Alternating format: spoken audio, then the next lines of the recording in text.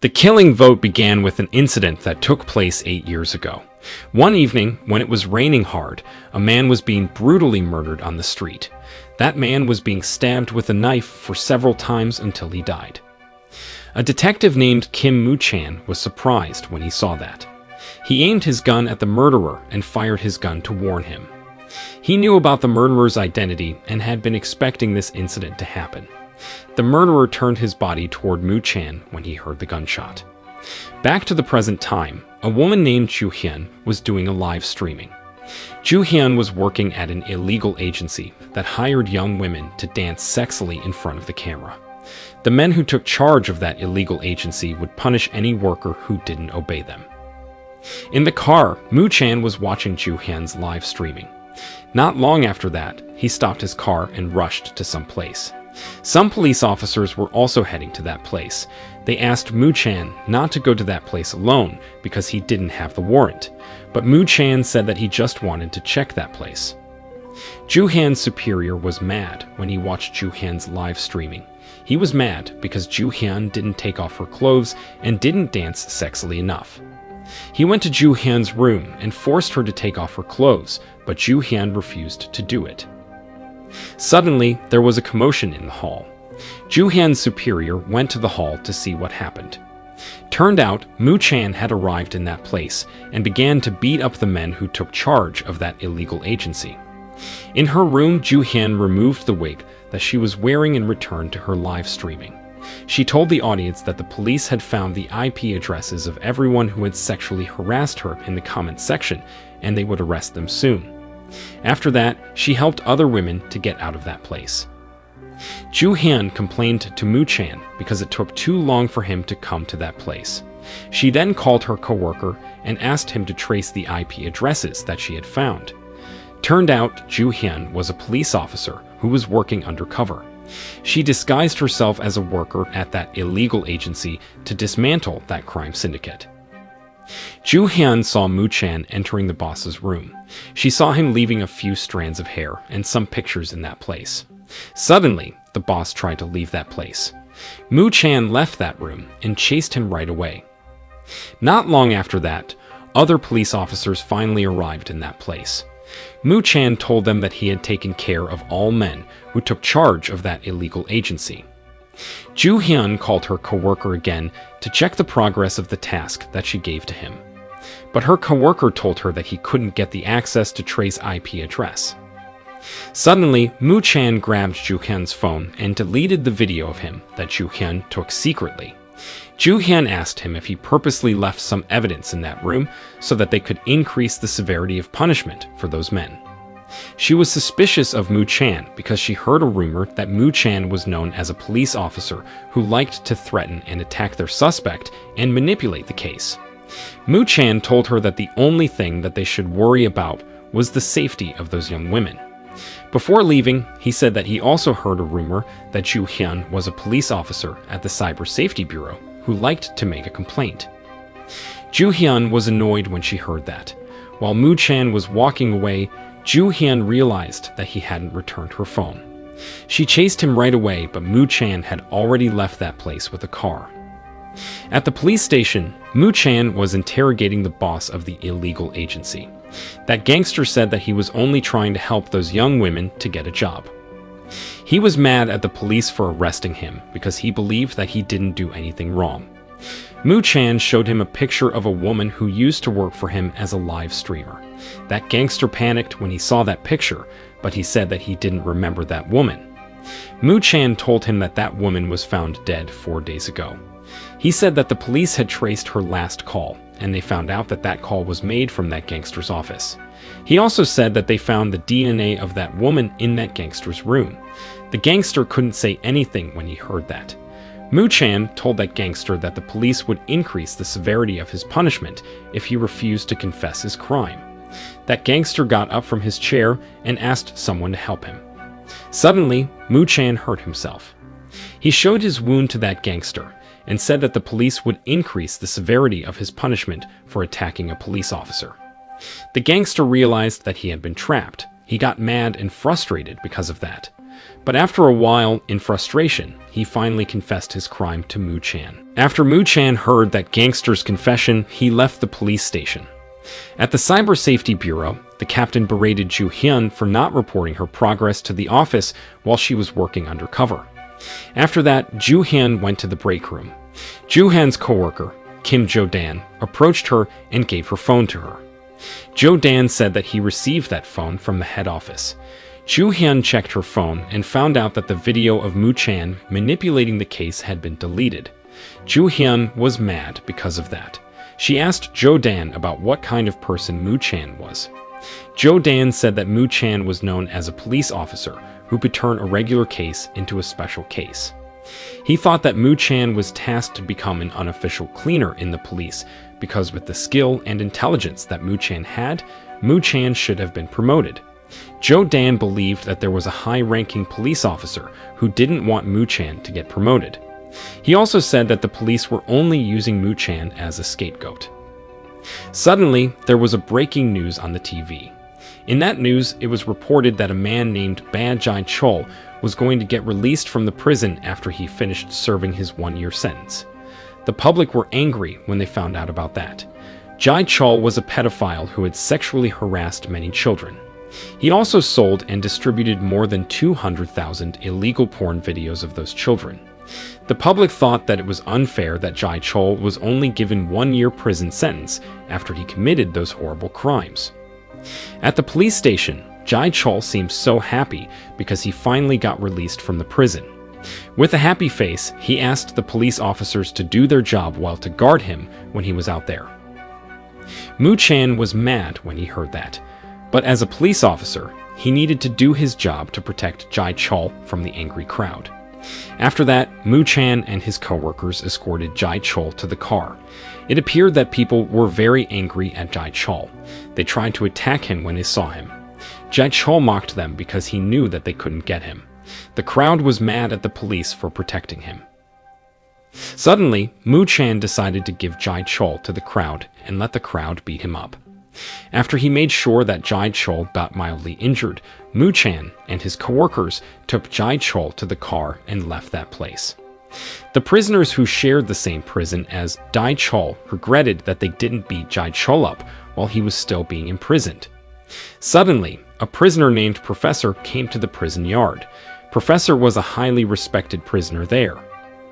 In the car, Jae-chol was mad at Mu Chan and his co-workers because they didn't protect him from the crowd. He said that there was no use for him to pay taxes because the police didn't do their job well. One of the police officers was named Choi Jin-soo. Jin-soo threatened that he would crash their car into another car if Jae-chol didn't stop talking. Jae-chol couldn't do anything but to do what Jin-soo told him because he didn't want to die. After a while, they finally arrived at some place. When they arrived there, they saw Jae-chol's subordinates had been waiting for Jae-chol there. Jae-chol asked Mu Chan to work for him, but Mu Chan began to throw rocks at him and his expensive car instead. Jae-chol and his subordinates were scared when they saw that. They quickly went inside their car and left that place. Mu Chan and his coworkers were watching them leaving that place. Jin-soo said that Jae-chol had promised that he wouldn't commit the same crimes again, but Mu Chan was not sure about that. In the car, Jae-chol's right-hand man, Dong-pil, convinced Jae-chol that he would never deal with the police again. Turned out, Jae-chol managed to get released from the prison early because he married a foreigner. The foreign woman who sat next to Jae-chol gave him the hard drive that she kept all this time. That foreign woman was named Elena Jovovich. Elena didn't say a word while they were driving the car. Dong-pil told Jae-chol that they had created a plan to restart their business. While Jae-chol was serving his time in the prison, he married Elena and asked her to cry in the courtroom. He did that so the judge would decrease his sentence. Dong-pil said that they had prepared the server that they would use to upload the videos. He was confident that the police wouldn't be able to trace them if they used that server. Ju Hyun's little sister, Ju Min, had just returned from school. She called Ju Hyun and asked her to pick her up. While she was waiting for her sister to pick her up, she saw a man purchasing a water bottle from another man. Not long after that, Ju Hyun arrived in that place. While she was looking for her sister, she suddenly bumped into that man. She apologized to that man, but that man left right away. Ju-hyun finally met her sister, and that man saw them from afar. At home, Ju-min was watching an interview on TV. In that interview, a reporter was interviewing a senator named Min Jae-young about the release of sexual predator Jae Chol. That reporter was named Che Do-hee. Ju-min was a fan of reporter Do-hee. Suddenly, Ju-hyun came to that room and annoyed her sister. She grabbed the TV remote control and switched to another channel. Ju-min was mad because of that. She grabbed the TV remote control back and switched to the previous channel. During the interview, Jae-young questioned the police's work. She asked if the police were only a puppet who could only obey the order that was given to them. She criticized the police for treating a criminal like Jae Chol better than they treated ordinary citizen. The audience seemed amused by what she said. They clapped their hands when they heard that. During the break time, reporter Do-hee asked Jae-young about her plan to run for president. But Jae-young ignored her question and asked her to just focus on the audience instead. At home, Ju-hyun helped her sister to fix her laptop that was infected with a virus. While she was fixing the laptop, she took a look at Ju-min's room. She saw the article about her in that room and got rid of it right away. Ju-min entered the room and saw Ju-hyun fixing her laptop. She noticed that Ju-hyun got rid of the article that she displayed there. She asked Ju-hyun about why she was always embarrassed of herself, even though she had saved her family. In a secret room, Jae Chol was happy because his videos had been successfully uploaded to the server. He was so happy that he could start his business again. His next plan was to gather and sell the children who hadn't been claimed for a year. He had also prepared himself if he had to deal with the police again. He believed that money could solve all problems in this world. He told Dong-pil to get rid of Elena now, because he didn't need her anymore. Meanwhile, Elena was meeting with Moo-chan secretly. Moo-chan knew that Jae Chol still had many videos of children that the police hadn't found. He believed that Jae Chol would commit the same crimes that he had committed before. So he asked Elena to cooperate with him. He promised that he would help Elena to stay illegally in South Korea if she helped him. He knew that Elena was often abused by Jae Chol and his gang. He said that Elena would only suffer more if she refused to tell him about the truth. Not long after that, a car was approaching that place. Elena and Moo-chan panicked and quickly left that place. Elena approached Jae Chol, who had just returned from a nightclub. Jae Chol berated her for not helping him and greeting him properly. He then attacked her, but Elena didn't attack him back. Moo-chan was angry when he found out about that. He wore his mask and destroyed the security camera in that place. After that, he approached Jae Chol and violently beat him up. Ju-hyun finally managed to get rid of the virus that infected Ju-min's laptop. But suddenly, she noticed that there was a strange file there. She opened that file and found out that it was a video of a man wearing a dog mask. That man introduced himself as Gadol. Gadol said that many people deserved to die because the law was useless and the innocent-looking devils were roaming the streets freely. Gadol said that he wanted to kill those people to punish them. The next morning, Ju-hyun went to her office. She traced the IP address where the virus that infected Ju-min's laptop came from, but that IP address couldn't be found in their system. Ju-hyun then showed the video of Gadol to Jo-dan. She believed that Gadol was the person who sent the virus to her sister's laptop. She wondered about the reason why Gadol did that because so far, there was nothing strange that happened. She asked Jo-dan to help her to investigate that man. Suddenly, the captain came to that place and surprised them. Ju-hyun told her superior about Gadol and showed him the video of Gadol that she found in her sister's laptop. She said that she wanted to investigate that video, but her superior didn't allow her to do that because she thought that it was useless. The captain said that it was common for them to find people like Gadol on the internet. He thought that those people only wanted attention and sensation, and it wasn't worth of the police's time and effort. He told Ju-hyun to just focus on her work and do what she was told. Ju-hyun was disappointed when she heard that. She complained that her superior had never assigned her with a real task. She said that she began to question herself because of that. She wondered if she was a police officer or only a part-timer. The captain then realized that Ju Hyun was the police officer at the Cyber Safety Bureau who was known as the complainer. He said that it was because of Ju Hyun and her bad complaining habit that the former captain resigned from his job. He also said that they ostracized Ju Hyun there because of her bad attitude. He told Ju Hyun that he didn't want to listen to Ju Hyun anymore, and the annoyed Ju Hyun left that place. After that, Ju Hyun went to the head office to find more information about the video of Gadol. When she arrived there, she saw Jai Chol complaining to Moo Chan. Jai Chol was angry at Moo Chan because he believed that Moo Chan was the person who beat him up last night. But Moo Chan said that he didn't beat him up. Ju Hyun watched Moo Chan and Jai Chol getting into an argument. She noticed that there was a bruise on Moo Chan's hand. Moo Chan asked Jai Chol to prove him that he beat him up last night. After saying that, he left Jai Chol in that place. Jai Chol was mad when he heard that. He still tried to talk to Moo Chan, but other police officers stopped him from doing that. At school during class, a teacher named Min Soo teased Ju Min, who was using her phone. A student named Kim Ji-hoon noticed him. Min Soo returned to his desk and replied to a text message in his laptop with a happy face. At 10 at night, all South Korean citizens over 18 years old suddenly received a text message polling them on whether Jai Chol should receive death penalty or not. They were surprised and confused when they read that text message. Ju Hyun, who was waiting for Ju Min to return from school, also received that text message. She didn't know about what to do because she was only given 1 hour to make her decision. The police were worried if Jai Chol was in danger. They then sent a team to find Jai Chol soon. While Jai Young was trying some clothes, her secretary suddenly approached her and showed her the same text message. In the online forum, Ju Min and her classmates discussed about the polling on whether Jai Chol should receive death penalty or not. The students over 18 years old said that they received that text message. Ju Hyun found it suspicious that everybody received the same text message. She believed that it was not just a random text message and asked Ju Min to delete that text message.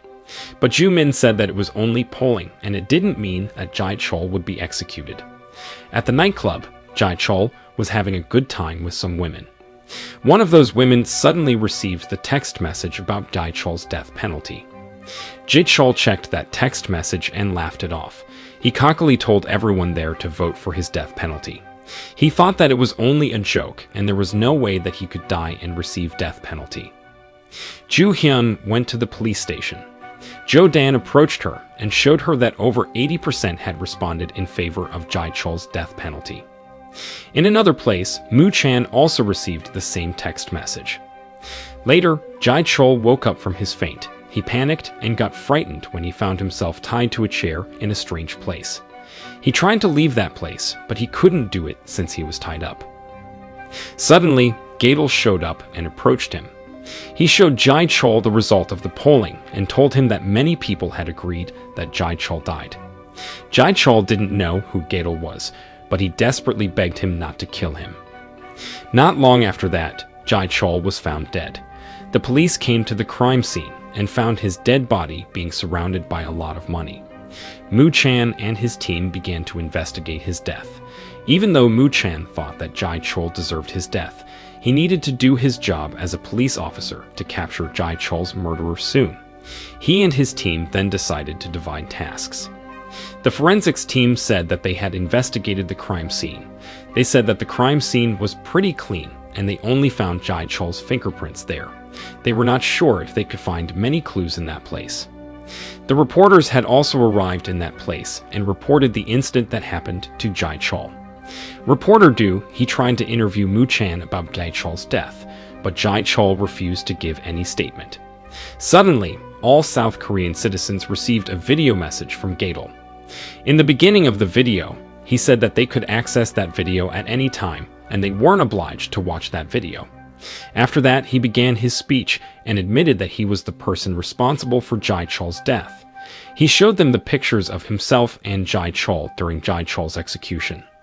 He said that the reason why he killed Jai Chol was because he believed that Jai Chol deserved to die. He revealed about the crimes that Jai Chol had committed all this time. He said that Jai Chol earned a lot of money from selling hundreds of thousands illegal videos of sexual exploitations of minors, but he only received 1-year prison sentence for it. And instead of feeling remorse about his wrongdoing, he committed the same crime soon after he was released from the prison. Gadel then showed the video of Jai Chol while he was being executed. The police officers were nervous when they were watching that video. Gadel blamed the police for not upholding justice and letting a heinous criminal like Jai Chol roam the streets freely. For that reason, Gadel was determined to uphold justice in his own way by creating his own law where he would conduct surveys via text message to decide whether to put heinous criminals like Jai Chol to death. He said that he would send that text message twice a month at 10 at night to all South Korean citizens over 18 years old. He also said that he would murder those criminals if more than 50% of those who responded favored a death sentence, just like what he did to Jai Chol. He believed that this was the only way that people could uphold justice, because those heinous criminals always managed to avoid punishment from the law. He hoped that the world would be a better place to live by upholding justice. That video message of Gadel got viral. The high-ranking police officers were offended when they watched the news that blamed the police. In that news, a reporter asked people about what they thought of Jai Chol's death, and they said that Jai Chol deserved his death because the law wasn't upheld properly. The high-ranking police officers were mad because the public began to see Gadel as a hero. They suggested that they created a special investigation team to stop Gadel from doing what he planned to do. They were also aware that the public might hate and condemn them because they tried to stop Gadel. So they needed to prepare themselves. After that, a high police officer named An Ju Chol called Mu Chan to his room. Ju Chol asked Mu Chan about what he knew about Gadel. Mu Chan said that he just knew that Gadel would do his mission twice a month. He admitted that he hadn't found out about Gadel's next target.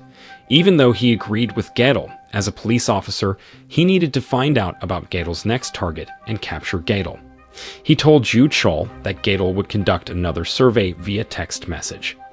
Ju Chol appointed Mu Chan as the leader of the special investigation team. Mu Chan was aware that the public would hate and condemn him for trying to stop Gadel, so he wanted Ju Chol to give him something in return. He asked Ju Chol to allow him to join the main investigation team because he wanted to investigate a case.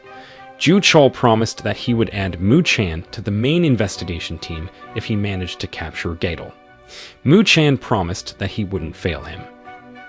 At the Cyber Safety Bureau, Ju Hyun and Jo Dan believed that Gadel was the person whom they saw in the video that Ju Hyun found in Ju Min's laptop. They tried to trace Gadel's IP address, but they couldn't find it. Ju Hyun was confused because of that, especially when she found out that there wasn't any sign that the operator server had been hacked. Not long after that, the captain asked Ju Hyun to talk to him in private. The captain asked Ju Hyun to forget their previous conversation about Gadel. He wanted her to pretend that she didn't know anything about Gadel. He was afraid that their career would be destroyed if Ju Hyun told the head office about this problem. Ju Hyun was annoyed when she heard that. She said that they could have traced Gadel sooner if they asked the head office for help. She said that Gadel would conduct another survey soon, and they could use that moment to trace him, so it was unfortunate that they couldn't do anything about it. But the captain asked her to just obey his order. Ju Hyun finally lost his temper when she heard that. She said that she still respected the captain as her senior, but she wouldn't obey his order anymore if he still tried to hide the investigation to protect his own career. She said that she would prove that she was a better police officer than him. The captain was shocked when he heard that. He couldn't say anything to respond to Ju Hyun. Meanwhile, the police were holding a press conference. In that press conference, Mu Chan said that he would lead the special investigation team to find Gadel. Jo Dan would be a part of that team. Jo Dan did some research about the police officers whom he was going to work with and found out that they had a problem with the law. Later, Mu Chan and the special investigation team had a meeting. In that meeting, they discussed about how Gadel murdered Jai Chol.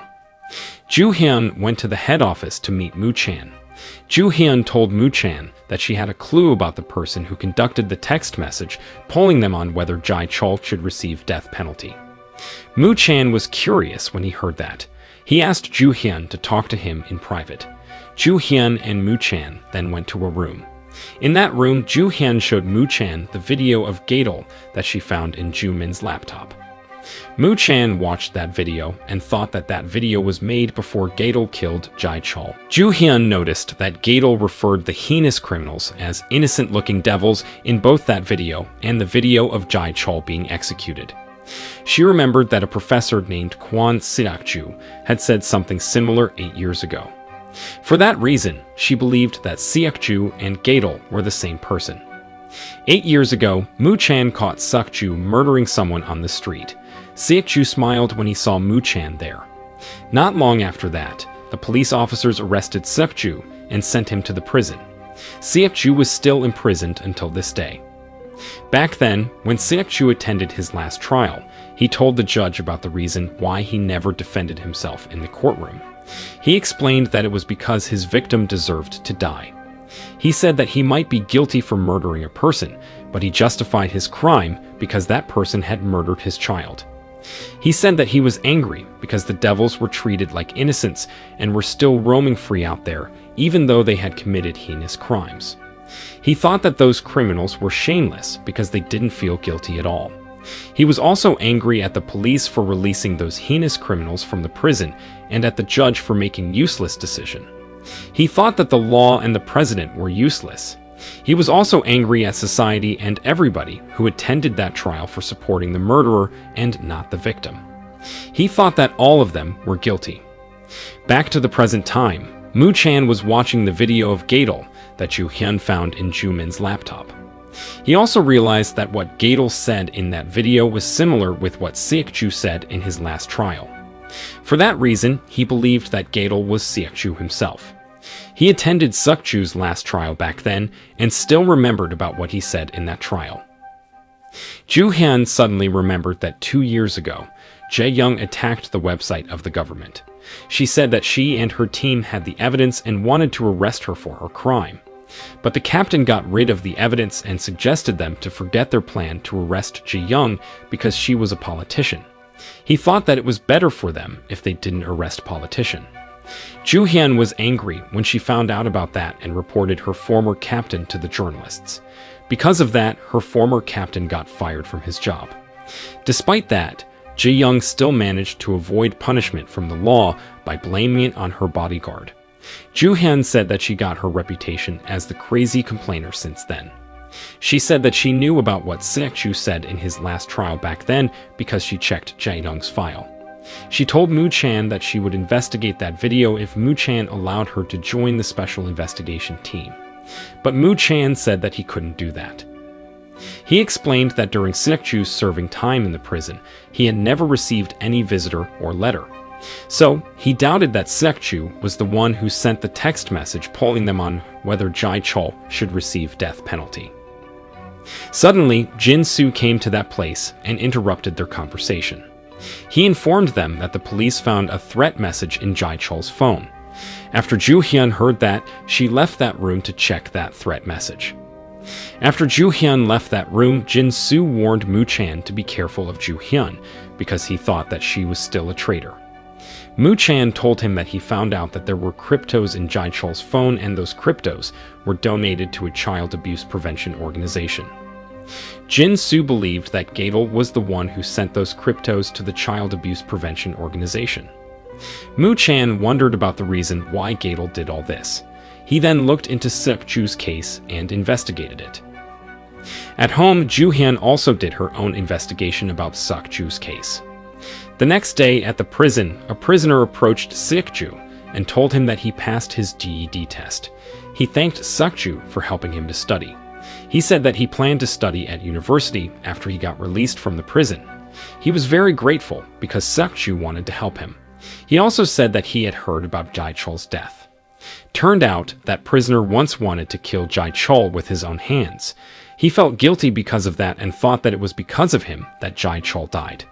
Another prisoner said that it was not his fault because Jai Chol deserved to die. Siak-ju stopped their argument and said that he didn't want to talk about anything anymore. The prisoners were disappointed when they heard that. At the Cyber Safety Bureau, the captain approached Ju Hyun and appreciated what she did earlier. He said that he allowed her to join the special investigation team that was led by Moo Chan. Ju Hyun was confused when she heard that. She didn't understand why the captain suddenly became nice to her. The captain asked her to show her ability to make another team's captain get fired. Ju Hyun was happy when she heard that. In the afternoon, Moo Chan went to the prison to meet with Seok-ju, but Seok-ju refused to see Moo Chan. Moo Chan tried to persuade the prison warden to allow him to meet with Seok-ju, but the prison warden said that he couldn't do anything about it because Seok-ju had a better understanding of the law than him. The prison warden suggested Moo Chan to get an official statement from the Department of Law if he wanted to talk to Seok-ju. After saying that, the prison warden left that room. Moo Chan asked a prison officer there to tell him about Seok-ju. That prison officer was named Park Chol-min. Chol-min told Moo Chan that during Seok-ju's serving time in the prison, he had never had any problems with other inmates. He also said that Seok-ju had never received any visitor. Before leaving that room, Chol-min gave his name card to Moo Chan and asked him to contact him if he wanted to find more information about Seok-ju. In another place, Jin-soo and Jo-dan received information about Gai-chol's activity before he got kidnapped and murdered by Gadol. A worker at a nightclub wrote on his social media that in the night where Gai-chol was murdered, he visited the nightclub where he was working at and ordered some women there.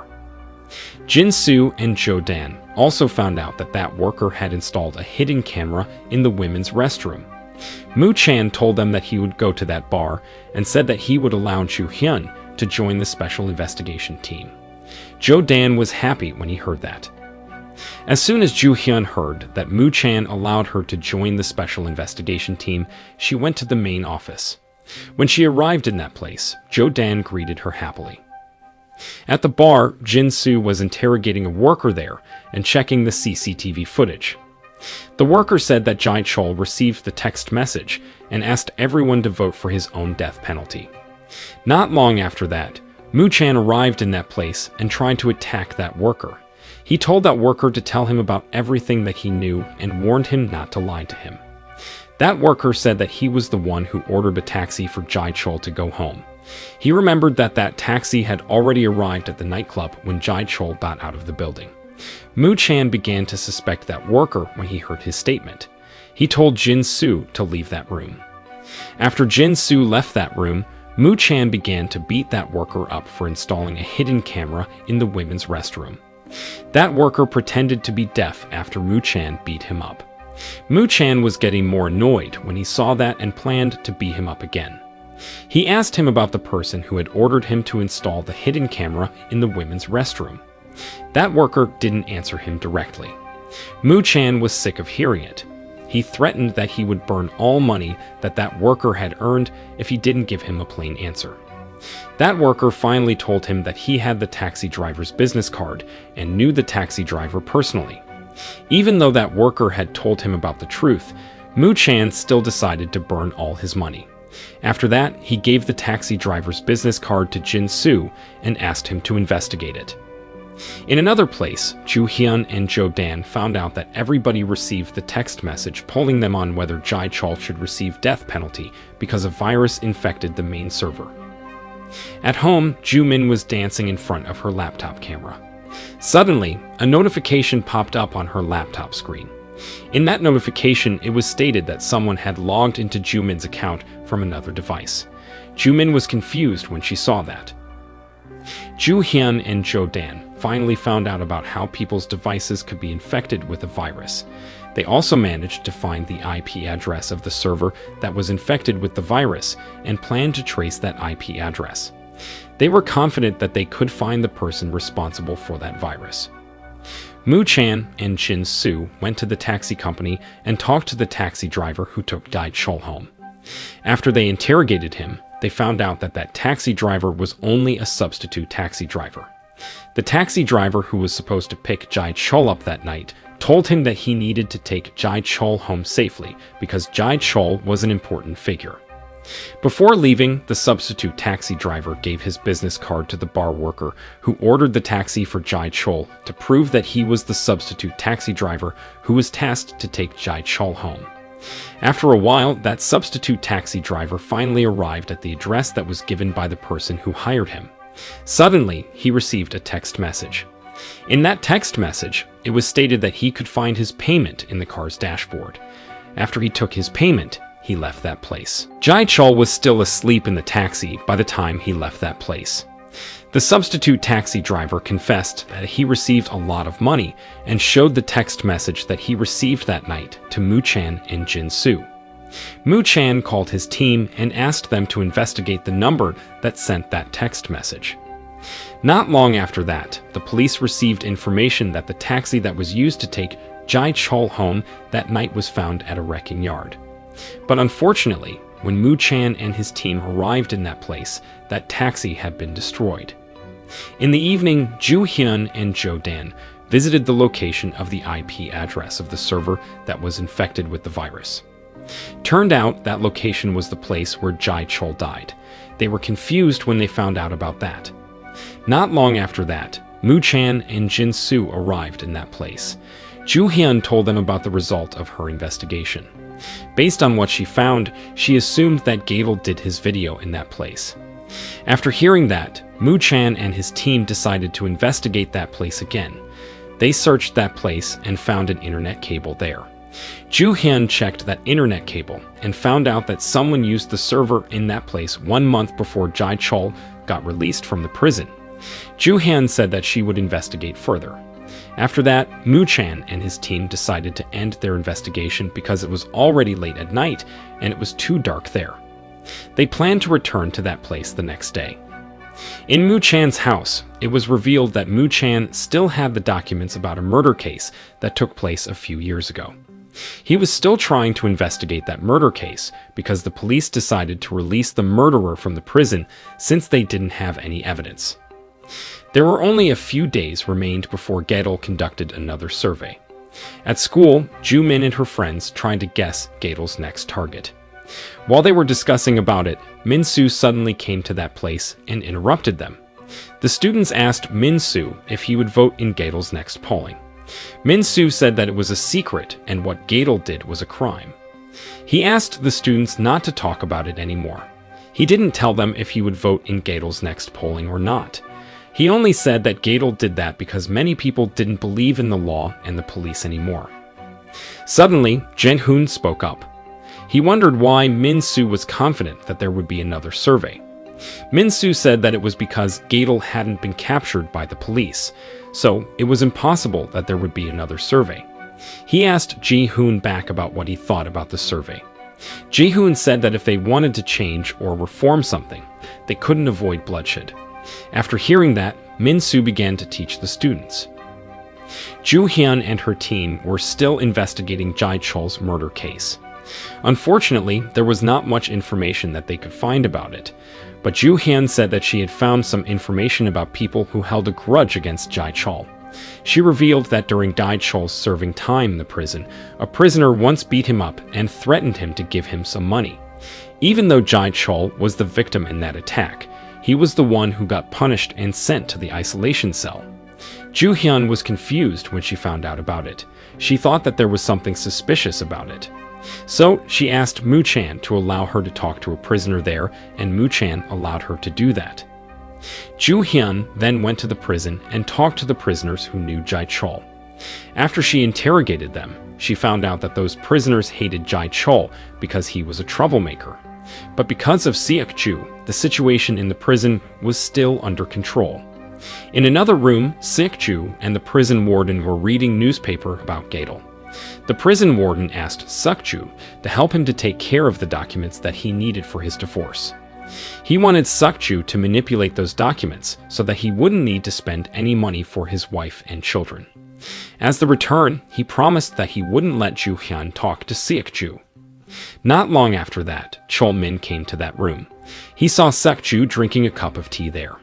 He came to that room to inform the prison warden that Ju Hyun always asked the prisoners about the innocent-looking devils. The prisoners knew that phrase from Seok Ju. For that reason, Ju-hyun wanted to interrogate Suk-ju too. Suk-ju finally agreed to talk to Ju-hyun. During the interrogation, instead of asking Suk-ju about Dae-chol, she asked him about Gadel's survey. Ju-hyun mentioned about the phrase "the innocent-looking devils" and remembered that Suk-ju was the one who first said it in his last trial. She thought that there were only two possibilities about Gadel's true identity. It was either Suk-ju had something to do with Gadel, or Gadel was one of the people who attended the trial back then. Ju-hyun asked Suk-ju if he knew someone who hated society and wanted to become a judge. Suk-ju admitted that he had never met anyone like that in his life. He then suggested Ju-hyun to focus on finding Gadel's next target, because he heard that another survey would be held soon. He said that the police should be busy finding Gadel's next target instead of interviewing him and other prisoners there.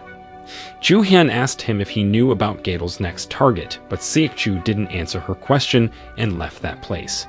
Ju-hyun was getting more puzzled when she saw that. In the car, Moo-chan was listening to their conversation. After he heard what Suk-ju said, he became more convinced that Gadel had something to do with Suk-ju. He thought that it was possible that Suk-ju had participated in Dae-chol's murder. After that, Moo-chan returned to his office. In his office, his superior, Yoo Jung-hwan, berated him because they still hadn't captured Gadel, even though it had been 2 weeks since Dae-chol died. Jung-hwan said that their career would be at risk if another survey took place and another person died because of that survey. Moo-chan suggested that they waited until Gadel made his next move. Jung-hwan was getting more annoyed when he heard his suggestion. He was worried if there would be another victim. But Moo-chan said that they couldn't do anything about it since they didn't have any clues. He said that the only clue that they had was only Suk-ju. He also suggested that the police kept an eye on the Senator Ji-young and her son. In his room, Min-soo was talking to someone about their plan through a chatting application. While he was talking to that person, he suddenly felt pain in his chest. Min-soo's mother, the Senator Ji-young, rushed to his room and helped Min-soo to breathe normally again. In the office, Ju-hyun and Jo-dan found some information about the criminals who were like Dae-chol. Those criminals had committed heinous crimes, but they didn't receive serious punishment for their crimes. Ju-hyun believed that Gadel's next target was one of those people. Not long after that, Moo-chan came to that place and looked at that data. In another place, a woman was putting some poison into the meal that she prepared. After she finished cooking, she prepared the table for her husband.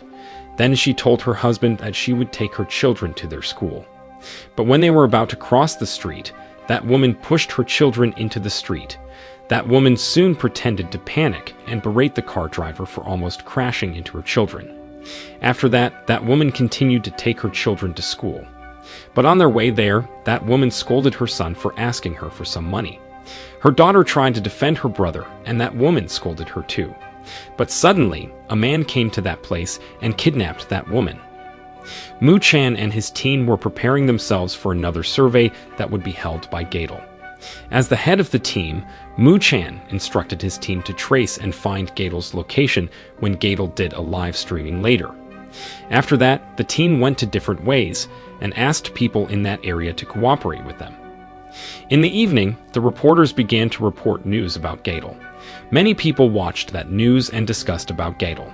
They believed that most people would vote for the target's death penalty and Gadel would murder his next target. At 10 at night, all South Korean citizens over 18 years old received a video message from Gadel. In that video message, Gadel gave those people a new option. He said that they were allowed not to participate in the polling by pressing the cross button. After that, he revealed about his next target. He said that his next target was a woman who had the insurance killer as her nickname. He explained that that woman had never received her punishment because the police didn't have enough evidence. As soon as Ju-hyun heard that, she informed the team about Gadel's next target. The police officers rushed to that woman's address after they received that information. Gadel explained that that woman once killed her husbands and earned billions of won from it. He said that so far, that woman had killed 3 men whom she married, and she planned to kill her current husband too. He revealed that that woman did that so that she could earn money from their life insurances. Because of the money that she earned from her late husband's life insurances, she lived a lavish lifestyle now. She didn't feel guilty about the crimes that she had committed and even tried to harm her children too. Gadel said that that woman was not a human and she didn't deserve to live. He said that he would punish those innocent-looking devils so that they wouldn't live among them anymore. After saying that, he began to conduct the survey. He asked the public to decide if that woman deserved to live or not.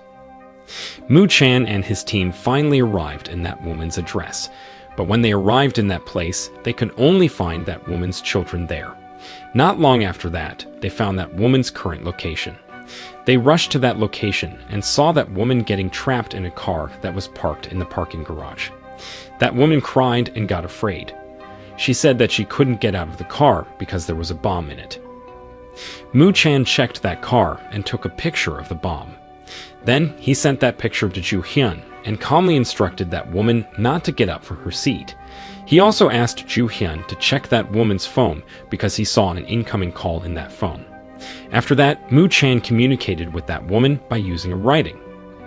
Turned out, that woman was wearing a headset and had been receiving instruction through it. That woman said that she didn't know anything about what happened. Suddenly, the police received a video of that woman admitting that she had killed her husbands and received money from her husband's life insurances. After Mu Chan watched that video, he believed that people would vote for that woman's death penalty and Gadel would execute her. For that reason, he ordered his team to move that car to a remoted area soon. He was afraid if the bomb in that car blew up and harmed many people. He warned his team that they didn't have much time. Ju Hyun said that she knew a nearby area where they could take that car to, and it was her sister's school. She argued that it was the perfect place for the car to blow up because it had a large schoolyard and there was no students nor school staff anymore since they had already left the school. After Mu Chan heard that, he went inside that woman's car and asked the woman to go to Jumin's school, Sira High School. That woman did what he asked her right away. Ju Hyun was worried because her sister was still at school. Jo Dan told her to go to school and pick her sister up soon. He said that he would take over her task and help her to guide Mu Chan to go to Sora High School. At school, there were still many students who hadn't left the school building yet. They were still busy watching Gadel's video message in their classrooms. They discussed about the insurance woman and thought that that woman deserved to die. Suddenly, some police cars were approaching that place. The school staff announced that all students should leave the school building soon without explaining any reason. The students were confused when they heard that, but they did that the school staff told them. The police officers who had arrived at school helped the students to leave the school building safely. Not long after that, Ju Hyun arrived at school. She tried to call her sister, but she failed to do that because her sister also called her at the same time. Ju Hyun tried to look for her sister among that crowd, but she didn't find her. But suddenly, Ju Hyun ran into Jae-hoon. Ji-hoon told Ju Hyun about where Jumin was. Ju Hyun finally found her sister and asked her to return home first. She also asked her not to watch any news on TV. Jumin was confused when she heard that. She said that she didn't want to leave that place without her. Ju Hyun ignored her and returned to the school building. Mu Chan and the insurance woman finally arrived at Sura High School. They parked the car in the middle of the schoolyard. As soon as they arrived there, the police asked Mu Chan to get out of the car. Mu Chan warned everybody they're not to go near the car. He told his team to prepare themselves for the car explosion. He also said that he would stay in the car. After that, he took the insurance woman's phone and talked to Gadel. He tried to negotiate with Gadel. He said that if the insurance woman was guilty, they could punish her again. Gadel laughed when he heard that. Mu Chan said that Gadel wouldn't uphold any justice by doing what he did. He said that people wouldn't believe in Gadel anymore if an innocent person like him got killed in the car explosion. Meanwhile, Ju Hyun was heading to the car. Mu Chan still tried to persuade Gadel to deactivate the bomb. But unfortunately, Gadel refused to listen to him and still detonated the bomb. Everybody was shocked when they saw that explosion, including Ju Hyun, who had just arrived in that place. The next scene revealed about some moment before the explosion happened. Mu Chan and the insurance woman finally arrived at Sura High School. They parked the car in the middle of the schoolyard. Even though Ju Hyun had told Ju Min to return home soon, Ju Min didn't listen to her. Instead, she got out of the taxi and returned to her school to see what happened there. In the car, the insurance woman got scared by everything that happened to her. She said that she didn't want to die yet. Moo Chan tried to negotiate with Gadel, but Gadel refused to listen to him. Not long after that, the explosion happened. Ju Hyun, who had just arrived in that place, was shocked when she saw that explosion. Everybody in that place was getting more shocked when the second explosion happened. The second explosion was bigger than the first one. Ju Min tried to enter the school area, but a police officer didn't allow her to do it. Because of that, Ju Min finally decided to leave that place. Min Soo went to the rooftop of the school building and watched the explosion. While Ju Min was leaving the school, she suddenly saw Min Soo giving 1 million won to 2 students. She listened to their conversation secretly and found out that Min Soo gave those money to those students because they took a video of the explosion. She took out her phone and took a picture of Min Soo and those 2 students. The next day, the police went to the crime scene and investigated the car explosion that happened last night. Turned out, the husband and the 2 children of the insurance woman were still alive. The police allowed them to go home after they interrogated them. The 2 children were glad when they knew that their mother died. They felt relieved because their mother couldn't beat them up again. The crowd in that place blamed the police for not doing their job well. They said that the insurance woman could have been sent to jail if the police did their job well. They believed that the insurance woman deserved to die, but they thought that the police should be ashamed of themselves because they didn't do their job well, that Gadel had to be the one who did the job. The angry crowd then began to attack the police officers in that place, but the police officers attacked them back. Meanwhile, reporter Du He was reporting news about the car explosion that happened last night. She reported that the result of the survey last night showed that over 80% had responded in favor of the insurance woman's death penalty. Because of that, Gadel finally killed that insurance woman in the car explosion. Unfortunately, an innocent citizen also died in that car explosion, and that innocent citizen was Moo Chan. The public regretted that Moo Chan died in that car explosion. They began to doubt that Gadel was a kind-hearted hero, like how they thought he was all this time. When Ju Hyun arrived at home, she saw her sister Ju Min sleeping on the couch in the living room. She saw her phone and found out that her sister had been tracking her through a tracking application. She was touched when she saw that. Ju Hyun then tried to call Moo Chan, but Moo Chan didn't answer her call. She watched the news on TV and found out that insurance woman died in the explosion. Meanwhile, Moo Chan was badly injured and in a critical condition. Not long after that, Ju Min woke up from her sleep.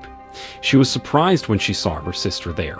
She was worried about Ju Hyun, but Ju Hyun said that she was all right. On TV, reporter Du He apologized to the audience for showing a disturbing video of the car explosion. She warned the audience to be careful of Gadel because that he could hurt anyone. She called Gadel a liar who claimed to uphold justice, but turned out he was only a bad person who hurt an innocent police officer in a car explosion. Reporter Du He said that it was better not to uphold justice at all if what Gadel meant by upholding justice was hurting innocent people in the process. After Ju Hyun heard that, she asked Ju Min if she thought that what Gadel was doing was right. She was mad that many people treated Gadel like a kind-hearted hero. She said that Gadel was a bad person who killed innocent police officer and ordinary citizen like them. Ju Min was confused when she heard that. After that, Ju Hyun left her house. She still tried to call Moo Chan, but Moo Chan didn't answer her call. Jung Hwan went to the hospital to visit his subordinate Moo Chan. When he arrived there, he saw many journalists in that place. Those journalists quickly approached him and asked him about Moo Chan and Gadel. Jung Hwan told them that Moo Chan was in a critical condition because of the car explosion that was caused by Gadel. He said that the police would arrest Gadel soon for the crimes that he had committed. After saying that, Jung Hwan entered the hospital building and went to Moo Chan's room that was heavily guarded by the police officers. At the crime scene, Moo Chan's team tried to investigate that place, but other police officers didn't allow them to do that. Those police officers said that another team had been taking charge of that investigation. Jo Dan was confused when he heard that. He didn't understand why those police officers didn't allow them to investigate the crime scene. Suddenly, Min-soo, who was also in that place, took a picture of the crime scene. Jin-soo saw him taking the picture and scolded him for doing that. Min-soo apologized to him and said that he would delete the picture. Jin-soo saw Min-soo's face and thought that he had seen him before. He asked Min-soo if his name was Yun-seong, but Min-soo didn't answer his question and left that place instead. Jin-soo was confused when he saw that. He kept wondering about whether Min-soo was the person whom he thought he was. At the head office, the police officers didn't know about what they were going to do. They wanted to visit Moo-chan at the hospital, but their superior didn't allow them to do it. Not long after that, Jo-dan came to that place. Jo-dan told them about what happened to him and his team at the crime scene. He found it suspicious that those police officers didn't allow them to investigate the crime scene. Joo-hyun arrived at the hospital and told the security guard there that she had an appointment. The security guard allowed her to enter the hospital building because she was a police officer. In his room, Moo-chan finally woke up from his faint. Turned out the injuries that he got from the car explosion were not serious. Moo-chan seemed all right and was in good condition now. He watched the news where reporter Do-hee blamed Gadol and tried to make a bad opinion about him. Apparently, in the night when the car explosion happened, Moo-chan managed to get out of the car safely because the first explosion was not harmful. He tried to save the insurance woman, but he failed to do that. It was revealed that reporter Do-hee had been working together with the police. The police hired her to work for them and asked her to make a good opinion about the police. Jung-hwan asked Moo-chan for his opinion about whether the police should lie or not, but Moo-chan said that he didn't have to worry about that. Moo-chan argued that they were just trying to make the public believe in the police again. Jung-hwan asked him not to tell about this to anyone. Joo-hyun disguised herself as a doctor and saw Jung-hwan and reporter Do-hee leaving that place. Suddenly, Joo-hyun remembered about what happened in the night when the car explosion happened. That night, after Moo-chan got out of the car, she helped Moo-chan to stay away from the car. Not long after that, the second explosion happened. Joo-hyun and Moo-chan managed to save themselves from that explosion, but the insurance woman died instantly in that explosion. Back to the present time, Joo-hyun continued to sneak into that place to find Moo-chan's room. Jin-soo went to the mortuary to check the dead body of the insurance woman. While he was checking the insurance woman's dead body, he suddenly received a call from Moo-chan. He told Moo-chan that that insurance woman died because of a heart attack from a food poisoning, not because of a car explosion. He believed that not long after that woman died, the second explosion finally happened and destroyed her dead body. Moo-chan was surprised when he heard that. He believed that Gadol was the one who poisoned that woman and detonated the bomb not long after that woman died. While Jin-soo was talking to Moo-chan on the phone, he saw Ji-chol's dead body being taken away from that place. Moo-chan told him that they needed to create another plan. Not long after that, Joo-hyun came to Moo-chan's room. Moo-chan was surprised when he saw her there. He hanged up the call right away and asked her why she was there. Joo-hyun approached him and found out that Moo-chan wasn't badly injured as it was reported in the news. She was mad because Moo-chan had lied to her and all South Korean citizens. Moo-chan was mad back at her when he heard that. He defended himself by saying that they needed to do this as a good strategy to capture Gadol. He explained that they couldn't let society treat a criminal like Gadol as a kind-hearted hero. Joo-hyun and Moo-chan then got into an argument. Joo-hyun still disagreed with what Moo-chan did. She argued that it would make the public hated the police even more if they found out that Moo-chan had lied to them. But Moo-chan said that they needed to capture Gadol soon or else the police wouldn't lose their reputation for failing to capture Gadol. In his room, Min-soo was talking to someone through a chatting application. He told his friend that he would send a very interesting video. Not long after that, his mother Jae-young came to that place. She talked to him about the result of the survey that was conducted by Gadol another night. She regretted that the police were trying to stop Gadol, even though Gadol had helped many people. She said that it would be beneficial for them and their business to be on Gadel's side because almost all South Korean citizens trusted him over the police. She told her son that she would ask Gadel to work together with her. Min-soo was happy when he heard that. He thought that her mother had a good idea. At school, the students were attending a programming class. Suddenly, Joo-min had a trouble with her computer. Jae-hoon noticed that Min-soo was still busy helping another student. So he got up from his chair and helped Joo-min with her computer. Jae-hoon checked Joo-min's computer and found out that that computer was infected with a virus. Joo-min said that her laptop was once infected with a virus too. Jae-hoon ignored her and left her desk after he finished fixing her computer. Joo-min was a little disappointed when she saw that. The student who sat next to her teased her and asked her if she and Jae-hoon were dating. During the break time, Jae-hoon walked past the staff room and saw Min-soo laughing while looking at his laptop screen. Suddenly, Joo-min approached him and talked to him. Other students saw them and teased them. Jae-hoon got embarrassed because of that and decided to leave that place, and Joo-min followed him right away. At the prison, Seok-ju went to the prison infirmary to have his health condition examined by the doctor.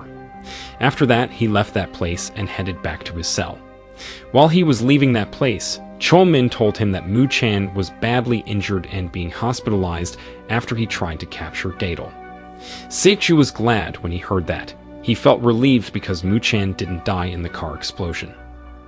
Chol-min wondered why Moo-chan tried to save a bad person like the insurance woman who had killed her husbands for money. He thought that that insurance woman deserved to die and get punished for the crimes that she had committed. Seok-ju ignored him and returned to his cell without him. Joo-min invited Jae-hoon to her house to show him the video of Gadel that she found in her laptop. Joo-min told Jae-hoon that her sister Joo-hyun found that video when she was helping her to fix her laptop that was infected with a virus. She said that she made a copy of that video when Joo-hyun was sleeping. She believed that they could find important information about Gadel if they managed to trace the source of that video. She thought that Gadel made that video before he killed Jae-chol. Jae-hoon said that he didn't want to get involved in this problem and tried to leave that place. Joo-min mocked him and called him a coward. Jae-hoon was annoyed when he heard that. He finally agreed to help Joo-min to investigate that video because he didn't want Joo-min to mock him again. After that, Joo-min and Jae-hoon watched that video together. They noticed that sirens were heard in that video. They also noticed that the light was seen coming through the window. Jae-hoon believed that those sirens were from a fire engine and not a police car or an ambulance. Jae-hoon and Joo-min were so focused to investigate that video that they didn't realize that Joo-hyun had arrived home. Joo-hyun saw them and listened to their conversation secretly. Jae-hoon told Joo-min that he was suspicious of the police. He doubted that Moo-chan was badly injured and in a critical condition like how it was reported in the news. But Joo-min defended the police by saying that they did the right thing. Suddenly, Joo-hyun came to that place and interrupted them. She was mad at Joo-min because she tried to interfere with the police's business. Joo-min said that she and Jae-hoon were only trying to investigate Gadel's video. Joo-hyun thought that it was interesting and finally gave them a chance to tell her about the result of their investigation. Jae-hoon explained that from where the light came in, he assumed that Gadel took that video on the second floor of the building. Joo-hyun then looked for some information about any fire incidents that took place within these past 6 months. After a while, she finally found 3 places where those fire incidents took place. Suddenly, she remembered about where Seok-ju lived. She looked through Seok-ju's personal document and planned to visit his address. Joo-min said that she would go with her. She thought that it was dangerous for her if she went to that place by herself. Jae-hoon also said that he would go with Joo-hyun, so that he could help her if something bad happened to her. Joo-hyun finally allowed them to go with her. She began to like Jae-hoon because of his nice attitude. After that, Joo-hyun, Joo-min, and Jae-hoon went to Seok-ju's house. When they arrived there, Joo-hyun tried to call Moo-chan, but Moo-chan didn't answer her call. Joo-hyun then decided to send Moo-chan a text message. After that, she told Joo-min and Jae-hoon that she would go check the house by herself and asked them to wait for her under the security camera. She warned them not to go inside the house no matter what happened. Before leaving, she told them to call the police if she didn't return from that house. After that, Jae-hoon helped Joo-hyun to climb the wall. Joo-min took out her phone and used the tracking application to trace her sister. Jae-hoon then asked her to wait for Joo-hyun under the security camera, just like how Joo-hyun asked them earlier. Joo-hyun began to check the area of Sik-ju's house. She used her flashlight to illuminate that place because it was so dark there. Jin-soo went to the hospital to give some Moo-chan's personal belongings to Moo-chan, including his phone. Moo-chan checked his phone and found a text message that was sent from Joo-hyun. He was worried when he read that text message. He planned to go to Sik-ju's place to see if Joo-hyun was alright. He then asked Jin-soo to lend him his uniform so that he could leave that hospital without getting noticed. Jin-soo was confused when he heard that, but he couldn't do anything but to do what Moo-chan asked him. Moo-chan then asked Jin-soo to pretend to be him. He pushed the emergency button to distract the attention of the security guards. When the healthcare workers and the security guards came to that place, Moo-chan left that room quietly. The doctor approached the bed to check Moo-chan. But when he removed the blanket, he was surprised when he found out that it was not Moo-chan who was lying there, but Jin-soo. Because of his disguise, Moo-chan managed to leave that hospital building without getting noticed by anyone. Meanwhile, Joo-hyun was still looking around Suk-ju's house. That place was covered with dust because it had been abandoned for a long time. She saw some drawings in that place and went upstairs. She went to a room on the second floor and saw a big red graffiti in that place. That graffiti stated that the 13th was guilty. Joo-hyun was surprised when she saw that graffiti. She didn't understand what it meant. She also saw some articles for newspapers on the wall. While she was looking at those articles, someone suddenly came to that room and hit her from behind. Joo-min and Jae-hoon were still waiting for Joo-hyun under the security camera. They thought that Joo-hyun had been gone for too long. Jae-hoon found it suspicious and planned to call the police, but Joo-min said that it was better if she went inside that house and checked her sister by herself. Jae-hoon and Joo-min then got into an argument. Suddenly, Moo-chan came to that place and interrupted them. They were surprised when they saw Moo-chan there, especially when they found out that Moo-chan was not badly injured like how it was reported in the news. But Joo-min quickly got herself together and told Moo-chan that Joo-hyun had been gone inside Suk-ju's house for too long and hadn't returned since then. She was worried if something bad happened to her sister. Moo-chan tried to call Joo-hyun, but Joo-hyun didn't answer his call. He then called the police and went inside Suk-ju's house by himself. Joo-min was still worried about her sister. Jae-hoon noticed that and tried to calm her down. Moo-chan entered Suk-ju's house and found that place was very dark and quiet, but suddenly he heard a noise from the second floor. He rushed to that place and found Joo-hyun lying unconscious on the floor. He woke Joo-hyun up, and Joo-hyun finally woke up from her faint. She said that her head was hurt a little. While Moo-chan was looking at the graffiti on the wall, he suddenly heard someone in that place. That person tried to run away from that place, but Moo-chan chased him right away. Moo-chan and that man then got into a fight. But since it was too dark in that place, Moo-chan was struggling to fight that man. That man finally managed to run away from Sik-ju's house. But while he was leaving that place, he crashed into Joo-min. Joo-min realized that that man was a criminal. So she tried to stop him from running away. But Jae-hoon asked her to let that man go. Because of that, that man finally managed to run away from that place. Moo-chan got out of Sik-ju's house and tried to chase that man. Joo-min was mad at Jae-hoon for letting that man go. But Jae-hoon said that he did that because he was worried about Joo-min's safety. Not long after that, Joo-hyun also got out of Sik-ju's house and reunited with Joo-min. Joo-min was glad when she saw her sister there. She was worried if something bad happened to Joo-hyun, and she could never see her again. Joo-hyun and Joo-min then cried and hugged each other. They were afraid that they could never see each other again. After that, Moo-chan took Joo-min and Jae-hoon home. After he dropped them home, he continued to head to his office.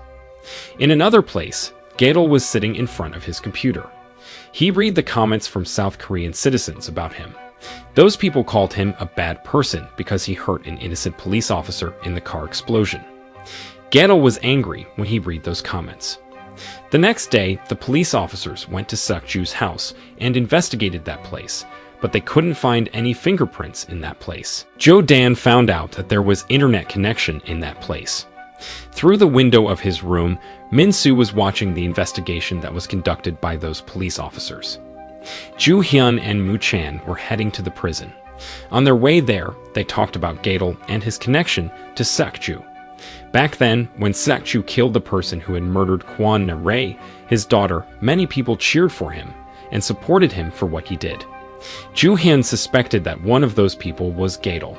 She also remembered that Moo Chan was the police officer who took charge of the missing case of Sukju's daughter back then. After a while, Joo Hyun and Moo Chan finally arrived at the prison. They told the prison officers there that they wanted to talk to Sukju.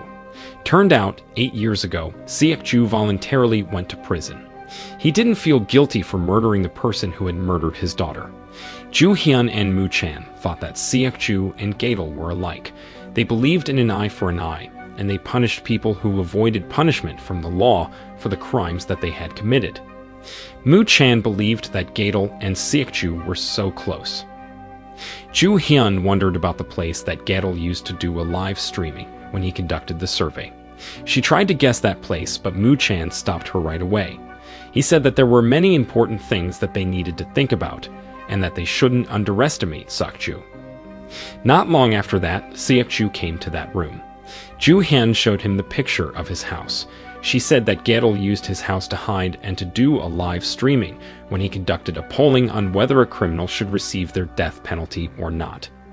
She thought that Gadol had a huge interest on Sukju. But Sukju ignored her and talked about the rabbit plush toy that used to be loved by his daughter instead. He said that that plush toy was already worn out and he regretted that he didn't keep it properly. Moo Chan asked him if he was Gadol. He showed the graffiti that he found in Sukju's house last night. He believed that Sukju knew something about Gadol and his murdering survey. Joo Hyun asked him about the meaning of that writing. Sukju then told them that his daughter died after she was stabbed with a knife for 22 times. So, when he killed the person who had murdered his daughter, he stabbed him with a knife for 22 times too. But when he stabbed that man for the 13th time, he missed his stab. Because of that, he failed to make that man suffer like how he made his daughter suffer back then. Joo Hyun was getting more confused when she heard that. She said that the police didn't perform autopsy on Na-rae's murderer, so it was unlikely that random people would know that Sukju missed his 13th stab when he stabbed that man. Joo Hyun asked Sukju if there was anyone close to him whom he suspected, anyone who highly respected and admired Sukju. Sukju answered that it was Moo Chan. Moo Chan was confused when he heard that. Sukju said that he remembered that Moo Chan told him that he really admired him back then. He also remembered that Moo Chan knew about the phrase innocent-looking devils. He said that Moo Chan was the only person he knew who matched the descriptions of the person whom Joo Hyun asked him. For that reason, Sukju warned Soo Hyun not to trust Moo Chan easily. After saying that, he ended their conversation and left that room. Joo Hyun was still confused with everything that he said. She wanted to interrogate Sukju, but Sukju ignored her. Everything was so puzzling for her, and Moo Chan worsened the situation by refusing to give her any explanation. In her office, reporter Doo-hee was happy and proud of herself because she was getting more famous after she reported the news about Gadol and his survey. Suddenly, she received a video message from someone. Reporter Doo-hee was surprised when she watched that video and asked her team to leave that place soon. Jae Chol's wife, Elena, was trying to send a text message to someone, but suddenly, a man came to that place and attacked her right away. Not long after that, the officers came to that place and saw a lot of money there. They opened the door and got surprised when they saw Elena lying dead in that place. While Joo Hyun and Moo Chan were leaving the prison, Joo Hyun asked Moo Chan to explain to her about what Sukju meant earlier, but Moo Chan ignored her. Joo Hyun was annoyed because of that. She forced Moo Chan to give her explanation. Suddenly, Moo Chan received a video message from Gadol. In that video message, Gadol told the audience that when the car explosion at Sorry High School happened, Mu Chan managed to get out of the car and save himself from the car explosion. He even showed the video of Mu Chan getting out of the car safely to prove what he said. He wanted to show people that the police had lied to them about Mu Chan's health condition. Mu Chan and Zhu Hyun were surprised when they watched that video. They were even getting more surprised when they found out that the journalists had been waiting for them outside of the prison. They wondered about how those journalists knew that they were in that place. Those journalists asked Mu Chan about what really happened when the car explosion happened. Gedel was mad because people thought that he wanted to hurt an innocent police officer like Mu Chan. He said that the only people whom he wanted to hurt and kill in this world were the people who deserved to die. He asked Mu Chan about the definition of justice for him. Mu Chan was annoyed when he heard that. He finally decided to talk to those journalists and told them that Gedel was not a hero like they thought he was. He said that he would find and arrest Gedel no matter what happened. 8 years ago, Mu Chan was investigating the missing case of Seokju's daughter, but one day he received information that Seokju's daughter was found dead in an abandoned warehouse. Mu Chan was speechless when he saw her dead body. Not long after that, Seokju came to that place. He was shocked when he saw his daughter lying dead in that place. He couldn't believe that his daughter had gone. After a while, Seokju finally managed to get calmer. In his house, he kept replaying the video of his daughter drawing 3 people. Mu Chan saw him and joined him in watching that video. Not long after that, the police finally managed to capture the person who had murdered Seokju's daughter, but they soon released him from the prison because he had intellectual disability. Mu Chan was angry when he saw that. Seokju tried to calm him down. Mu Chan didn't understand why the law was not on the side of the victim. Seokju said that they needed to obey the law no matter what happened. Back to the present time, Zhu Hyun and Mu Chan were still dealing with the journalists at the prison. Those journalists asked Mu Chan to give them explanation about what truly happened in the night when the car explosion happened. They also asked them about what the definition of justice for him. In the car, Jae-young watched the breaking news about Mu Chan. She was happy when she watched that news. At the prison, Mu Chan didn't answer those journalists' questions. He had no idea about what he should tell to those journalists. In another place, Min-soo was having fun with a woman. Suddenly, the breaking news about Mu Chan appeared on TV. He watched that news and laughed. He found it funny when he saw Mu Chan's confusion when he dealt with those journalists. The woman who was with him kept seducing him. Min-soo was annoyed and bothered by her. He beat that woman up right away. In his video message, Gedel said that what he was doing was only attacking the police back. He said that he was angry at the corrupt and immoral police who had underestimated them by lying to them about Mu Chan's health condition. He was also mad because the police had accused him of hurting an innocent person. Gedel said that the way he tried to uphold the justice was very logical. Zhu Hyun asked Mu Chan to leave that place with her, but Mu Chan refused to do that. Instead, he decided to deal with the journalists and admit that he had lied about his health condition. He said that he pretended to get badly injured because he wanted to finish the investigation soon. He apologized to all South Korean citizens for lying to them.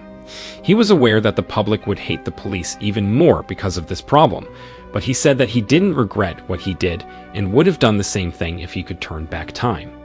He also called Gedel a criminal who killed people and justified what he did by claiming that he was upholding justice. He said that Gedel was only using people as his right-hand men to commit his crime. He said that he broke the law so that he could capture a criminal like Gedel soon. Before leaving that place, Mu Chan once again said that Gedel was not a hero. After Min-soo beat that woman up, he left that place. The journalists railed at Mu Chan after they heard his answers. Zhu Hyun quickly stepped in and helped Mu Chan to distract those journalists' attention. While those journalists were looking away, she took Mu Chan with her and left that place. The police officers were surprised when they watched the breaking news about Mu Chan. They couldn't believe that Mu Chan had lied to them.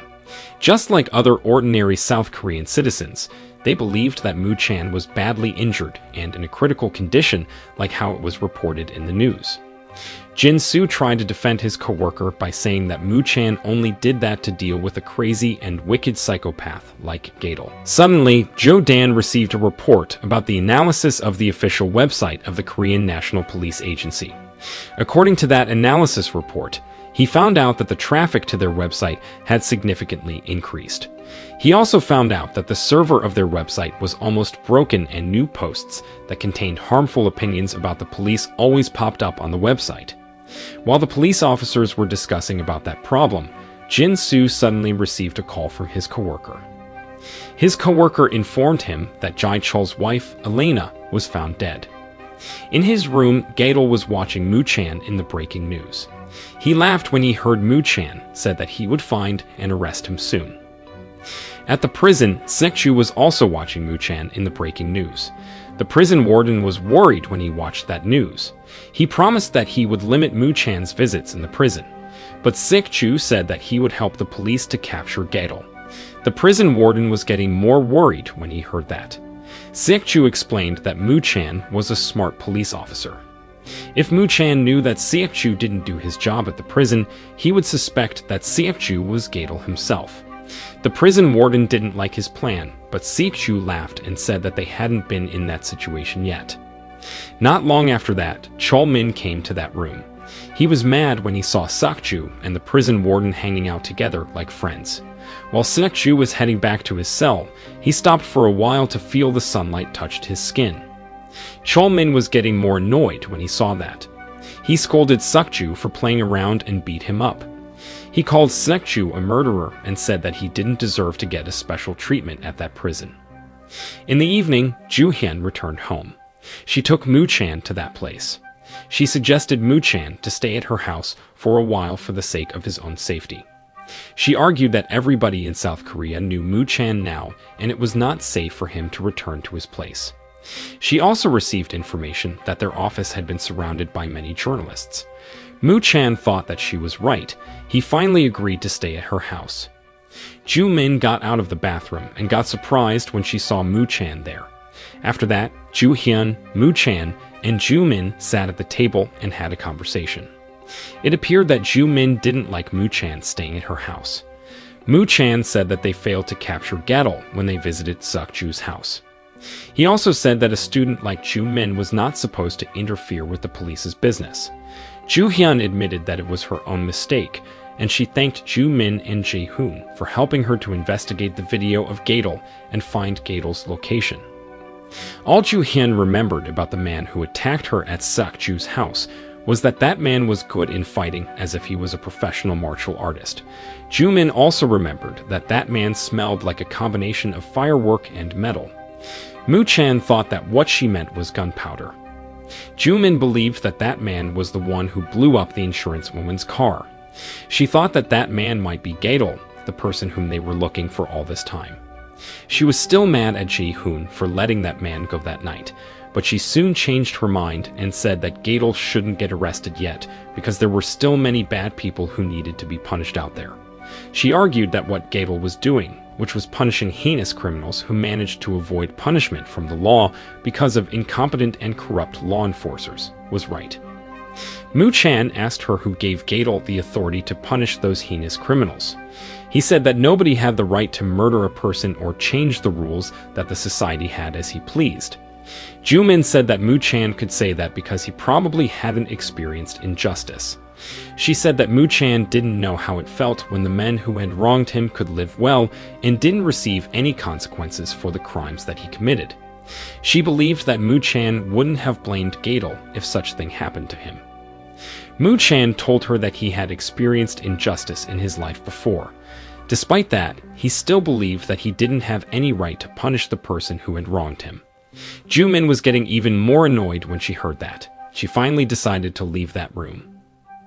Ju-hyun followed her sister and suggested her not to be brutally honest about anything next time.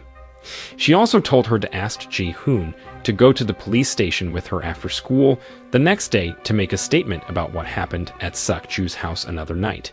Ju-min was still mad at Moo Chan. She asked Ju-hyun not to let Moo Chan stay at their house for a long time. After that, Ju-hyun left her sister's room and returned to Moo Chan. Mu Chan was talking to his superior on the phone. His superior scolded him for what he said in the breaking news earlier. After Mu Chan hanged up the call, Ju Hyun offered him some drink. While Mu Chan was having a drink, he noticed that there was a scar behind Ju Hyun's ear. Ju Hyun said that she got that scar in a car accident that happened to her when she was 20 years old. She admitted that that scar felt warm each time she was under a lot of stress. She also revealed that her parents died in that car accident, and that was why her sister Ju Min was very protective of her. She said that Ju Min was worried if she lost her too. Ju Hyun then asked Mu Chan to tell her about his life story. She asked him to explain to her about why Seok-ju thought that Mu Chan was probably Gadol herself. Mu Chan then began to tell her about the incident that took place 8 years ago. He said that 8 years ago, he watched a boy with intellectual disability being interrogated in the interrogation room.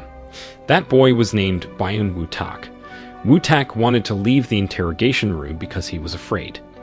Turned out, Woo-tak was brought to that interrogation room because he was accused of committing sexual harassments. But since Woo-tak was still underage and having intellectual disability, the police decided to reduce the severity of his punishment. They also suggested the victim to just forgive Woo-tak. Mu Chan was confused when he heard that. He wondered about what kind of parents who were willing to pay that much money to save a troublemaker like Woo-tak. Turned out, Woo-tak lived in a house that was owned by a man whose wife was a senator. Woo-tak's father was working as a driver and Woo-tak's mother was working as a household assistant. Jin-soo assumed that it was the bosses of Woo-tak's parents who paid for the lawyer and gave a lot of money to the victim's family so they would forget about what Woo-tak did to them. Mu Chan found it suspicious that the bosses of Woo-tak's parents were willing to give away that much money to save a person who was not even their own son. In the courtroom, Woo-tak's lawyer showed the evidence that was presented by Seok-ju and his lawyer, which was a rabbit plush toy. Woo-tak's lawyer said that they had run a DNA test and found out that there were only the victim's fingerprints on that rabbit plush toy. This finding was against the statement that was given by Seok-ju and his lawyer. The judge finally made his decision. At first, Woo-tak confessed that he had sexually harassed Seok-ju's daughter, but he finally recanted his confession while he was attending the trial. Because of that, his early confession was not valid anymore. After the judge considered about the evidence that didn't prove that Woo-tak had sexually harassed Seok-ju's daughter and the intellectual disability that Woo-tak had, he finally decided that Woo-tak was not guilty. Turned out, the Senator Jae-young also attended that trial. She was happy when she heard the judge's decision. Seok-ju also laughed when he heard the judge's decision. He got up from his seat and approached Jae-young. After that, without saying anything, he left that room. One day, when it was raining hard, Woo-tak went outside to buy some food. But suddenly, Seok-ju showed up in that place and attacked that boy right away. He had killed that boy by stabbing him with a knife for several times by the time Mu Chan arrived in that place. Mu Chan couldn't believe that Seok-ju, the person whom he had considered as a brother all this time, murdered a person.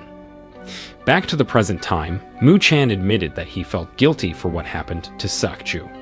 Ju Hyun tried to cheer him up by saying that Seok-ju wouldn't hate Mu Chan for arresting him. She said that it was the police's job to arrest a criminal. She added that Mu Chan was only doing his job as a police officer and not judging Seok-ju. If Seok-ju still hated Mu Chan for arresting him, then it meant that he needed someone to be blamed.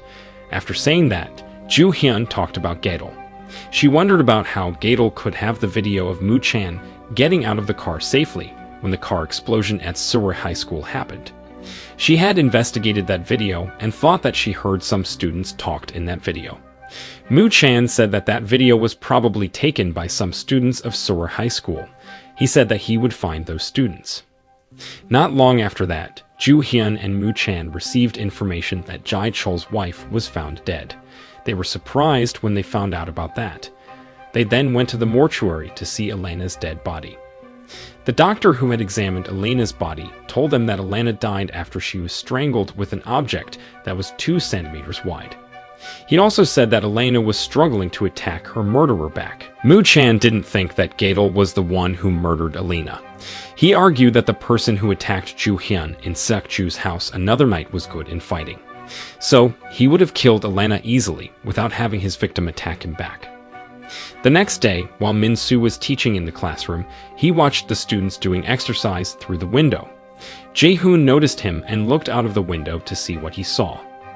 A woman went to a jewelry store to sell the watch that Min-soo left. That woman was the woman whom Min-soo beat up earlier.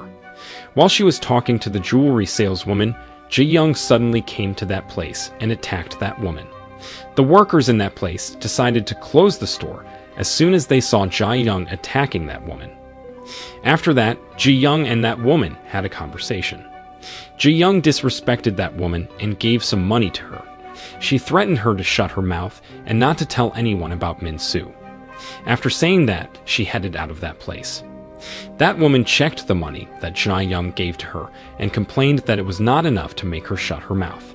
Ji-young was mad when she heard that, but she decided to ignore her and left that place.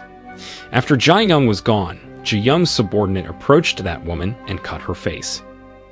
At school, Ji-hoon stood in the place where Min-soo was standing earlier and mimicked what he did.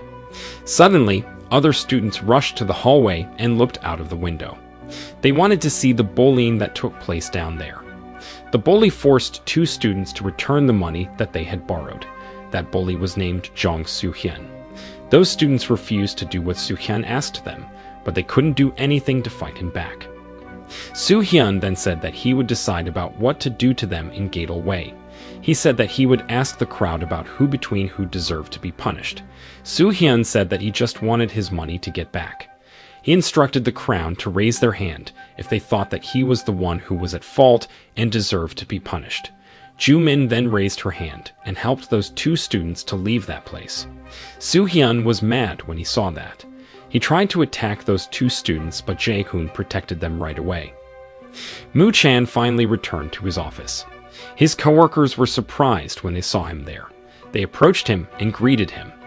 Moo-chan apologized to them because he had lied to them about his health condition. He felt guilty because they had to suffer because of what he did.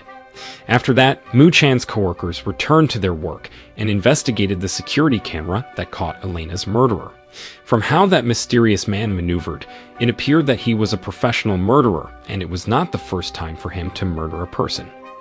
After Moo-chan watched that CCTV footage, he believed that there was a person who tried to impersonate Gadol to deceive the police. He said that it was better for them to let the local police take care of that case. He also said that he hadn't found out about the identity of the man who attacked Ju-hyun in Sak-ju's house.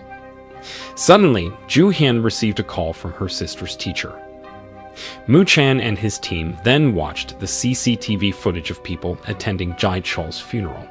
They noticed that the taxi driver who took Jae-chol home in the night Jae-chol was murdered was also attending that funeral.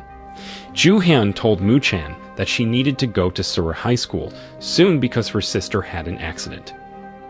At the hospital, a doctor went inside the room of a woman who was lying unconscious on her bed. That doctor took a video of that woman and began to sexually harass her. Ju-min, who was also in that room, saw what that doctor did to that woman.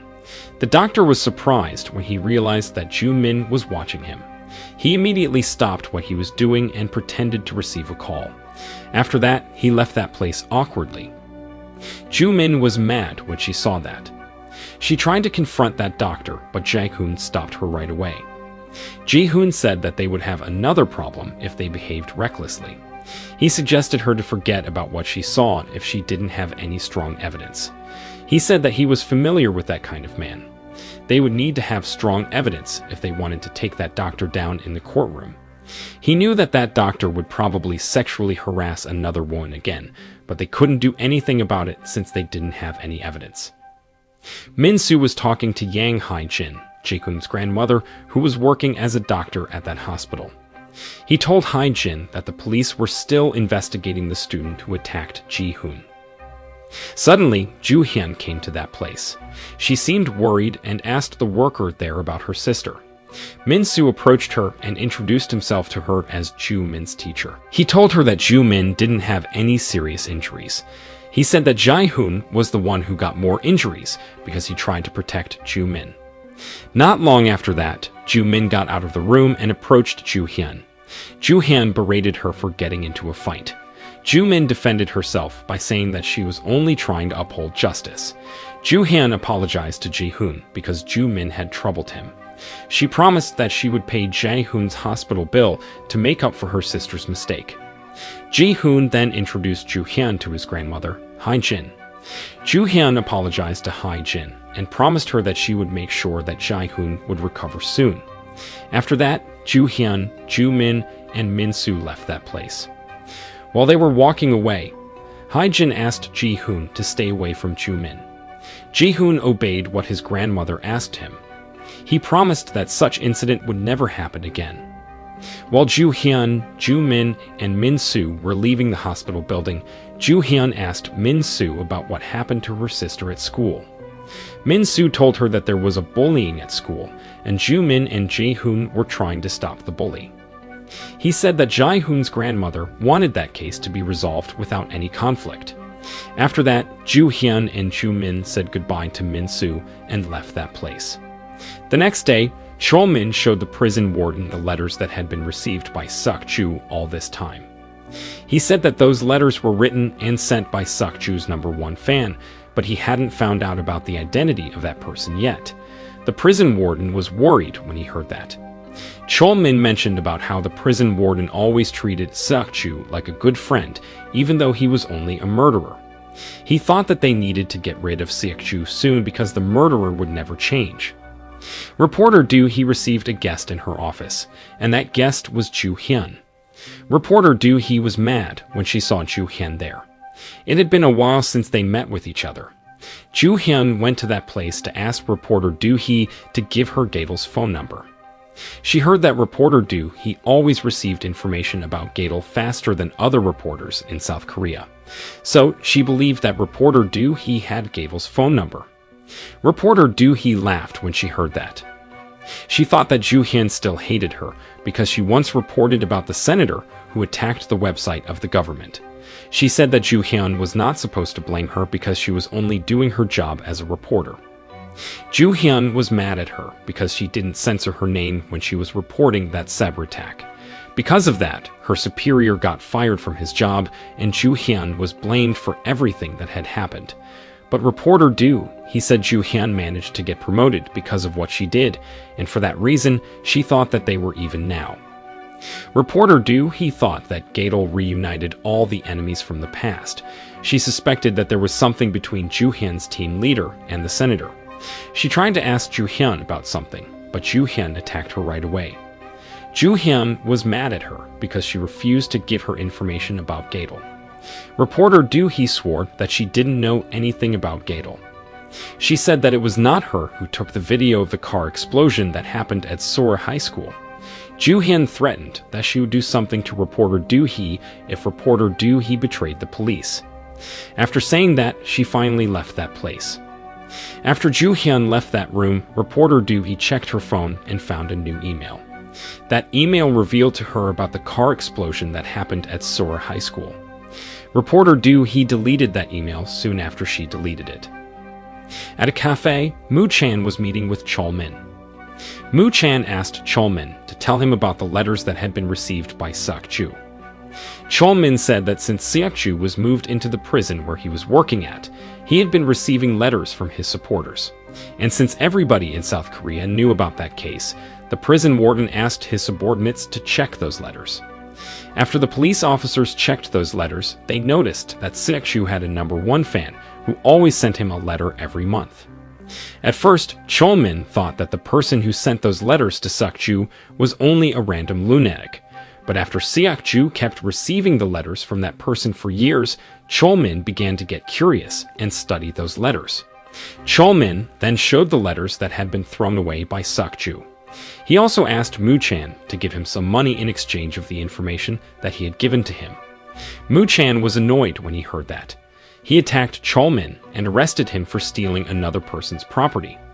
He said that he would take those letters with him and use them as the evidence. Chol Min finally gave in and said that he wouldn't ask anything from him. Moo Chan finally decided to let him go. After that, Moo Chan returned to his office. When he arrived there, he saw Ju Hyun investigating the video of Gadel. He then gave Ju Hyun the letters that he received from Cholmin and asked her to investigate those letters. He said that those letters were written and sent to Seokju by his #1 fan. Ju Hyun then checked those letters and began to investigate them. According to her investigation result, it was revealed that those letters were sent from different locations in the world. Ju Hyun believed that Seokju's #1 fan was Gadol. It was also revealed that those letters tended to repeat the same phrases, which were shoving money down one's throat and revealing one's real identity. In the third letter, there was a sentence that stated the sin of casting one's sin in the belly of women. It seemed that the person who sent those letters was trying to tell Seokju about his murder plans. Ju Hyun found it strange that the last sentence in the first page and the first sentence in the next page in those letters were not connected to each other. She believed that some pages of those letters were missing. Moo Chan thought that Seokju was the one who removed those pages. Turned out, at the prison, Seokju was reading the missing pages of those letters. In those letters, Seokju's #1 fan stated that they were going to kill the innocent-looking devils for Seokju. The next day, Seokju told the prison officers that he wanted to talk to Ju Hyun. In another room, Moo Chan watched Seokju through the security camera. He asked the prison ward about why Seokju received a special treatment at the prison. The prison ward was annoyed when he heard that. He thought that Moo Chan accused him of giving special treatment to Seokju and refused to answer his question. Moo Chan then said that he wanted to be alone in that room and asked the prison ward to leave that place. The annoyed prison ward then left that room. Ju Hyun finally went to the room where Seokju had been waiting for her. Moo Chan was watching them through the security camera. Before beginning to interrogate Seokju, Ju Hyun tried to calm herself down. She remembered that Moo Chan asked her to be calm because Seokju could take advantage of her if she looked nervous, weak, or aggressive. Then Ju Hyun played classical music. She took the record of that music from Seokju's house. Seokju enjoyed listening to that music. After the music stopped, Seokju thanked Ju Hyun for playing that music for him. Ju Hyun then told him about the condition of his house. She said that Gadol vandalized his house by making a graffiti there, but in general, his house was in a very good condition. After that, Ju Hyun showed Seokju the letters that he had been receiving from his #1 fan. Seokju said that Ju Hyun had violated the law about privacy when he saw those letters. Ju Hyun defended herself by saying that she found those letters in the trash can. She asked Seokju that he had just admitted that those letters belonged to him. She then told him that she had investigated those letters and found out that there were some pages that were missing. She said that Seokju's #1 fan wrote about the crimes that had been committed by those criminals and the methods that they would use to kill those criminals in a very detailed manner. So she believed that the missing pages were about the next targets who were going to be killed. Ju Hyun assumed that Seokju had those missing pages and hence knew about the next target. In another place, Gadol was editing a video that displayed his next target. Seokju said that it was true that there was some information about the next target in those missing pages, but he said that he already kept those missing pages in his memory. He said that Ju Hyun would never be able to find those missing pages because he had destroyed them after he read them. Seokju asked the police to work together with him and negotiate their deal. He wanted Moo Chan to release him from the prison by giving him a special pardon. He promised that he would help the police with Gadol's survey case if they released him from the prison. After saying that, Seokju got up from his chair and left that room because the visiting hours were over.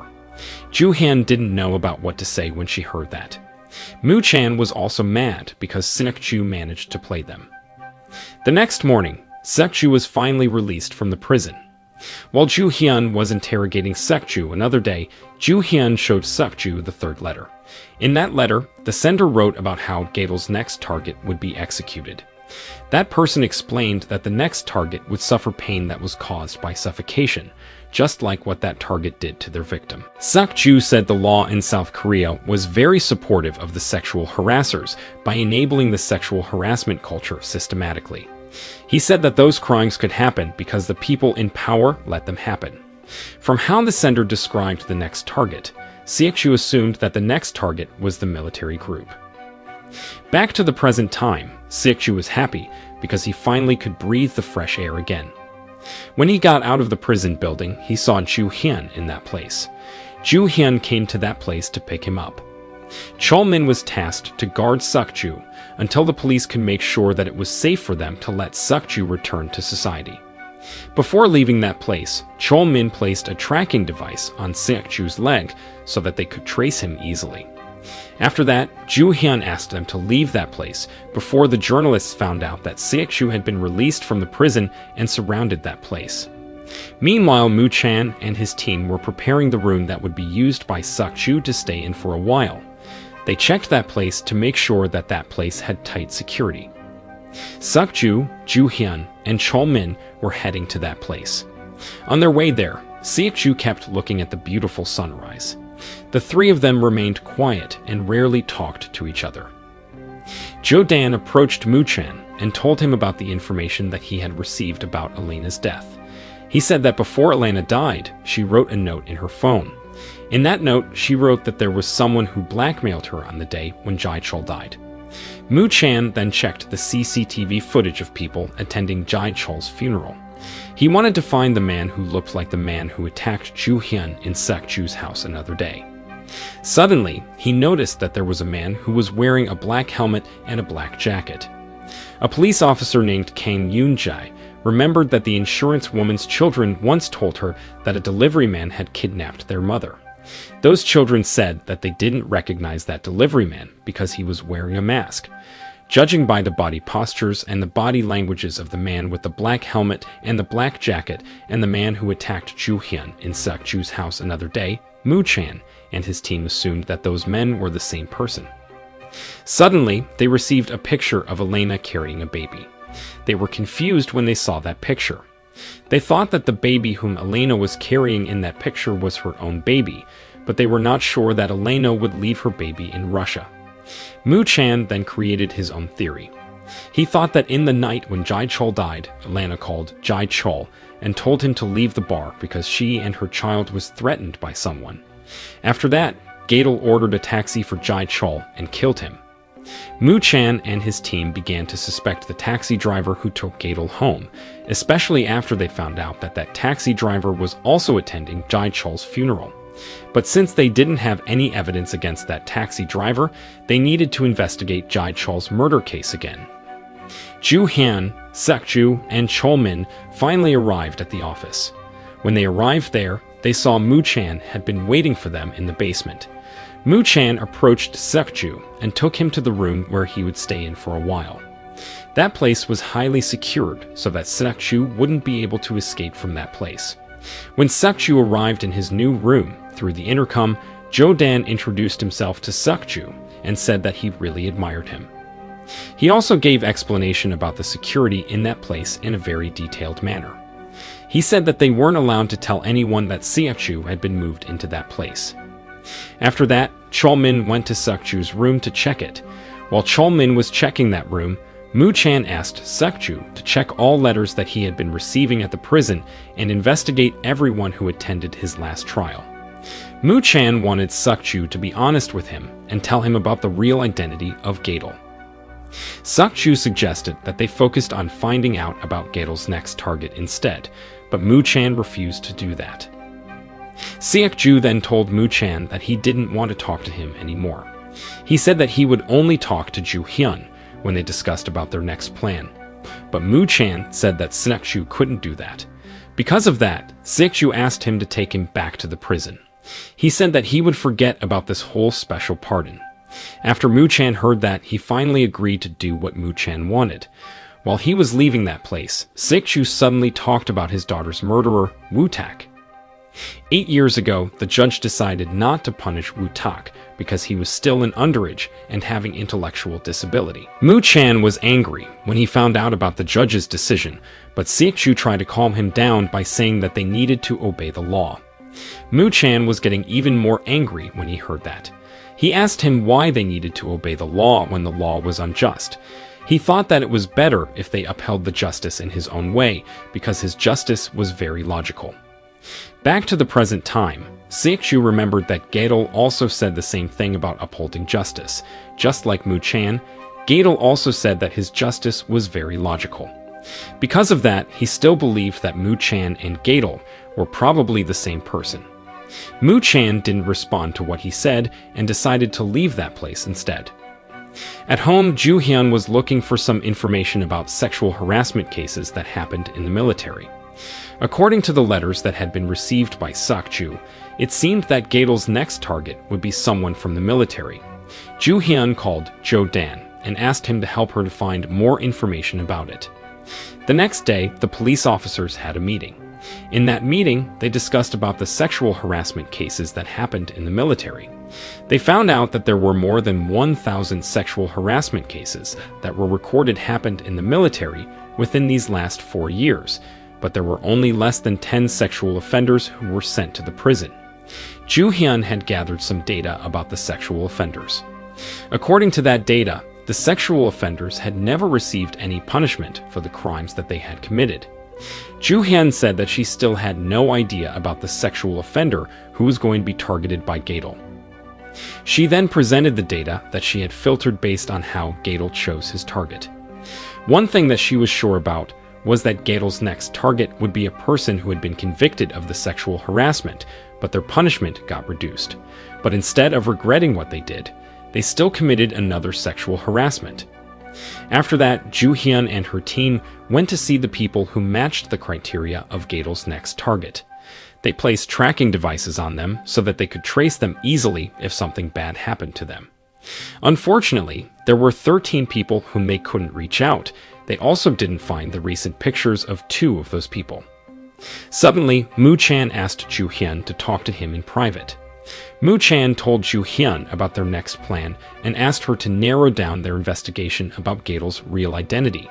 He wanted them to only gather information about Gadel's real identity if it had something to do with Seok-ju. He also said that Seok-ju would only talk to Ju Hyun starting from now. Ju Hyun was confused when she heard that. Mu Chan said that he also didn't know why Seok-ju was only willing to talk to Ju Hyun. He believed that Seok-ju had planned something. Gadel announced that he would do another live streaming and conduct another survey in the evening. People were excited when they saw that announcement. They still supported Gadel and thought that what he was doing, which was punishing those heinous criminals, was a right thing to do. They began to guess the person who would become Gadel's next target. At the hospital, a drunk man suddenly attacked a doctor who was going to enter the elevator. That drunk man was mad at that doctor because his child died. That doctor was named Oh Jung-ho. Jung-ho was surprised when that man attacked him. He tried to calm him down and took him with him. Turned out, Jung-ho took that man to the restroom. When they arrived in that place, Jung-ho attacked that man right away. Ju Hyun and Seok-ju were trying to find information about Gadel's real identity based on the people whom Seok-ju knew. Suddenly, Ju Hyun realized that there was a murder case that didn't look that it was done by Gadel, and that case was Elena's murder case. The police hadn't revealed that case to the public. At the hospital, after Jung-ho attacked the drunk man in the restroom, he returned to his working room. Suddenly, he received a message from his friends. Turned out that message contained the video of him getting wild in a party. His friends threatened that they would share that video to everyone if he didn't do what they asked him. Jung-ho was worried when he read that. He knew that that video would ruin his reputation if it got viral. Because of that, he immediately agreed to do what his friends asked him. It was also revealed that Jung-ho kept many personal videos in his computer. After that, Jung-ho talked to another person through a chatting application. He told that person that he wanted to sell his personal videos. Suddenly, a worker came to that room and told him that there was a new patient who needed to receive immediate treatment. After Jung-ho left that room, his computer screen suddenly moved by itself. All personal videos that Jung-ho kept in his computer were removed permanently, and his computer was restarted automatically. Reporter Doo-hee was waiting for someone to reply to her email. Suddenly, she received a call from her superior. Her superior asked her about Gadel's next target, but reporter Doo-hee said that she hadn't received any information about it. The reporter who sat in front of her listened to their conversation secretly. He turned his body and asked reporter Doo-hee to share everything that she knew about Gadel with him. Reporter Doo-hee was annoyed when she heard that. She refused to do what that man asked her and left that room. While Jae-hoon was leaving the school, he received a call from someone. He told that person that he would return home soon. Suddenly, Joo-min approached him and asked him to go home together. She thought that it was her responsible to make sure that Jae-hoon returned home safely and recovered soon because Jae-hoon had those injuries while he was protecting her. Ji-hoon said that she didn't have to do that, but Joo-min insisted on taking him to hospital. When Jae-hoon and Joo-min arrived at the hospital, Ji-hoon had just realized that he forgot to buy his grandmother's favorite bread. Joo-min said that she would help Ji-hoon to buy that bread. After Joo-min left that place, Ji-hoon called someone. Meanwhile, Joo-hyun and Sik-ju were still investigating the people who attended Suk-ju's trial back then. Woo-tak's parents also attended that trial. Sik-ju said that Woo-tak's parents were very nice. They always greeted him each time they ran into each other on the streets. He said that Woo-tak's parents were working as a car driver and a household assistant for his neighbor, the Senator Ji-young.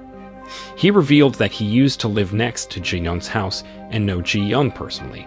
He also said that Woo-tak and his parents lived in Ji-young's house. He remembered that Ji-young had a son, and he was very weak. He knew about it because he had met him before. Ji-young went to Min-soo's room and told her son that he didn't have to worry about the woman whom he beat up another day anymore. She said that she had solved that problem, and she would give a new watch to Min-soo. Joo-hyun and Sik-ju watched Gadol, who began to do his live streaming. In the beginning of the live streaming, Gadol said that he still kept the identity of his third target secret because he didn't want the police to interfere with his plan again. He only revealed that his third target was a sexual offender from the military. He said that this criminal had killed his victim and destroyed the victim's family. The police officers were curious when they heard that. They tried to guess the person whom Gadol was talking about. Suddenly, they received a call from an anonym.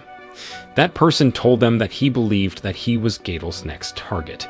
He said that he had received a package that contained some pictures of him committing his crimes. The police officers asked him to give his address to them. That person said that he was at the church, and the police officers rushed to that place. Gadol was still doing his live streaming and telling the audience about the crimes that had been committed by his third target. In another room, Jung-hwan and Ju Chol were watching Gadol's live streaming. They also discussed about the incident that took place 8 years ago. Turned out, they got involved in the cases of Suk-ju, Ji-young, and Moo-chan. Before Moo-chan solved that case, Ju Chol asked them to meet with Ji-young first. While Joo-hyun was watching Gadol's live streaming, she suddenly received a call from Moo-chan. Moo-chan asked Joo-hyun and Sik-ju to go to the church and find Gadol's next target soon. Joo-hyun was confused when she heard that. She was not sure if Suk-ju was allowed to leave that place. But Moo-chan ignored her and said that they needed to do what he asked them soon. At the hospital, Jung-ho watched Gadol's live streaming. He was surprised when he heard Gadol describing his next victim because he matched the criteria. The panicked Jung-ho then went to a room and locked himself in there. He called the police and told them that he was going to become Gadol's next target. Joo-min finally returned to the hospital. She tried to call Jae-hoon, but Ji-hoon didn't answer her call. While Joo-hyun and Sik-ju were leaving the hospital building, Chol-min suddenly saw them and stopped them right away. Joo-hyun and Chol-min then got into an argument. But since there was not much time left, Joo-hyun asked Chol-min to go with her and Sik-ju. Chol-min finally agreed to do that. Turned out, the drunk man who attacked Jung-ho at the hospital earlier was the father of Jung-ho's victim, Lieutenant Lim. Until this day, Lieutenant Lim's father was still searching for justice for his son. Gadol found it unfair that the victim's family had to suffer, meanwhile the perpetrator could live a good life. He revealed that the perpetrator even managed to become a doctor and change his name after he completed his military service. After saying that, he gave 1 hour to South Korean citizens to decide whether the perpetrator deserved to die or not. Moo-chan and his team were heading to the location of Gadol's next target. On their way there, Moo-chan suddenly received a call from his coworker. His coworker informed him that there was another man who said that he was Gadol's next target and asked the police to protect him. Moo-chan thought that it was only a prank call, but he still called Jung-ho to check on him. The panicked Jung-ho told Moo-chan that it would be so unfair if Gadol killed him. In the car, Joo-hyun thought that there was something suspicious about this case. According to the third letter that was sent to Seok-ju, Gadol's third target was supposed to have something to do with medical field, video, and hidden camera. But now, she and her team were heading to the church instead, and the church didn't have something to do with medical field, video, nor hidden camera. Joo-hyun then checked the case where the victim died in the infirmary bathroom. She found out that the victim was working as a nurse. CF-ju thought that Gadol's next target was a person who was working in the medical field. Moo-chan was getting more confused after he talked to Jung-ho. He finally decided to call Jung-ho and another man who also believed that he was Gadol's next target at the same time. The man at the church tried to convince Moo-chan that he was Gadol's next target. He told him about the crimes that he had committed in a very detailed manner. Jung-ho was confused when he heard that man's confession because he was the one who had committed those crimes. To convince Moo-chan, he told him about how he sexually harassed his victim in a more detailed, specific manner. He said that he was not guilty because it was his victim who approached him first. Suddenly, Jae-hoon showed up in that room. Jung-ho was surprised and confused when he saw him there. In the car, Moo-chan was still contacting the man at the church. He heard some sirens at the church. The same sirens were also heard at the hospital. Turned out, Joo-hyun and Seok-ju decided to go to that place, and not the church. Joo-hyun suspected that the victim used to work at that hospital and Gadol would come to that place to kill his next target soon. Jin-soo and his team finally arrived at the church and detected telephone connection there. Moo-chan was still on his way to the target's place. He told his team that the man at the church was not the real target. Jin-soo and his team then began to search the church, but they didn't find anyone in that place. They only found an active phone that was connected to the network there. Jo-dan believed that that phone was used by Gadol to deceive the police. He believed that that phone was connected to another phone that was used by the man who talked to them earlier. So, the man could make the call from another place, but if the police traced that call, it would lead them to that location. Turned out, the man who talked to them earlier was at the hospital. He asked Moo-chan why he wanted to save Gadol's next target. But before Moo-chan had the chance to answer his question, that man hanged up the call right away. As soon as Moo-chan realized that Jung-ho was Gadol's next target, he asked his team to go to the hospital soon. Jung-ho still wondered about how Jae-hoo could go inside that room. He told Ji-hoon to be quiet because he was still talking to Moo-chan. He was mad at Moo-chan for not trusting him any sooner. Moo-chan asked him to stay in his room and not let anyone enter that room. Suddenly, Moo-chan received a call from Joo-hyun. Joo-hyun told him that she was at the hospital. Moo-chan said that it seemed that Gadol had arrived at the hospital too. He asked Joo-hyun to find Jung-ho and protect him soon. He said that he would arrive at the hospital in 20 minutes. He also asked Joo-hyun to keep an eye on Seok-ju so that he wouldn't run away. After Joo-hyun hanged up the call, she asked Seok-ju to look at the people around him. She wanted him to see if he recognized anyone in that place. Suddenly, the main gate of the hospital got locked. People were confused when they saw that. They couldn't use that gate to leave or enter the hospital building anymore. Ji-hoon wanted to leave the room to see his grandmother, but Jung-ho didn't allow him to do it. Jung-ho suspected that Jae-hoon was sent by someone to that room to spy on him.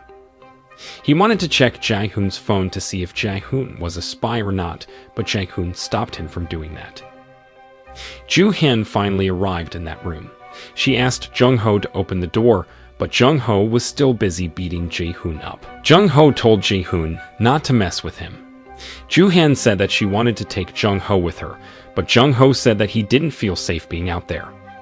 He said that he would get out of that room if Joo-hyun had checked everyone's identity cards.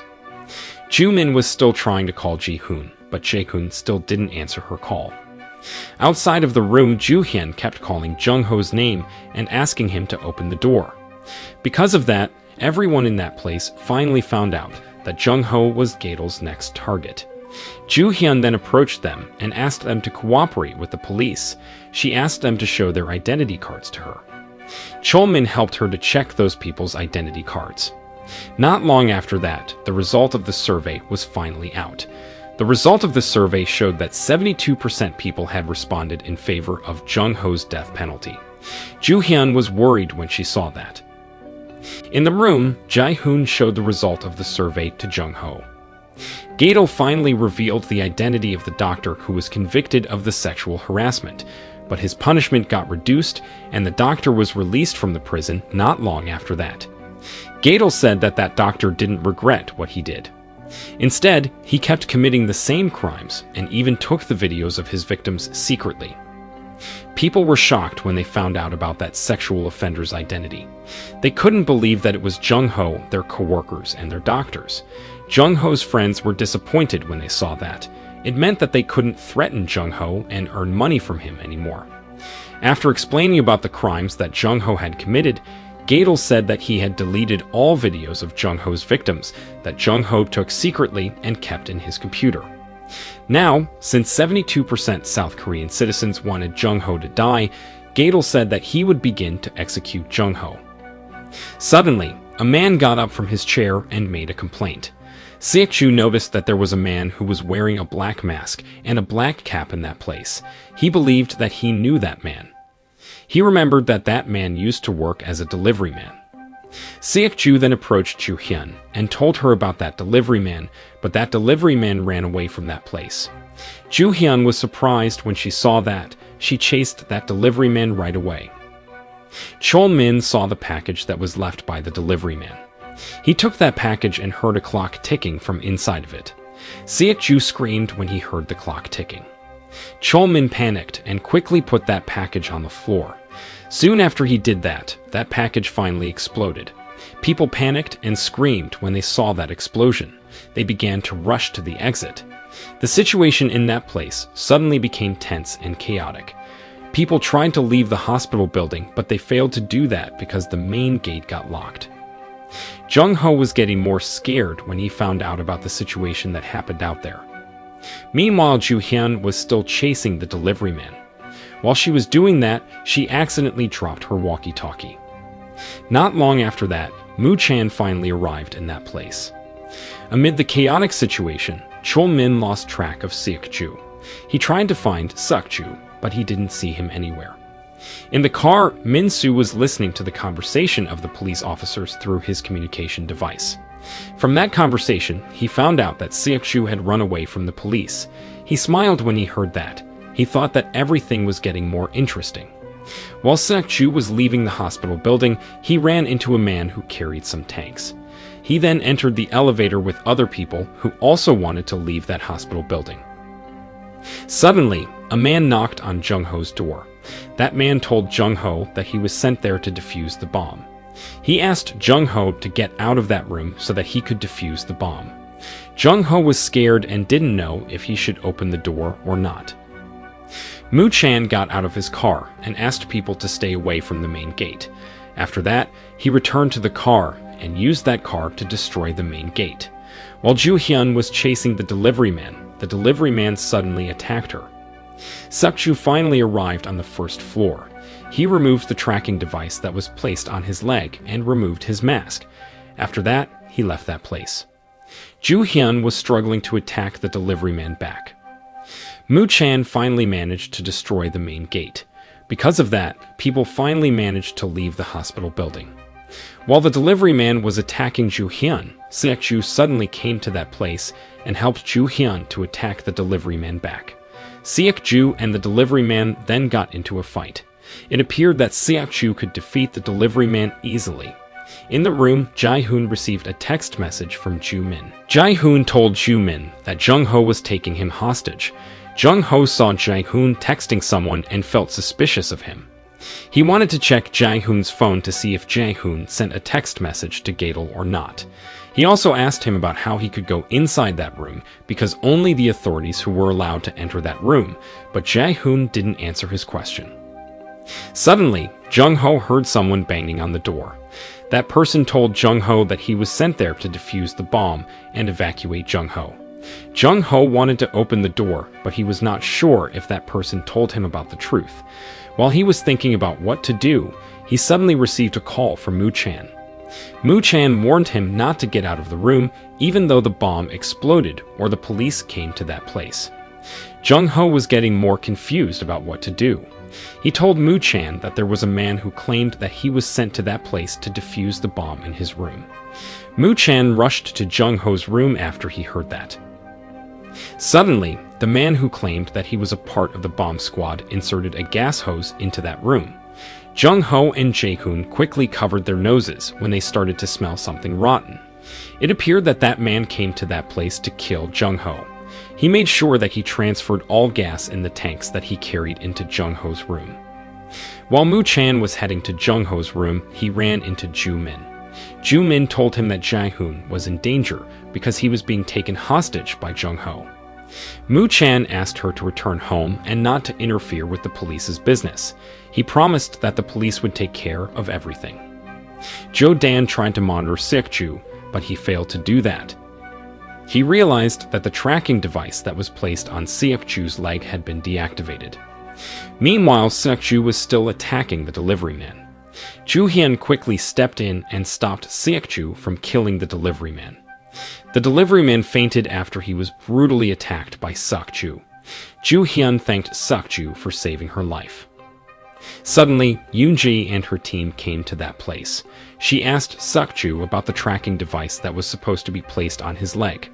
Seok-ju told her that he purposely removed his tracking device so that the police would look for him and come to the hospital soon. Ju-hyun told them that the delivery man might be Gadol because he knew Seok-ju, but Yoon-ji said that the real Gadol was being chased by the police now. She also informed that Jung-ho was still in his room and taking a high school student hostage. Ju-hyun was worried when she heard that. She left that place right away because she thought that it was her sister who was being taken hostage by Jung-ho. Mu-chan finally arrived in Jung-ho's room. When he arrived there, he saw Jung-ho getting out of the room and taking Jae-hoon hostage. The man who claimed that he was a part of the bomb squad aimed his gun at Jung-ho. He wanted to kill Jung-ho with his gun. Jung-ho threatened that he would hurt Ji-hoon if that man shot him. After that man heard that, he finally decided to put down his gun. Jung-ho called that man stupid. While he was trying to pick up the gun, Ji-hoon suddenly attacked him back. That man quickly used that situation to attack Jung-ho. Jung-ho and that man then got into a fight. That man kept attacking Jung-ho, but Jung-ho couldn't attack him back. Jung-ho was afraid that that man would kill him. Mu-chan finally decided to step in and stop that man from attacking Jung-ho. That man took Jung-ho hostage and asked him to end all of this. Jung-ho warned Mu-chan not to fire his gun because there was a gas leak in that place. Not long after that, Ju-hyun and Seok-ju arrived in that place. Seok-ju saw them and admitted that he didn't know the man who took Jung-ho hostage. Mu-chan was still trying to negotiate with the man, but the man laughed at him. That man began to talk about how Jung-ho shared the video of him sexually harassing his victim that he took secretly. His victim asked Jung-ho to delete the video, but Jung-ho used that video to threaten her and raped her instead. That man asked Mu-chan if he would let Jung-ho roam free out there if such thing happened to Mu-chan and his family. Mu-chan said that he didn't like to see a criminal like Jung-ho lived a happy life without receiving any punishment after he committed such horrible crime. So, he suggested that man to trust the police and the law to take care of that case. He promised that they would make Jung-ho suffer until he refused to live anymore. Jung-ho was mad when he heard that. He said that it was his victim's fault that he committed those crimes. He urged Mu-chan to kill that man soon. Seok-ju then grabbed the fire extinguisher and destroyed the fire sprinkler in that place. Ju-hyun helped him to set off the fire alarm. When the fire sprinkler discharged water, Mu-chan grabbed a bag and shot the man. Jung-ho also got injured from his shooting. Ju-hyun used that situation to approach Jae-hoon and take him with her. Not long after that, other police officers came to that place and helped Mu-chan to control the situation. They checked on Jung-ho, but Jung-ho couldn't be saved. He slowly died because of his gunshot wound. Ju-hyun asked Jae-hoon if he was alright, but Jae-hoon didn't respond to her. He was still too shocked because of everything that happened. The reporters then began to report the news about the arrest of the man who was suspected to be Gadol. Reporter Do-hee was mad when she watched that news. She didn't want Gadol to get arrested because it meant that she couldn't report Gadol's surveys anymore. She wanted Gadol to keep conducting his surveys and kill more people so that she could continue her TV program. The police officers were still at the hospital and investigating the crime scene. A doctor examined Jae-hoon and suggested Jae-hoon to talk to a therapist because he was still underage. After the doctor left, Jae-hoon asked Ju-hyun if Jung-ho was really dead. Suddenly, Ju-min came to that place and cried for Jae-hoon. She was really worried about Jae-hoon. She didn't even care that her sister Ju-hyun was there. Moo-chan was angry at Seok-ju.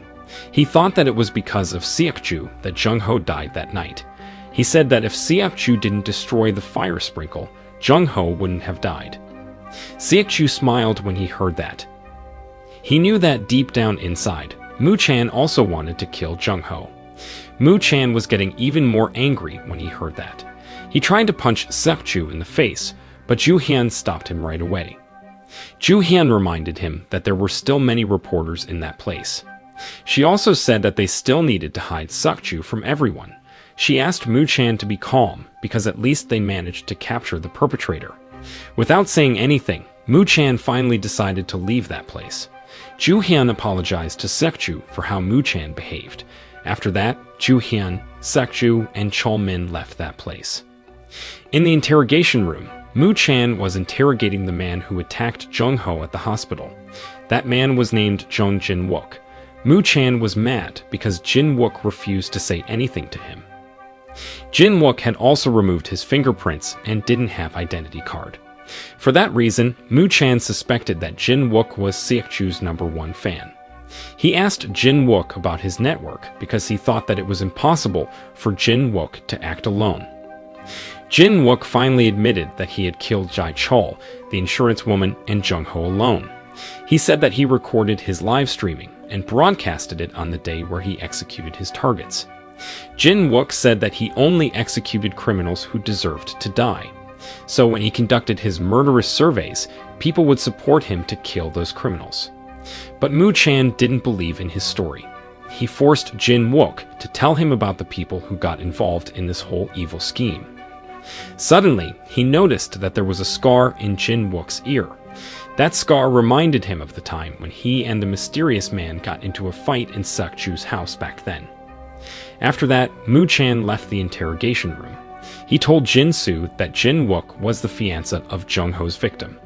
It was revealed that Jin-wook was presumed dead when he was serving in the military.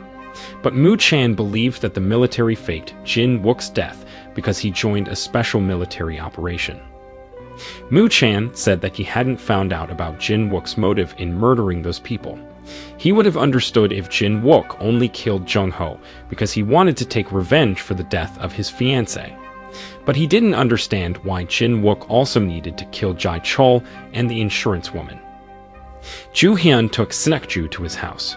When they arrived there, Ju-hyun removed Seok-ju's handcuff and allowed him to look around that place. She said that it was the only thing that she could do to thank him for saving her last night. Seok-ju took his daughter's rabbit plush toy and began to look around his house. He played the classical music that Ju-hyun played for him another day. While listening to that music, he remembered the time that he spent with his daughter in the past. Ju-hyun left him alone in that room. Not long after that, Ju-hyun returned to that room. She said that she had just visited the room where she was attacked by a mysterious man back then. She thought that the man who attacked her that night and the man who was suspected to be Gadol were not the same person because they had different body posture. But one thing for sure was that Gadol did his live streaming in Seok-ju's house. Ju-hyun thought that there was something suspicious about this case.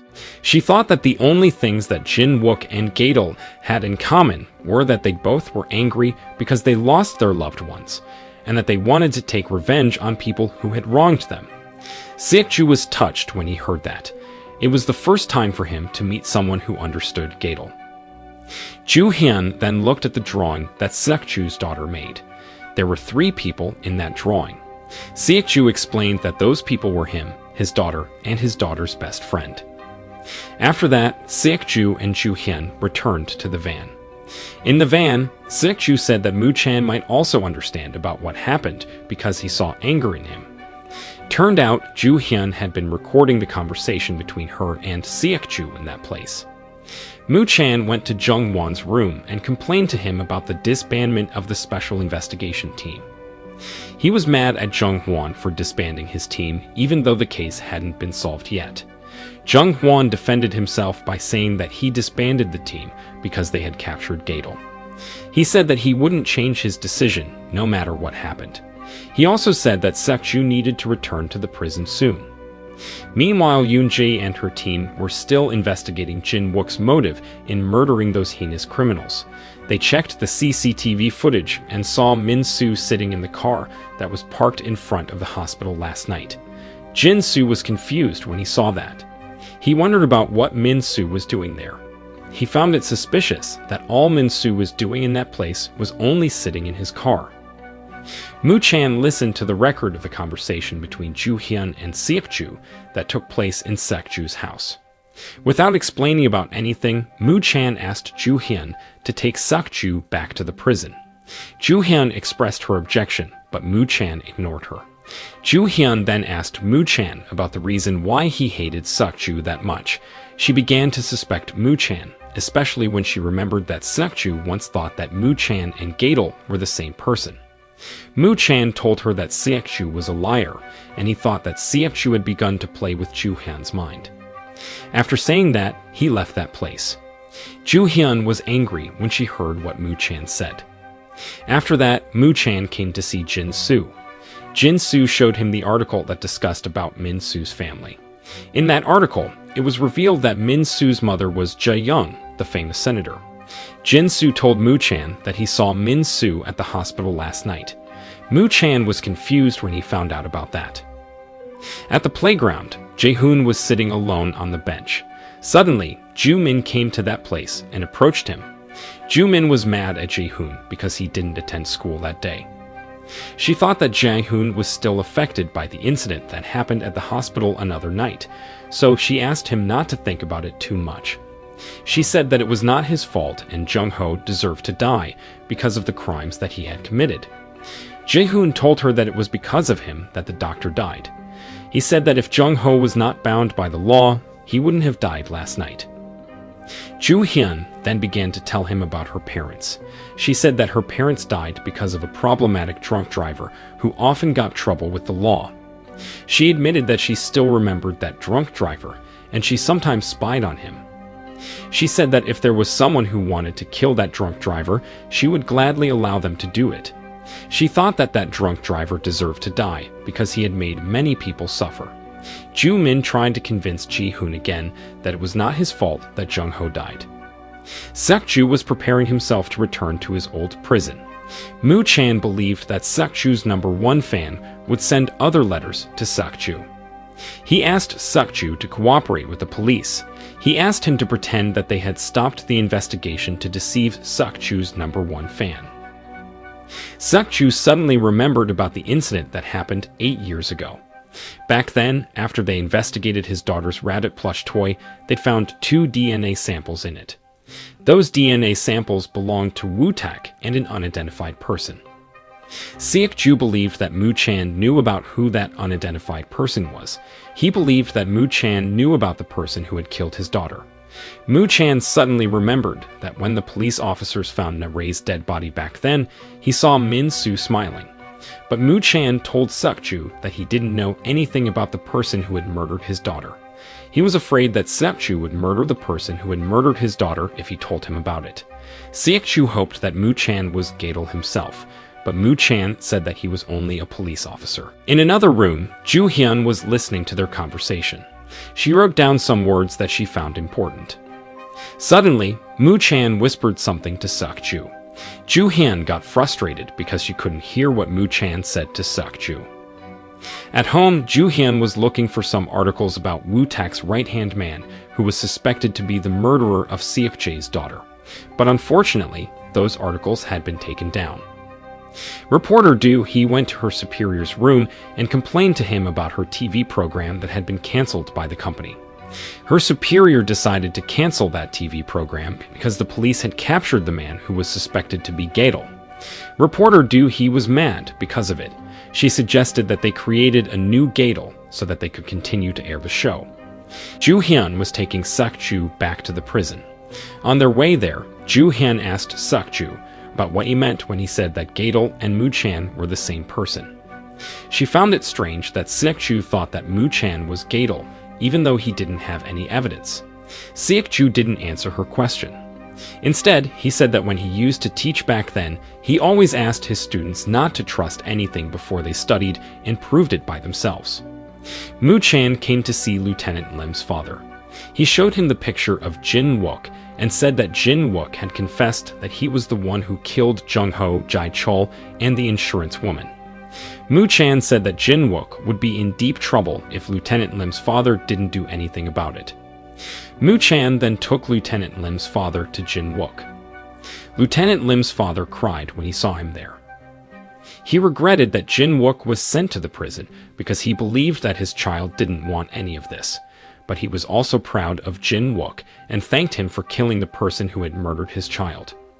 He asked Mu-chan to release Jin-wook from the prison and send him to the prison in place of him instead. Suddenly, Jin-wook burst into tears. He finally admitted that there was someone who was working with him. At the office, Ju Hyun was still investigating Nae's murder case. She read a document that mentioned a suspicious name. She checked that suspicious name and Min-soo's picture and personal data suddenly popped up on the computer screen. Turned out, Min-soo had changed his name before, and he had something to do with Nae's murder case. At home, Ju Hyun checked her sister's phone secretly. She was looking for Min-soo's phone number because she knew that Min-soo was Ju-min's teacher. After she found Min-soo's phone number, she checked Ju-min's gallery. She saw the picture of Ju-min and Min-soo, and the video of Min-soo talking to two students in the night when the car explosion happened at Sora High School. She was surprised when she saw that video. After that, Ju Hyun tried to hack Min-soo's computer from a distance, but she failed to do that because Min-soo realized that someone was trying to hack his computer. Ju Hyun got frustrated because of that. She wondered about how an ordinary citizen like Min-soo could protect his computer with extraordinary cybersecurity software. In his cell, Jin-wook was explaining about how he and his partner were working together. He revealed that they were communicating to each other in the dark web, and they hadn't met each other in person. Jin-wook was tasked to execute their targets. He said that they didn't choose their targets randomly. They were so selective and careful in choosing their targets and only chose those who were harmful to society. Mu-chan said that what Jin-wook and his partner were doing was still a wrong thing to do. He also said that Jin-wook would get convicted of premeditated murders. Jin-wook told him that the person who was working with him was called Number One Fan.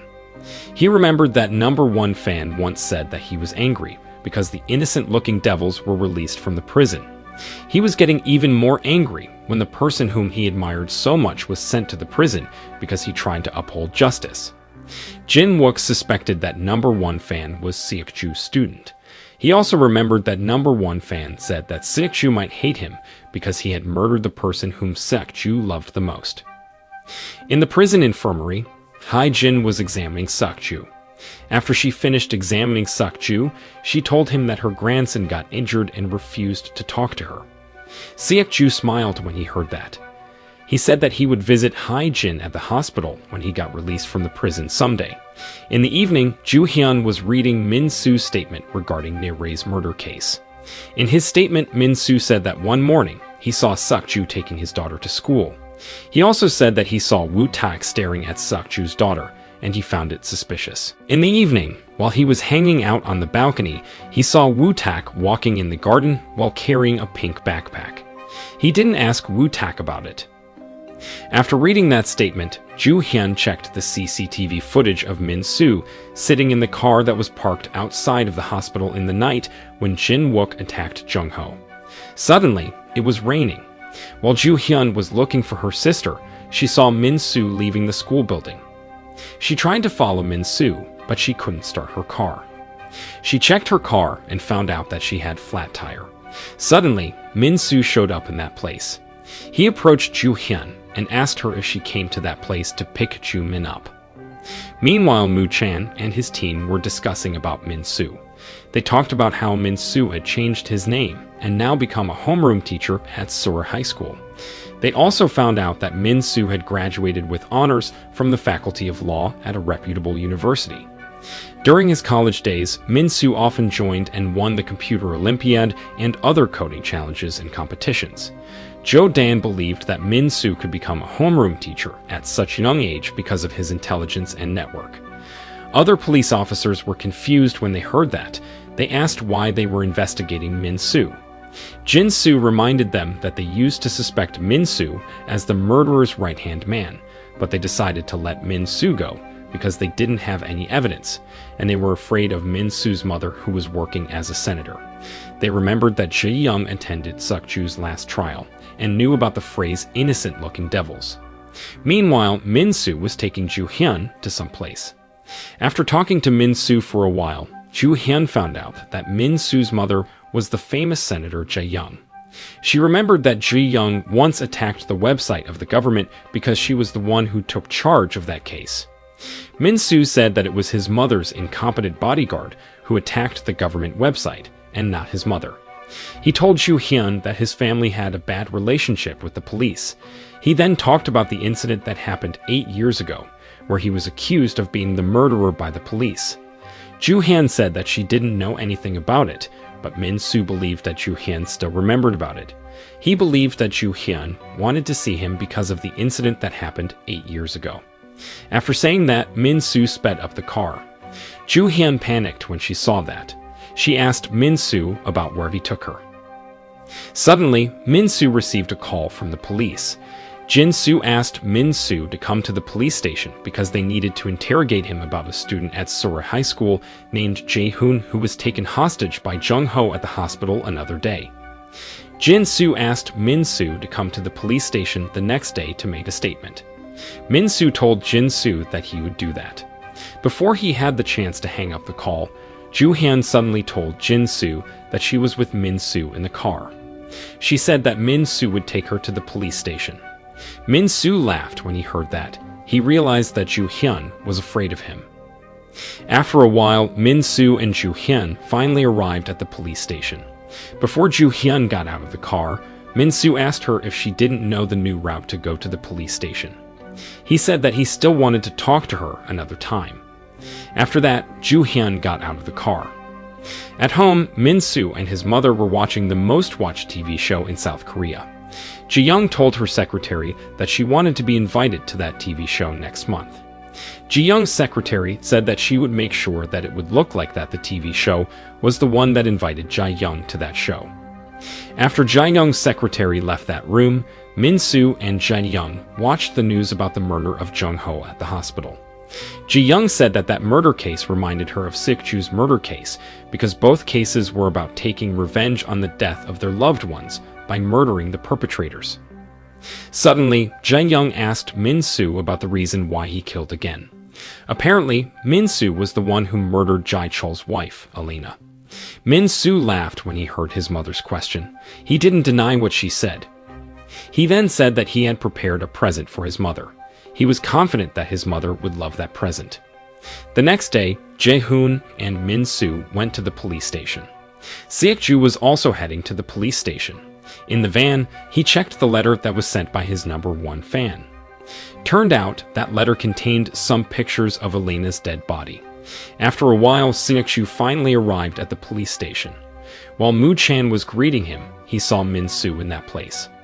Min-soo seemed surprised when he saw Suk-ju there. Ju-hyun also came to that place. She was confused when she saw everyone looking at each other without saying anything. In another place, Jae-young received a video message from Min-soo. In that video, Min-soo pretended to be Gaedol. Back then, Jae-young and Suk-ju attended a conference about human rights. They were invited to that conference as the speakers. After the conference ended, Jae-young introduced his son Min-soo to Suk-ju. She said that Min-soo was a die-hard fan of Seok-ju, but he was too shy to greet Seok-ju each time they ran into each other on the streets. Min-soo asked Seok-ju to sign the book that he carried, and Seok-ju did it gladly. That book was written by Seok-ju and was not easy to be comprehended by a middle school student. Ji-young said that Min-soo had huge interests in law and had been dreaming to work in the law field. Seok-ju then asked Min-soo to attend his lecture another time. Min-soo was happy when he heard that. He said that he would do it. Not long after that, Seok-ju's daughter came to that place.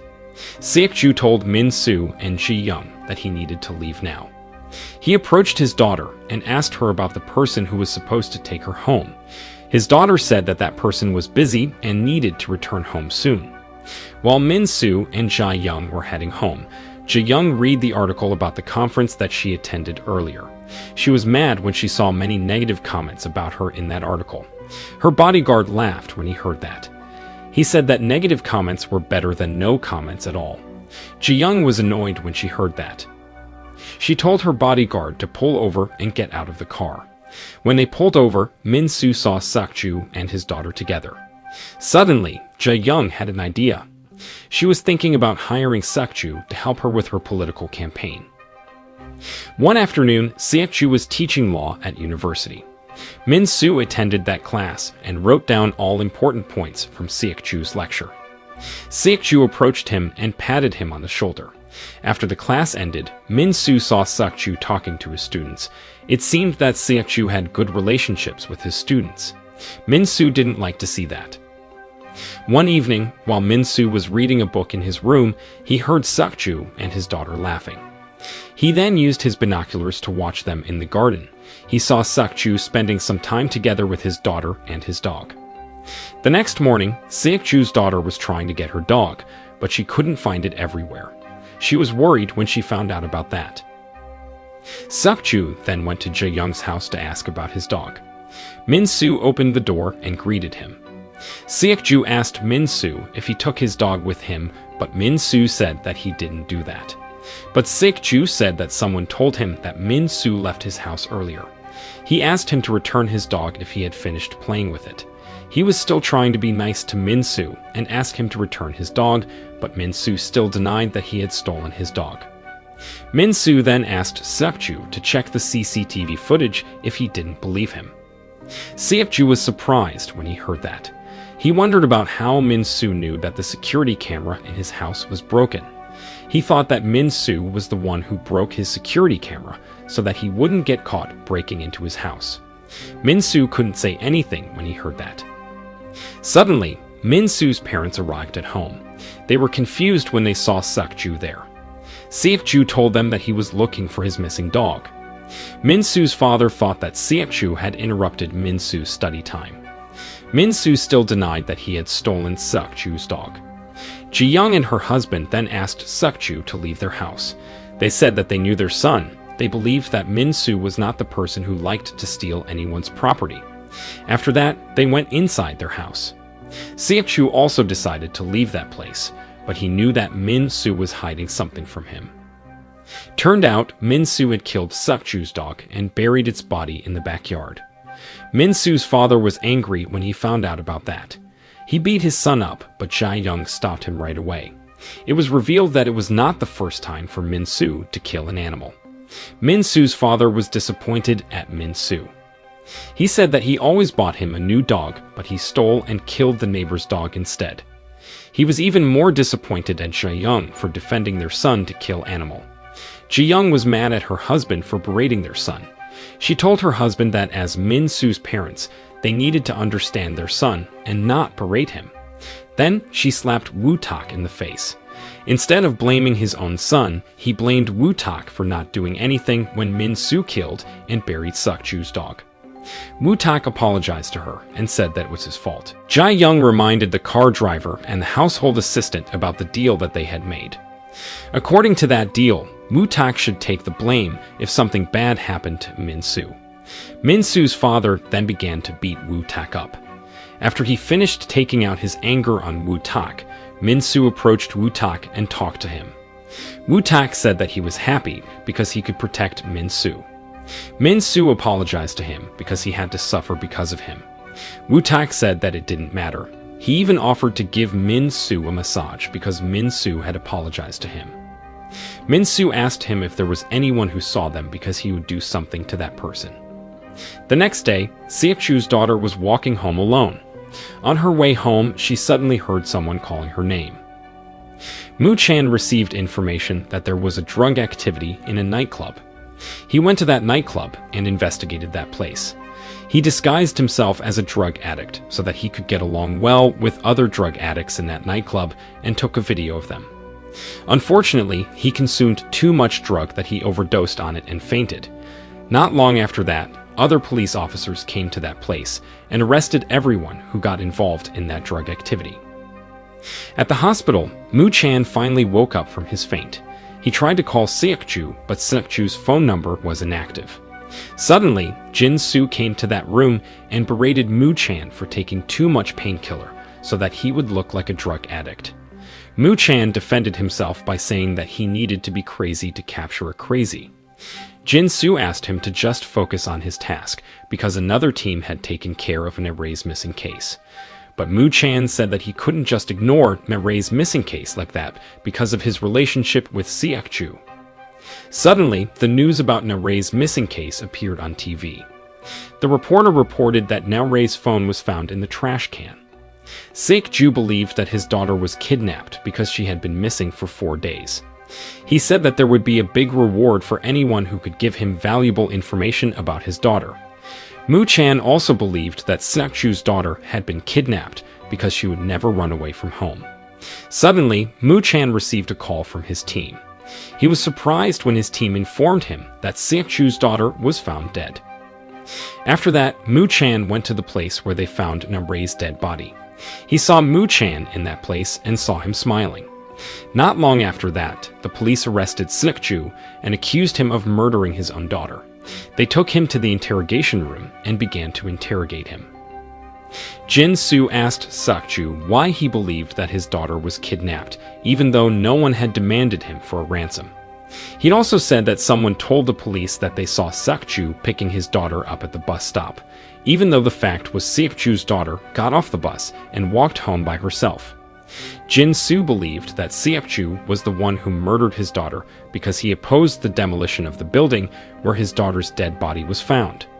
He was getting more convinced that Seok Chu had murdered his daughter because he knew about the location of the security camera and the blind spot in that area, which made him could murder his daughter easily. Seok Chu didn't say anything when he heard that accusation. Not long after that, Moo Chan came to that room and took charge of the interrogation. As soon as Moo Chan took a seat, Seok Chu burst into tears. He said that he didn't need any lawyer and he could take care of this case by himself. But Moo Chan believed that Seok Chu would need a lawyer because of an edited video of him that got viral on the internet. He then showed that video to Seok Chu. In that video, Seok Chu was narrated as a sexual harasser and was seen often touching his students. Because of that edited video, more people hated Seok Chu even more. The person who edited that video wanted people to believe that Seok Chu had murdered his daughter. Seok Chu could only cry after he watched that video. When Seok Chu returned home, he found many hate letters in that place. Seok Chu and Moo Chan then went inside Seok Chu's house and checked that place to see if the murderer of Seok Chu's daughter left any clue there. Moo Chan reminded Seok Chu that he was still the main suspect of Nare's murder case. Because of that, they needed to find the murderer of Seok Chu's daughter soon. Seok Chu didn't know about what to do because his life was torn apart. He lost his daughter and was even accused of murdering his own daughter. He believed that the person who made the edited video of him hated him and wanted people to believe that he was the one who murdered his daughter. He was thinking about telling the police that he had murdered his daughter so that people would stop talking about his daughter. But Moo Chan disagreed with his idea. He said that they needed to find the murderer of Seok Chu's daughter soon. He refused to believe that Seok Chu had murdered his own daughter. He said that he always admired Seok Chu and he would always become his #1 fan. Seok Chu smiled when he heard that. He remembered that Moo Chan said the same thing when he attended his lecture for the first time. But Sek-ju told Mu-chan that his #1 fan was his daughter. After saying that, he burst into tears again. He then stopped crying because he realized that he didn't have much time. He looked at the pictures that the police took at the place where his daughter's dead body was found. He remembered that there was a rabbit plush toy that was attached to his daughter's backpack. He knew that his daughter loved that rabbit plush toy, so she would never remove it from her backpack. But in one of those pictures, there was no rabbit plush toy in Nere's backpack. After that, Mu-chan and Sek-ju began to search that place. Mu-chan saw the picture of Sek-ju's daughter and a boy in that room. Sek-ju said that he was going to adopt that boy, and his daughter was supposed to meet with that boy on the day when she went missing. That boy was shocked when he found out that Sek-ju's daughter had died. He blamed himself for the death of Sek-ju's daughter. He thought that it was because of him that Sek-ju's daughter died because he came late to their meeting that day. Mu-chan noticed that that boy also had a rabbit plush toy that was similar with the rabbit plush toy that belonged to Sek-ju's daughter. After that, Mu-chan began to investigate Sek-ju's neighborhood. He found out that the security camera in that area had been damaged by someone. Suddenly, he saw a biker carrying an action camera. He then approached that biker and asked her to allow him to check her action camera for the purpose of the investigation. In that action camera, he found a video that was taken on the day when Sek-ju's daughter went missing. Mu-chan saw Sek-ju's daughter talking to Woo-tak in that video. Woo-tak told Sek-ju's daughter that he had found her dog. Sek-ju's daughter was happy when she heard that. Woo-tak asked her to follow him, and Sek-ju's daughter gladly did that. After that, Mu-chan told Sek-ju about that video immediately. Sek-ju said that someone told him that the neighbor's son had taken his dog. He thought that Min-soo was the one who stole and killed his dog. But after Mu-chan told him about that video, he believed that Woo-tak was the one who took his dog and used it to practice killing before he killed his daughter. Then Sek-ju gave Mu-chan the rabbit plush toy that belonged to the boy who was going to be adopted by him. Sek-ju's daughter was the one who made that rabbit plush toy, and there were only 2 rabbit plush toys in this world. He said that if Woo-tak had another rabbit plush toy, it meant that he was the one who murdered his daughter. The police finally took Woo-tak to the interrogation room.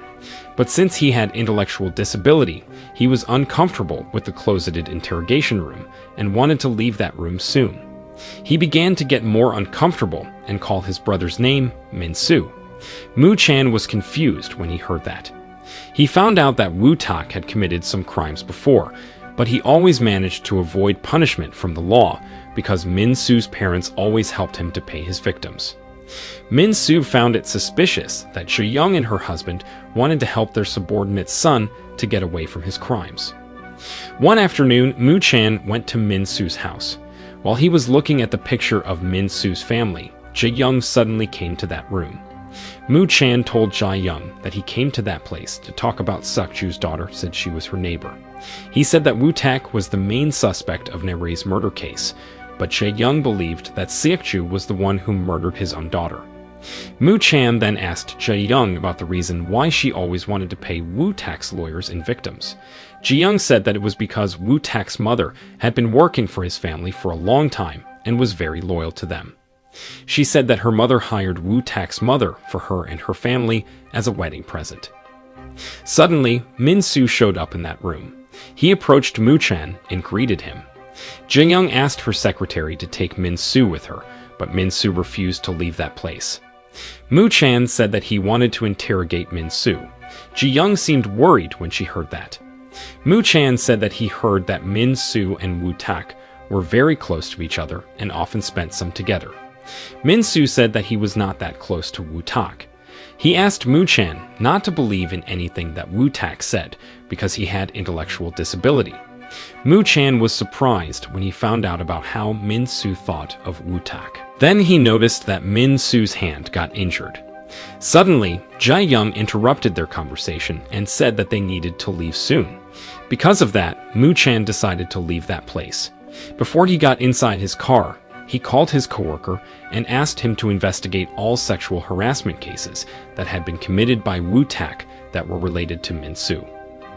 Turned out, Jae-young listened to his conversation secretly, She told her secretary to investigate Mu Chan and find some information about Suk Ju's late wife. She also asked her to make sure that the video was not removed from the internet until the police decided to stop investigating that case. In the evening, Mu Chan was examining Na Rei's dead body. He thought that there was something strange about Na Rei's murder case. After that, he met with Jin Soo. Jin Soo said that he had investigated all sexual harassment cases that had been committed by Woo Tak that were related to Min Soo. He found out that Woo Tak was only the witness and the first person who reported those sexual harassment cases. He found it suspicious that Min Soo always got involved in those cases, even though he was not the perpetrator. In that document, one of the victims stated that Woo Tak always tried to protect Min Soo. It was also revealed that Min Soo was being homeschooled because he had a heart disease. Despite that, Jin Soo didn't think that they should suspect Min Soo. But Min Soo said that he saw Min Soo smiling when the police found Na Rei's dead body. He said that he didn't care if Min Soo was still 16 years old or having a heart disease. He thought that Min Soo could be the murderer of Seok Ju's daughter because of how he smiled when he saw her dead body another day. But Jin Soo didn't think that Min Soo was the one who murdered Seok Ju's daughter because he was the one who cleaned the crime scene. Later, Min Soo went to the police station. He said that he wanted to give his testimony. Mu Chan allowed him to begin to give his testimony. Min Soo then said that one night he saw Woo Tak walking in the garden and carrying a pink backpack. Mu Chan looked at Min Soo's injured hand and asked him about it.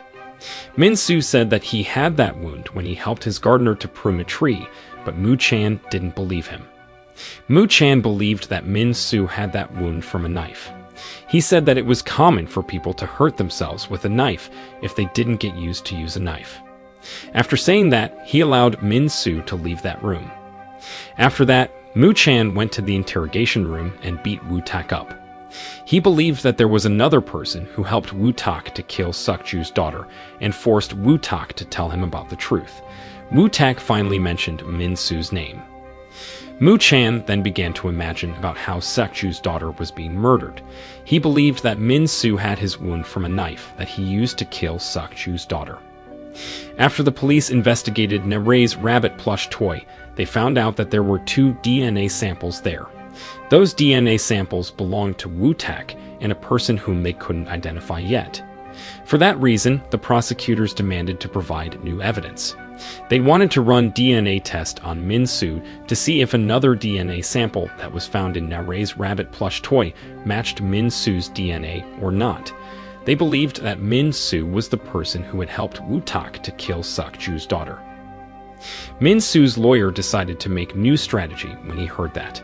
In the next trial, he presented the rabbit plush toy that was claimed to have the DNA samples of Woo Tak and an unidentified person. But Min Soo's lawyer said that he didn't find any DNA samples in that rabbit plush toy. Instead, he only found the DNA samples of the victim's friend, and the victim's family. He also said that there were some differences between the rabbit plush toy that was presented as the evidence and the rabbit plush toy in the picture. One of those differences was their eyes.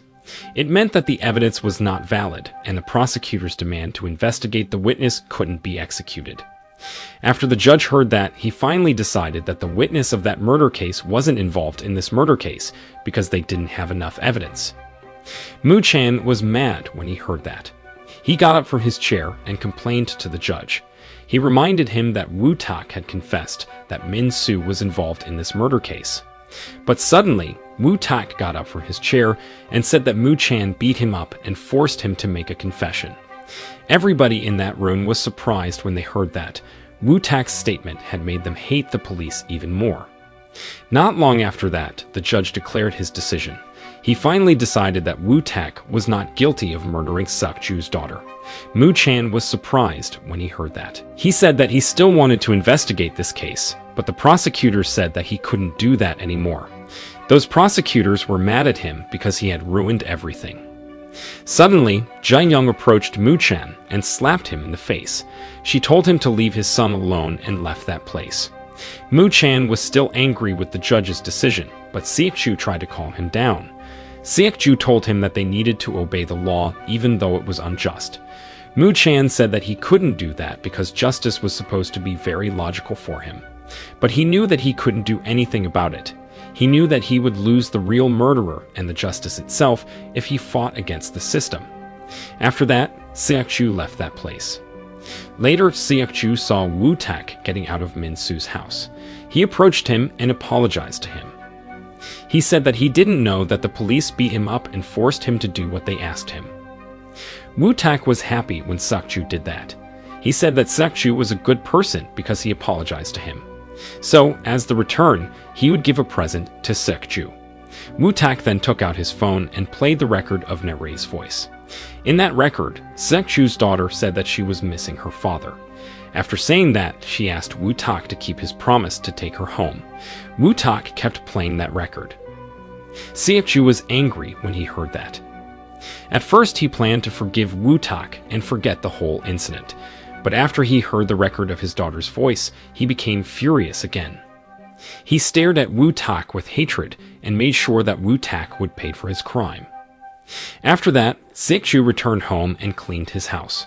When it was getting dark, Seok-ju stalked and approached Woo-tak. He asked Woo-tak to go with him and killed him afterward.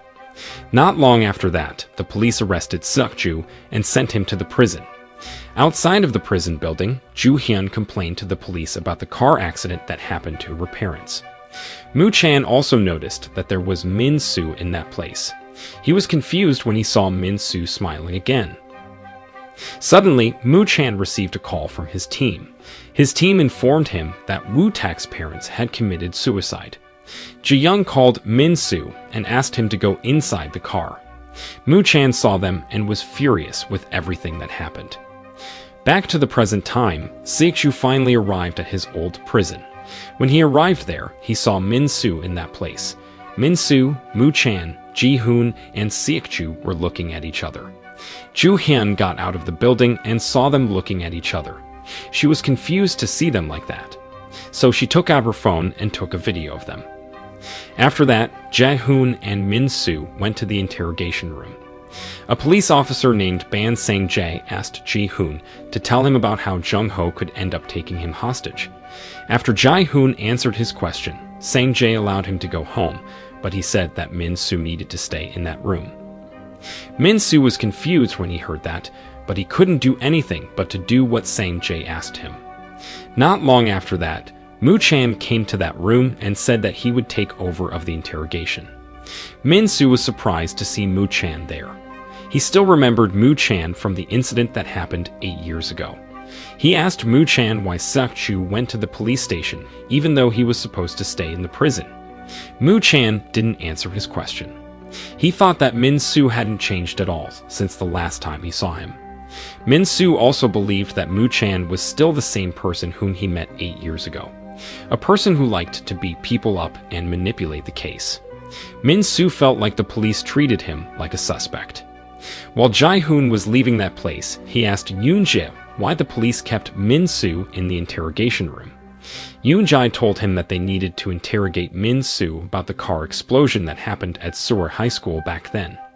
Ji-hoon said that he needed to go to the restroom and he would go home after that. Yoon-jae told him to be careful and left that place. After Jae-hoon made sure that the situation was already safe, he came out of his hiding place. Turned out, he didn't go to the restroom. He was only lying to Yoon-jae so that he could sneak into that place. In the interrogation room, Mu Chan began to get straight to the point. He asked Min-soo if he was the one who had murdered Seok-ju's daughter. Ji-hoon headed to the interrogation room because he wanted to know about what happened to Min-soo. But on his way there, Ju-hyun suddenly showed up and approached him. Ji-hoon told him that he needed to go to the restroom soon, and Ju-hyun showed him the way. After that, Ju-hyun offered Ji-hoon a ride. Jae-hoon asked her to just take him to the bus stop, but Ju-hyun refused to do that. She said that she would take Jae-hoon to school because she wanted to visit Sewar High School's laboratory anyway. After a while, Ju-hyun and Jae-hoon arrived at Sewar High School. They went to the school's laboratory and checked a computer there. Jae-hoon knew that Ju-hyun thought that Gadol and Min-soo were the same person. He explained about the reason why he thought that way. Ju-hyun was amazed when she heard that. She realized that Jae-hoon was very smart and asked him to join the police.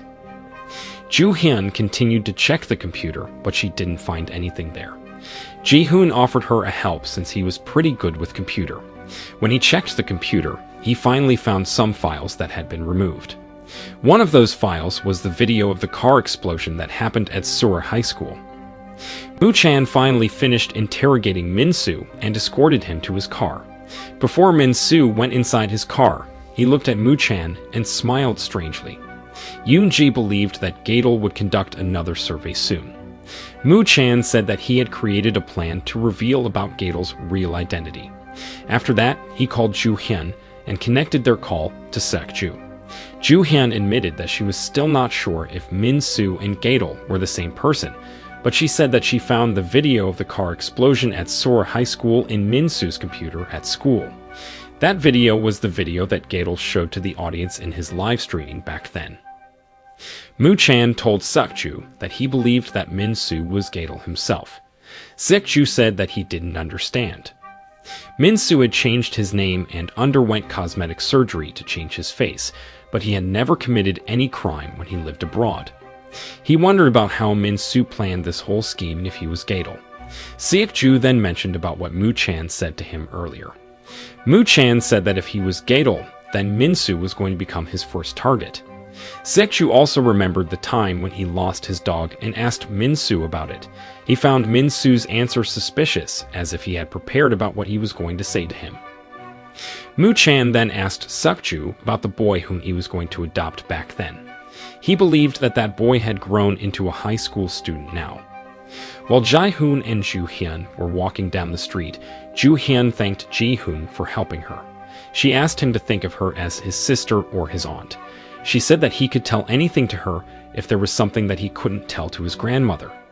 After saying that, Joo-hyun said goodbye to Jae-hoon and returned home. Suddenly, it was raining. Ji-hoon suddenly remembered about the time when he was a child. Back then, when it was raining like that day, he spent his time alone in the rain. Suddenly, Suk-ju's daughter approached him and asked him to walk home together. Since that day, Jae-hoon and Suk-ju's daughter became friends. Suk-ju was also fond of Jae-hoon and treated him like his own son. One night, Suk-ju killed Woo-tak on the street and Jae-hoon saw that. Suk-ju asked Ji-hoon to leave that place soon. Back to the present time, Joo-min suddenly approached Jae-hoon and shared her umbrella with him. Ji-hoon smiled when he saw Joo-min. He thought that Suk-ju's daughter would have looked like Joo-min if she was still alive. Gadol was sitting in front of his computer and reading some comments from South Korean citizens. According to those comments, many people supported Gadol because they believed that the law was unjust and those heinous criminals deserved to die. The police investigated those comments and found out that most of those comments were written by anonymous accounts and had the same writing pattern. They believed that Gadol was the one who created those anonymous accounts and wrote those comments. They also believed that Gadol was not only working with Jin-wook. It appeared that Gadol wanted to change the opinion of the public. Suk-ju admitted that he didn't know the reason why Gadol wanted to change the opinion of the public before he conducted another survey. Joo-hyun then showed her team the fourth letter that was sent by Suk-ju's #1 fan to Suk-ju.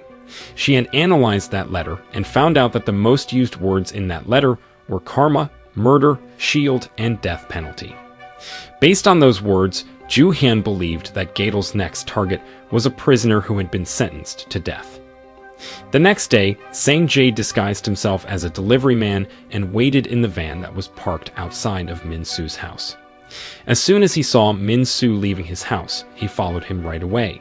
After Min-soo left his car, Sang-jae got out of his van and installed a tracking device on Min-soo's car. At Suk-ju's house, the police were still investigating Gadol's case. In the interrogation room, Yoon-ji tried to interrogate Jin-wook, but Jin-wook refused to answer his questions and sang the national anthem instead. Yoon-ji was annoyed when she saw that.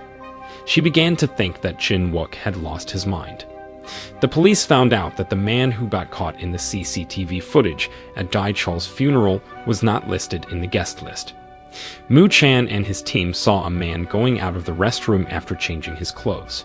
They believed that that man was the one who killed Alina. In another CCTV footage, they saw that man seeming exhausted and taking a rest. Mu Chan then called the forensics team and asked them if Elena was killed by using a skipping rope. While Ju Min was going to school, Ju Hyun suddenly stopped her and asked her not to go to school. Ju Min was confused when she heard that, but Ju Hyun didn't give her any explanation. Ju Min finally ignored her sister and continued to walk to school. Ju Hyun was worried about her sister's safety, but she couldn't tell her that she was suspicious of Min Soo. The public were protesting against the unjust law.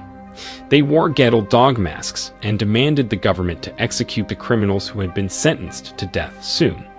The prisoners were afraid when they found out about that protest and asked the prison to protect them. Reporter Do Hee went to Jae Young's office and took a picture of the design of the site development plan. Not long after that, Jae Young came to that place. Jae Young and reporter Do Hee talked about the TV show that was initiated by reporter Do Hee. That TV show was created specifically to discuss about Gadel's survey, but it had been cancelled because the police had captured the person who was suspected to be Gadel. Jae Young asked reporter Do Hee to come to her office to ask her to continue airing that TV show. Reporter Do Hee was confused when she heard that. She asked Jae Young if she believed that the person who had been captured by the police was not the real Gadel. Jae Young didn't answer her question. Instead, she promised her that she would give her a lot of money if the public loved that TV show. Reporter Do Hee was still confused and curious. She asked Jae Young if she was Gadel. Jae Young laughed when she heard that question. She asked her to ask those things to another person. Reporter Do Hee finally agreed to work together with Jae Young and wanted to know about Gadel's next target. At Sakju's house, Ju Hyun and her team were still investigating Gadel's case. They checked Min Soo's house's electricity bill and found out that costed higher than the average electricity bill of apartment building. Suddenly, Jo Dan received a text message from Gadel. In that text message, Gadel revealed about time and location. Jo Dan told Ju Hyun that he needed to leave soon. Ju Hyun thought that Jo Dan was going to meet the person who wanted to buy his shoes. Ju Hyun then checked her phone and opened the tracking application. She was still worried about her sister and tried to go to Ju Min's school. But suddenly, Mu Chan came to that place and stopped her right away. Ju Hyun said that she was worried about her sister because of Min Soo. Mu Chan tried to calm her down by saying that Ju Min would be all right because he had sent a police officer to watch her. He also said that they hadn't found the evidence that Min Soo acted alone, and he believed that there would be another survey soon. Ju Hyun said that she still had no idea if Min Soo was Gadel. What she was worrying about was that Min Soo had murdered a person before. After she investigated Gadel's next target for these past few days, she didn't think that Min Soo and Gadel were the same person. She wondered about why Mu Chan hoped that Min Soo was Gadel himself. Not long after that, Chol Min and Seok-ju came to that place. Seok-ju had agreed to help the police with their investigation. At school, Ju Min was worried about Jae-hoon because he hadn't attended school for 2 days. She tried to ask her friend about him, but her friend was just as clueless as her. Her friend thought that Jae-hoon might join other people to protest against the unjust law. Suddenly, Min Soo came to that place. He asked Ju Min about Jae-hoon, but Ju Min said that she didn't know about where Jae-hoon was. Min Soo was confused when he heard that. The police had tried to call Jae-hoon's grandmother, but her phone number was inactive. They had also visited the address that Jae-hoon gave them, but they didn't find anyone there. They were looking for Jae-hoon because they needed to take him for a therapy after the incident that happened to him at the hospital. Ju Min said that she had never visited Jae-hoon's house, so she didn't know where Jae-hoon lived. The police officer told her that they found out that nobody had lived in that house before. Ju Min was surprised and confused when she heard that. In the evening, while Min Soo was heading home, he saw people wearing the dog masks like the mask that Gadel was wearing. When he arrived at home, he realized that there was a delivery van that had been following him. He stayed in the car and watched that delivery man suspiciously. After the delivery man left that place, Min Soo got out of his car and went inside his house. Mu Chan and his team were watching him from Seok-ju's house. Not long after that, Sang-ja came to that place. After following Min Soo all day, he informed his team that he didn't find anything suspicious about Min Soo. After that, Sang-ja and his team discussed about Gadel's next target. Ju-hyun still believed that Gadel's next target was a prisoner who had been sentenced to death. Jin-soo was confused when he heard that. He thought that it was silly that Gadel wanted to punish a prisoner who had been sentenced to death because that prisoner would be eventually executed by the police. Seok-ju said that most prisoners in South Korea died because of illnesses or bullying. For these past 20 years, no prisoner had ever died because of death penalty even though they had been sentenced to death. But Yoon-ji and her team were still confused. If it was true that Gadel's next target was a prisoner who had been sentenced to death, then it meant that the next murder would take place at the prison. They thought that it would be impossible for Min-soo to do that. Ju-hyun thought that Min-soo would be helped by someone at the prison. Seok-ju agreed with Ju-hyun. He believed that Jin-wook was not the only person who was willing to sacrifice himself to help Gadel. Ju-hyun and her team then decided to look for information about the death row prisoner who had relationship with Min-soo or Ji-young. A car was arrived at a building. The man who rode that car got out of the car and entered the building. That man was wearing a dog mask and met with two other men who were also wearing dog masks. After that man joined them, they finally began their meeting. On the big screen, a man called Number 1 led the meeting. The men who attended that meeting were called Number 2, Number 3, and Number 5. Number 5 admitted that he almost didn't attend that meeting because Number 4 had gotten arrested. But Number 1 said that Number 4 or Jin-wook would keep his promise and the rest of them should stick to the plan. He revealed that their next target was a death row prisoner who was going to die at the prison.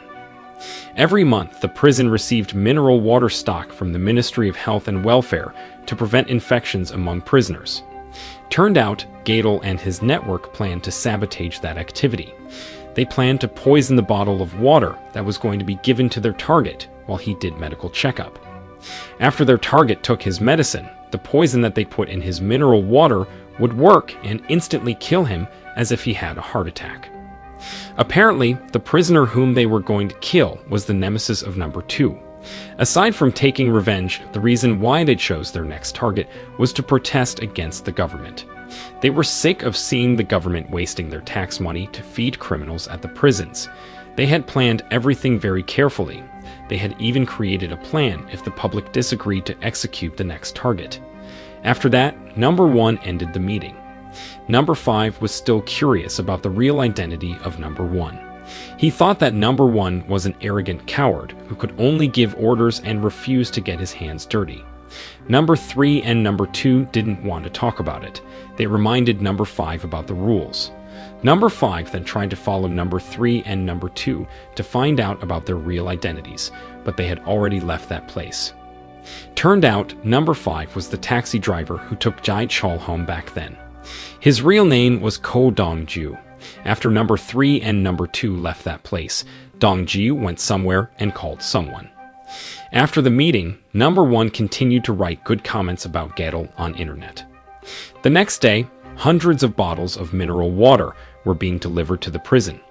The prisoners and the prison officers, including Cholmin, drank those bottles of water. Hae-jin watched them in the prison yard, but a prison officer told her to leave that place. People were excited when they found out that Gadel was hiring people to become the members of his organization. So far, there were 434 people who had been accepted by Gadel to become the members of his organization. Gadel Number 1 said that he was the one who would give orders to other members. Ji-young agreed to become the main financial sponsor of the TV show about Gadel's survey that was run by reporter Dookie. She asked her secretary to keep this information secret because her position as a senator would be at risk if people found out that she funded that TV show. Min-soo asked his mother why they were willing to spend that much money to fund that TV show. But suddenly, the doorbell rang. Turned out, Moo-chan and his team came to that place. Ji-young told her secretary to just ignore them, but Moo-chan kept disturbing and forcing Ji-young to open the door. The annoyed Jae-young finally gave in and allowed him and his team to come to her house. Moo-chan said that the police needed to arrest Min-soo because Min-soo had killed Jae-chol's wife, Elena. Ji-young was shocked when she heard that. She tried to stop Moo-chan, and his team from arresting her son, but Jin Soo showed her the evidence. Other police officers then handcuffed Min Soo and took him with them. Min Soo didn't resist and still seemed calm and collected. While Moo Chan and his team were leaving that place, Jae Young quickly grabbed her phone and called her lawyer. She threatened that she would destroy her lawyer's career and law firm if he couldn't help Min Soo. In the evening, Joo Min went to the park in front of Jae Hoon's apartment. She tried to call Jae Hoon, but Jae Hoon didn't answer her call. Turned out, Jae Hoon was sitting in front of his laptop at the library. Moo Chan and his team finally arrived at the police station. They took Min Soo to the interrogation room. Not long after that, Seok-ju came to that place. Min Soo didn't say anything when he saw Seok-ju there. But after a while, he began to show his frightening smile to Seok-ju. It seemed that he was so happy and touched to see Seok-ju again. Moo Chan knew that Min Soo was a die-hard fan of Seok-ju. Joo Hyun was scared when she saw Min Soo's frightening smile. In the interrogation room, Min Soo still didn't say anything to Seok-ju. Seok-ju told him that he was the one who asked the police to arrange that meeting. He said that he knew that Min Soo was the #1 fan who had been writing and sending him letters for these past 5 years. Min Soo admitted that he was indeed the #1 fan. He said that he was happy to read the letters that Seok-ju wrote and sent to him. Seok-ju was confused when he heard that. He said that he had never written or sent any letters to #1 fan. Min Soo said that he felt embarrassed to talk about it because it felt like they were exchanging love letters. Seok-ju told him that he needed to leave now. He said that he wanted to meet Min Soo because he didn't have much time left. Min Soo was confused when he heard that. He asked Seok-ju if it was him or Seok-ju who didn't have much time left. Seok-ju said that he had wasted so much time at the prison because of a single mistake. He explained that he didn't have much time to make up for his mistake.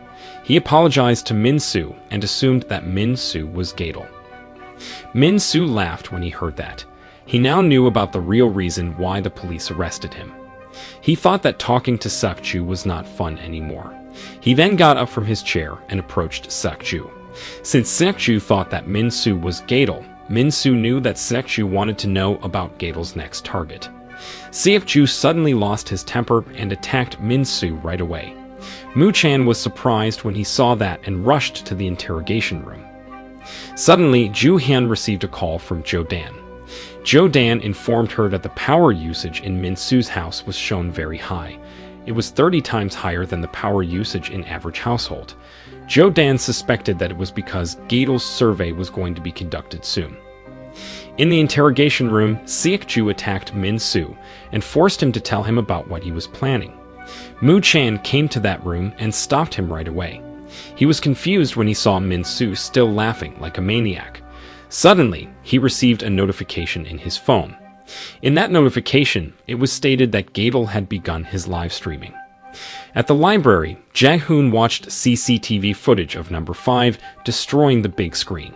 He panicked when he saw that and quickly tried to access the system. At the police station, Jin Soo and his team were watching Gadol's live streaming.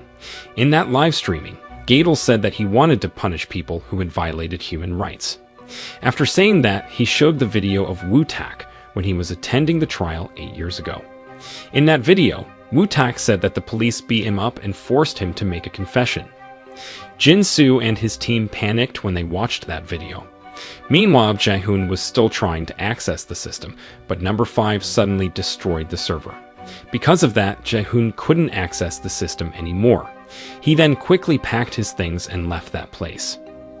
Moo Chan and Seok-ju were confused when they watched the video of Woo-tak. Suddenly, Joo Hyun came to that room and told them that the police detected a very high power usage in Min Soo's house.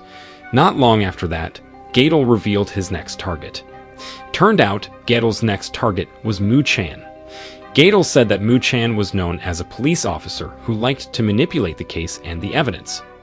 Joo Hyun then took Min Soo with her. Moo Chan and Seok-ju followed them right away, but Jin Soo suddenly stopped them.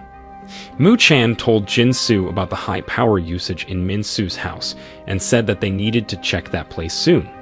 But Jin Soo didn't allow Moo Chan to go to Min Soo's house because Moo Chan was Gadol's next target. He thought that it was too dangerous for Mu Chan to leave that place because Gadol could get and kill him at any time. Mu Chan was mad when he heard that. He said that Min Su's family could get rid of the evidence if they didn't go to their house soon. He ignored Jin Su's advice and insisted on going to Min Su's house. Jin Su couldn't do anything to stop him. He asked Sukju to return to his place.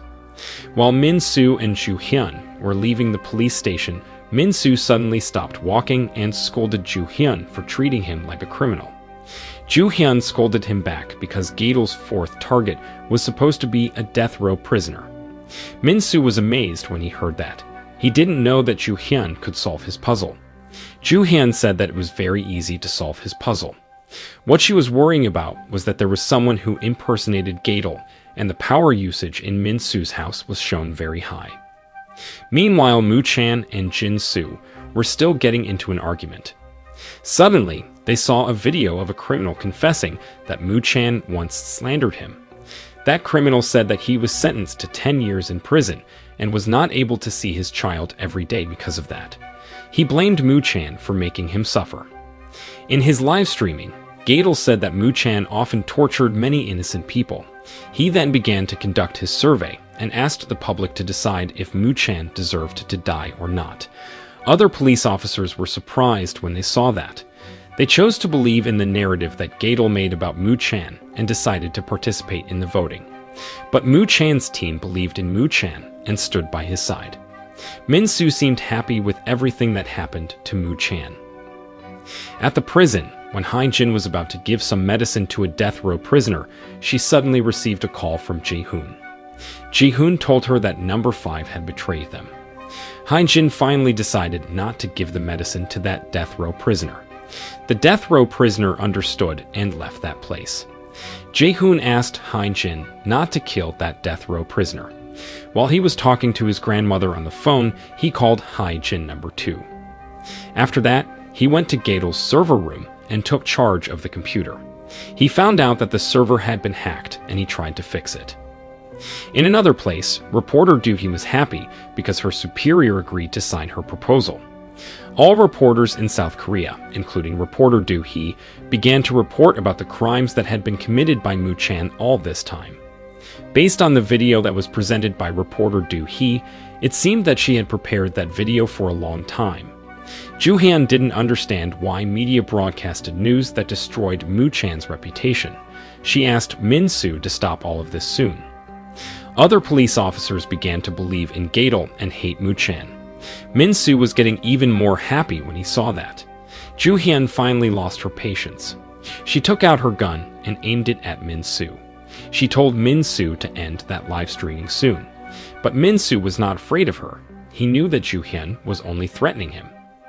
Not long after that, Jae-young came to that place. She panicked when she saw Jae-young aiming a gun at her son. Ju-hyun fired her gun into the air. Everybody in that place was shocked when Jae-young did that. Jae-young aimed her gun at Min Su again and told him to end the live streaming soon. In another place, Jae-hoon finally managed to block the hacker and deactivated the server. Because of that, Gadol's live streaming suddenly stopped. Everybody was confused when they saw that. Ju-hyun also had no idea about what was going on. When she was already calmer, Mu Chan approached her and took the gun from her hand. Ji-young was angry at Ju-hyun for aiming a gun at her son and threatening him. She tried to attack Ju-hyun, but Mu Chan stopped her right away. Min Su began to laugh uncontrollably. It seemed that he didn't feel guilty or scared at all with everything that happened. Everybody was confused when they saw him laughing like that. They didn't understand what Min Su was laughing at. One evening, Mu Chan returned home and found his mother lying dead on the floor. He was shocked when he saw that. He tried to find the person who had murdered his mother, but the murderer had fled from that place. He then checked on his mother and cried as he learned that his mother had died. But suddenly, his mother turned into Ju-hyun. Apparently, it was only a nightmare. After Mu Chan woke up from his sleep, he went jogging and called Jin Su. Jin Su told him that the police allowed him to take a break from work. Mu Chan said that he would take responsibility for what Ju-hyun did to Min Su that night. Jin Su informed him that Min Su had been freed by Jae-young's lawyer. Mu Chan thought that there was still something strange about everything. He thought that he had been missing something. At the police station, Siak-ju looked at the pictures and the documents that had been gathered by the police. Not long after that, Jo Dan came to that place and brought some food for him. Siak-ju told him that he still didn't understand about what happened another night. He doubted that Gadol would end his survey just like that. Jo Dan told him that Jia Young refused to cooperate with the police and would tell the public about the harassment that Ju Hyun did to Min Soo. He revealed that Ji Young had a good relationship with powerful people from the media so that she could do broadcasting easily. He also said that the police couldn't check Min Soo's house that night because they didn't have any warrant. But as soon as Gadol's live streaming stopped, the power usage in Min Suk's house decreased significantly. Jo Dan said that they couldn't get a warrant to check Min Soo's house because Ju Hyun almost shot Min Soo. He said that after Gadol's live streaming stopped, Gadol did another live streaming. Jo Dan showed Gadol's second live streaming to Siak-ju. In that live streaming, Gadol said that Gadol was not only consisted of only one person. He said that everyone could become a Gadol if they wanted to destroy the corrupt and unjust system and uphold justice. After Siak-ju watched that live streaming, he asked Jo Dan to bring him the book that was written by him. Jo Dan immediately agreed to do that. Mu Chan took Ju Hyun to his house. Ju Hyun saw many pictures and documents about criminal cases that were investigated by Mu Chan in that place. She helped Mu Chan to clean his house because it was so messy. After she finished cleaning that house, she gave Mu Chan the record of Min Soo's confession. Mu Chan confessed that he found it strange about the way Min Soo treated Siak-ju. He remembered that 8 years ago, Siak-ju once told him that Min Soo took a great liking to him. Siak-ju said that Min Soo even attended his class, even though he was only a middle school student back then. Ju Hyun said that she had investigated the letters that Min Soo thought were written and sent by Siak-ju to him, but she didn't find anything. But she said that she found a bank transfer receipt that showed the transactions between a foreign bank account and Min Soo's national bank account. Each time a transaction was done, Siak-ju received a letter from Min Soo. Ju Hyun thought that Min Soo hired someone to write and send letters to Siak-ju. Mu Chan suddenly realized that it had been only 1 year since Min Soo returned to South Korea. Ju Hyun said that she didn't understand about why they kept talking about the murder case that happened 8 years ago. She said that Na Rae's murder case and Gadol's case were different because Na Rae's murder case didn't have any motive. Meanwhile, Gadol's case had a motive, which was upholding justice. Mu Chan said that they would become a criminal if they understood the criminal's motive. After that, Mu Chan looked at the documents and pictures about the criminal cases that he was investigating. He tried to remember everything that had happened because he might be missing some important details. Ju Hyun returned to her old office. She didn't care that the police officers there ostracized her for defending Mu Chan. When she arrived at her desk, she found a package from Jin Wook. That package contained a phone. Ju Hyun put down that package and read the letters that were sent by #1 fan to Siak-ju. 2 delivery trucks that carried bottles of mineral water arrived at that place. The security guards allowed them to enter that place after they checked the delivery trucks. They talked to the drivers and noticed that one of the drivers was a new employee. 2 police officers were taking Jin Wook to the prison. While they were walking outside, classical music was suddenly heard from one of the delivery trucks. Jin Wook began to act strangely when he heard that classical music. At home, Mu Chan was still trying to remember about everything that happened regarding the criminal cases that he was investigating. Suddenly, he realized that all of this started 8 years ago. He realized that there was something strange about Siak-ju. He thought about Gadol's survey and realized that it was a manifestation of Siak-ju's anger and revenge. Siak-ju was preparing himself to return to his old prison. Suddenly, Ju Hyun came to that place. She said that Cholmin told her that Siak-ju used to be an exemplary prisoner.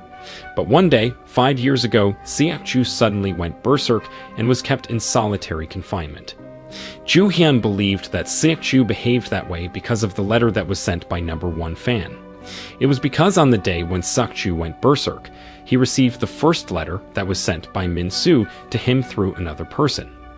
Ju Hyun was mad when she realized about that. She asked Suk-ju to tell her about where he kept the first letter that Min-soo sent to him. She said that she wanted to know about what Min-soo said in that letter. But suddenly, Ju-hyun received a call from Moo-chan. Moo-chan told her that the perpetrator whom they were looking for all this time was Seok-ju himself. Before Ju-hyun had the chance to process what he said, a gunshot was suddenly heard. Seok-ju quickly saved Ju-hyun from the delivery truck that destroyed that place. After that, he went inside that delivery truck and left that place. Ju-hyun was shocked when she saw that. She still didn't understand about what was going on. In the live streaming that Gadol did back then, Gadol once said that he was not working alone. He said that everyone could become a Gadol if they wanted to destroy the corrupt and unjust system and uphold justice. Reporter Do he began to host her show where she was talking about Gadol's survey. In that show, she presented the video of Gadol saying that he was still alive and everyone could become a Gadol if they wanted to. She then told the public about the forum that they could use to share their stories. She said that Gadol would read the stories that had the highest likes in that forum and would execute the bad men in those stories. Reporter Do he also invited some powerful people to that show. Those people included a former judge, a former police chief, and a lawyer. Reporter Do he said that those people would be the judges who would check if the stories that were shared in the forum were true or not. She asked the public to work together to uphold justice. While the police officers were taking Jin Wook to the bus, classical music was suddenly heard from one of the delivery trucks that carried bottles of mineral water. When those police officers tried to push him into the bus, Jin Wook suddenly attacked them and took the delivery truck driver hostage. Everybody in that place panicked when they saw that. The police officers rushed to Jin Wook to save the delivery truck driver. Ju-hyun went to Suk-ju's room and confronted Suk-ju. She said that she knew that Seok-ju was hiding the first letter that Min-soo sent to him. She asked Suk-ju to tell her about what Min-soo wrote in that letter. While Ju-hyun was confronting Suk-ju, she suddenly received a call from Moo-chan. Moo-chan told her that the perpetrator whom they were looking for all this time was Seok-ju. Ju-hyun was confused when she heard that. But before Ju-hyun had the chance to process what he said, a police officer suddenly fired a gun into the air. Not long after that, a delivery truck destroyed that room and Seok-ju saved Ju-hyun immediately. After that, Seok-ju went inside that delivery truck and left that place. Ju-hyun was shocked when she saw that, but she quickly got herself together. She told Moo-chan about what happened and chased Suk-ju. A police officer managed to shoot Jin Wook. Ju-hyun went inside a police car and used it to chase Suk-ju. Moo-chan also chased Suk-ju as soon as he heard about what happened. At the police station, Jin-soo and his team were tracing Suk-ju's location. Unfortunately, while Moo-chan and Ju-hyun were chasing Suk-ju, they got stuck in traffic. Turned out that traffic happened because the delivery truck that was driven by Suk-ju blocked the road. Moo-chan and Ju-hyun got out of the car and chased Suk-ju. Suddenly, two motorcyclists showed up and ran away from that place. Moo-chan and Ju-hyun tried to stop them, but they failed to do that. Ju-hyun called her team and asked them to trace those two motorcyclists. Turned out, one of those motorcyclists was Seok-ju. He remembered that in the first letter that Min-soo sent to him, Min-soo told him about his childhood. Min-soo said that when he was a child, he had a friend who liked to complain and he didn't like it. Because of that, one day he decided to uphold justice in his own way so that his friend wouldn't turn into an innocent-looking devil. He said that his friend would be a child forever and would stay with her beloved dog forever. Seok-ju cried and screamed in pain after he read that letter.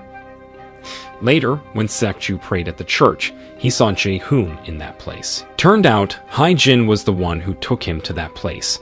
Jae-hoon said that he was missing Seok-ju.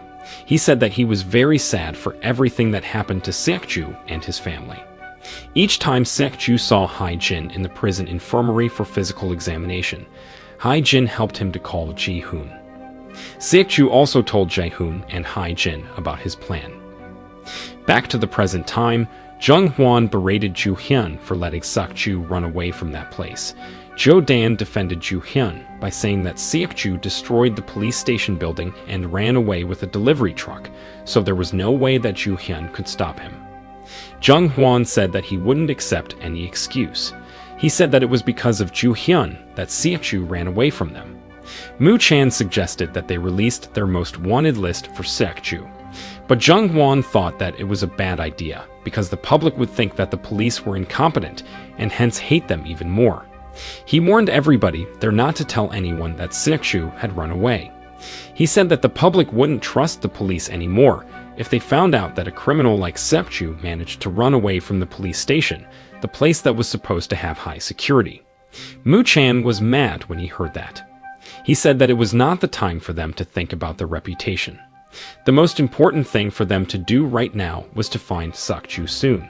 But Jung Hwan ignored Moo Chan and asked everybody they're not to tell anyone about this problem. He called the prison warden and promised him that they would find Seok-ju soon. After Jin Wook got shot by the police, he was being admitted to the hospital. He managed to survive, but he hadn't regained his consciousness yet. At the rooftop, Moo Chan wondered about how Seok-ju and Jin Wook could communicate with each other. He was confused because only the police who knew that Seok-ju was going to be taken back to the prison. Jin Soo said that he didn't know about that, but he believed that Seok-ju ran away because he wanted to kill Min Soo, like how he killed Woo Tak back then. Moo Chan said that he needed to find Seok-ju and Min Soo soon. After he left that place, Jin Soo called someone and told that person that Moo Chan would take action again. Jae-hoon and his grandmother went to Gadel's headquarters. When they arrived there, they were surprised to find out that someone had broken into that place, destroyed their monitor, and hacked their system. Suddenly, another Gadel came to that place. Ji-hoon and Hae-jin panicked and quickly put on their dog masks. That Gadel was surprised when he saw the mess in that place. He told Jae-hoon, whom he addressed as number 1, that he believed that number 5 and Min Soo were the ones who did this. He said that they needed to change their plans soon. Jae-hoon then began to recover the data. While he was doing that, he suddenly received a text message from Ju-min. In that text message, Ju-min told him that she was at the park in front of Jae-hoon's apartment building. She said that she wouldn't leave that place until Jae-hoon came to see her. Moo Chan went to Seok-ju's house and checked that place. He was surprised when he saw Ju Hyun there. He wondered about what Ju Hyun was doing in that place. He became suspicious of her. He thought that Ju Hyun could meet with Seok-ju because there was a spy in their team. Ju Hyun denied what Moo Chan said about her. She said that she also felt suspicious of Moo Chan. She found it strange that Seok-ju ran away from the police station after Moo Chan found out that Seok-ju was Gadel himself. Ju Hyun said that they needed to search Min Soo's house because Min Soo was very suspicious. Moo Chan looked at the picture of Seok-ju's daughter and a boy. He knew that that boy was going to be adopted by Seok-ju, but because Seok-ju's daughter died, Seok-ju decided to forget his plan to adopt that boy. Moo Chan remembered that Seok-ju admitted that he had lost contact with that boy. Jae-hoon finally decided to go to the park in front of his apartment building and meet Ju-min there. Ju-min was mad when she saw Jae-hoon there. She was mad because Jae-hoon never answered her call nor returned her text message.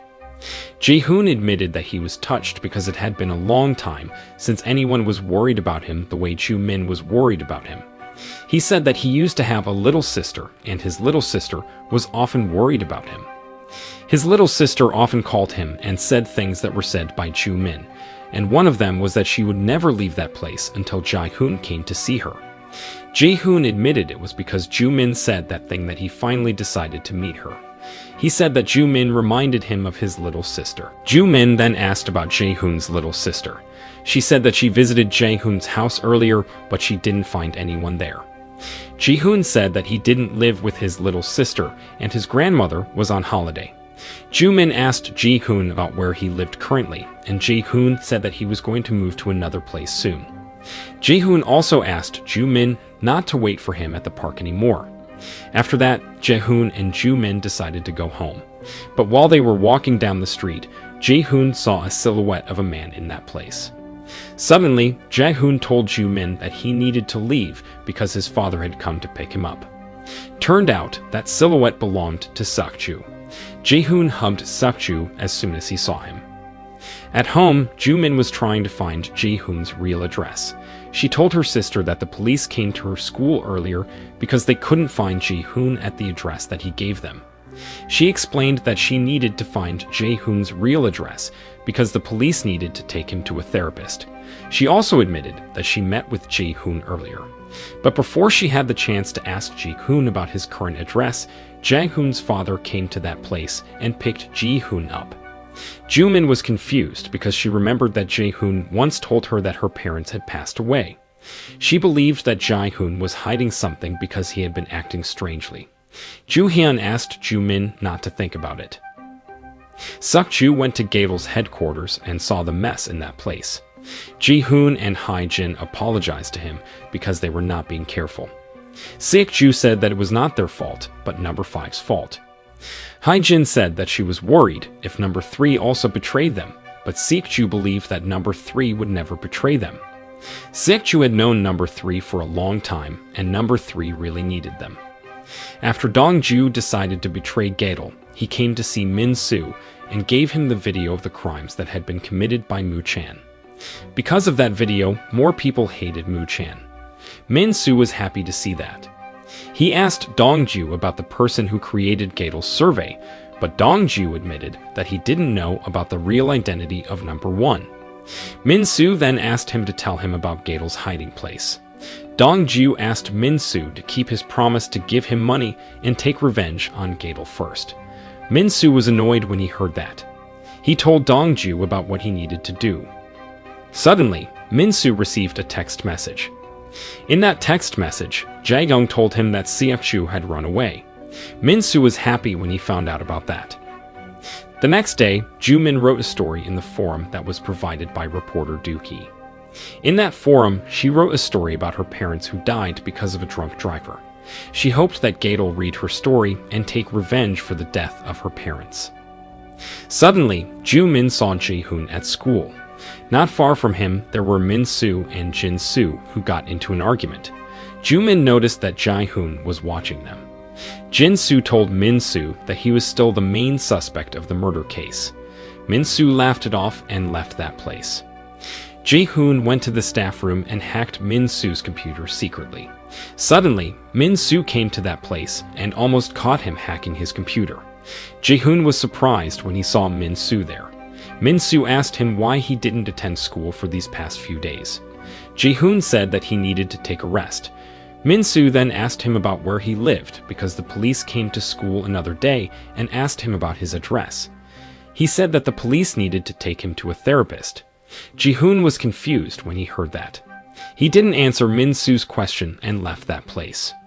Min-soo was also confused when he saw Jae-hoon's strange behavior. In another place, Jae-young called reporter Do-hee. She said that she knew that reporter Do-hee's TV show earned the highest rating and she had an idea for the next episode. She suggested that for the next episode, they adopted the story that she had chosen, which was the story about a family who committed suicide because of a property fraud case. Reporter Do-hee was confused when she heard that. She said that they were supposed to choose the story that had the highest likes in the forum. But after she checked the forum, she found out that the story that was chosen by Jae-young was the story with the highest likes. She realized that Jae-young had manipulated that forum so that she could do what she wanted. Before Jae-young hanged up the call, she reminded reporter Do-hee that she was the one who created the game. After that, reporter Do-hee received a call from Moo-chan.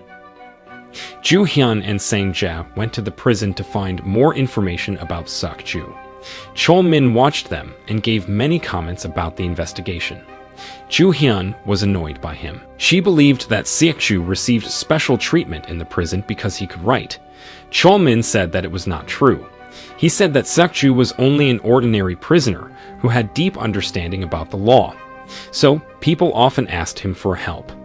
Joo-hyun said that if Seok-ju was treated nicely in the prison, then it meant that the person who asked him for help had a higher social status. Chol-min was mad when he heard that. Sang-jae quickly stepped in and interrupted them before they got into a fight. He said that everyone in that prison could be guilty as they could be the people who had helped Suk-ju to run away from the police. He asked Chol-min to take them to the doctor who was tasked to examine Suk-ju, but Chol-min said that Hae-jin was on holiday. Ju Hyun then checked the document about Hai Jin. She was confused when she found out that Hai Jin was a volunteer and Jae-hoon's grandmother.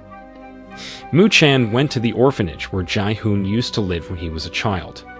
The orphanage administrator said that she still remembered Jae-hoon and Seok-ju.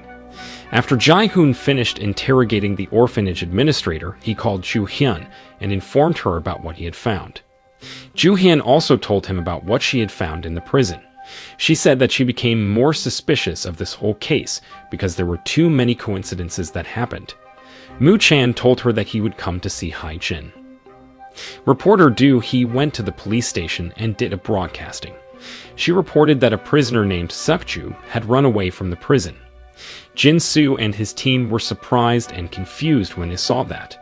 They wondered about how reporter Do Hee knew that Seok-ju escaped from the prison because Jung Hwan had asked them to keep that information secret. They said that they needed to find Seok-ju soon. Sang Jae doubted that they could do that because they didn't find any clue after interrogating people who were close to Seok-ju. In the evening, Moo Chan went to Hai Jin's house. At first, Hai Jin told Moo Chan to leave because it was already too late. But Moo Chan said that he wanted to say hi to Ji-hoon. He told Hai Jin that he was the police officer who saved Ji-hoon at the hospital back then. After Hai Jin heard that, she finally allowed Moo Chan to come inside her house. Hai Jin and Moo Chan then went to the living room. When they took a seat, Moo Chan suddenly felt like there was someone else in that place. Moo Chan knew that Hai Jin was the doctor who examined Seok-ju at the prison, so he began to ask her about Seok-ju. Hai Jin said that Seok-ju suffered from pneumothorax and she was the one who took care of him at the prison. She admitted that she had no idea about where Seok-ju was right now because Seok-ju had never talked about him or his personal life when they saw each other in the prison infirmary. So she didn't know about Seok-ju's family or friends, but she remembered that Seok-ju often asked her about her grandson. She thought that Seok-ju cared about Ji-hoon because Jae-hoon was the same age as his daughter. After that, Moo Chan said that he needed to leave. He asked Hai Jin to call him if she heard anything about Seok-ju, but while Moo Chan was leaving that place, he suddenly went upstairs and said that he wanted to see Ji-hoon, but when he searched the second floor, he didn't see anyone there. Hai Jin was mad when she saw that. She had told Moo Chan that Jae-hoon was not home, but Moo Chan didn't listen to her. She said that Jae-hoon was still at school if Moo Chan wanted to see him. Moo Chan then apologized to her and left that place. After Moo Chan left that place, Seok-ju finally came out of his hiding place. Hai Jin was worried about him. He was afraid if Moo Chan found him when he went to the second floor earlier. Seok-ju tried to calm her down. Hai Jin asked him if Moo Chan was number 3 because it seemed that Moo Chan knew Seok-ju well. Moo Chan called his team and asked them to find some important information about Hai Jin. At downtown, people were wearing Gadol dog masks. They watched the news about Moo Chan, who was reported to be a bad police officer, and Seok-ju, who was reported to run away from the prison. Turned out, Seok-ju was also visiting that place. A man saw him and approached him. Seok-ju gave a piece of paper to that man. After that, he put on his Gadol dog mask and left that place. Moo Chan returned to the police station. Jung Hwan saw him and yelled at him, but Moo Chan ignored him. Moo Chan told his team that the warrant to find Seok-ju was going to be issued soon. Suddenly, he noticed that the cyber team was not there. He wondered about the reason why they didn't come to the office that day. Turned out, Ju Hyun and Jo Dan were on a mission to find any clues about Gadol. They went to the park and disguised themselves as high school students. They looked through the online community of high school students and finally managed to find information about how to contact Gadol number 1. They were mad when they found out that Gadol tried to recruit high school students too. They sent a text message to Gadol and Gadol finally replied to their text message. Gadol told them that he had arrived at their meeting location. They were surprised when they read that. Suddenly, Ju Hyun saw a high school student trying to run away from that place. She chased that student and managed to stop her. She realized that that student was Ju Min's friend. That student was named Jung Hai Mei. She thought that Hai Mei was Gadol number 1, but Hai Mei said that she was only Gadol's fan. She said that Gettle number 1 asked her to deliver a message. Ju Hyun checked that message, but she didn't understand about what it meant. Jo Dan was surprised when they received that message. He realized that number 1 had been watching them all this time. Turned out, Jae-hoon was also at that park. After he took a video of them, he left that place right away. When he arrived at home, he asked Suk-ju about the message that was delivered to Ju Hyun. He was worried if Ju Hyun didn't understand that message. But Seok-ju believed that Ju Hyun would understand his message. He said that he didn't know if they could take back the program that had been stolen by Min-soo or not. He also said that he didn't know about their next target. He suggested them to stop their survey program because Min-soo had been using it for personal purpose. Meanwhile, Ju Hyun was investigating the message that was given by Hein-mi to her at the park earlier. She finally cracked the code in that message and found out that it stated "see you on the sunny day." She still didn't understand about what it meant. She then checked the weather application in her phone and realized that there were 2 weather applications there. Suddenly, she realized about how Gatel's voting system worked, that it could connect to everyone's phone. The next voting was going to be conducted soon. Reporter Do Hee hosted her show and told the public about the story that had the highest likes in the forum. That story was about a family who committed suicide after a real estate agency swindled them. But suddenly, the police officers came to that place and interrupted the show. Ju Hyun took over and told the public that Gatel could connect to their phone because of the weather application that was installed in their phone. She asked them to check their phone and see if there were 2 weather applications in their phone. Normally, they wouldn't be able to install 2 same applications in their phone. But since Gatel had hacked their phones illegally, he managed to install one of those weather applications in their phone. Moo Chan asked the public to uninstall that weather application for their personal data security. He said that Gatel had been using them to take a part in his murder plot. Min-soo was angry when he watched that. He went berserk and got so emotional that he had a chest pain. Ji-young was worried about him. She said that all of this was not over yet. After that, reporter he took Ju Hyun to the restroom. She tried to attack Ju Hyun there, but Ju Hyun managed to attack her first. Ju Hyun said that she had warned reporter he not to report any secret criminal cases. She said that reporter Hee's TV show was not about upholding justice, but about murder. Reporter He was mad when she heard that. She said that the police were also immoral and liked to deceive people with the help of media. She revealed that she knew that Seok-ju had escaped from the prison because a police officer told her about it. She said that many people hated the police because they were not different from the criminals, but they didn't realize about it. While Ju Hyun was leaving that place, she asked Moo Chan if he was the one who told reporter Do Hee that Seok-ju had escaped from the prison. Moo Chan said that it was true because he thought that it could help them to find Suk-ju soon. Ju Hyun was mad when she heard that. She thought that Moo Chan and reporter Do Hee were all the same. She thought that they both were hypocritical and only pretending to care about upholding justice. She mentioned about how Moo Chan had been manipulating the evidence so that he could capture the criminals, or how he had been revealing about secret information and sabotaging his own team. She said that a good police officer was not supposed to do that. Moo Chan defended himself by saying that there was nothing wrong about being a bad police officer as long as he was competent. Ju Hyun refused to get into an argument with Moo Chan any further.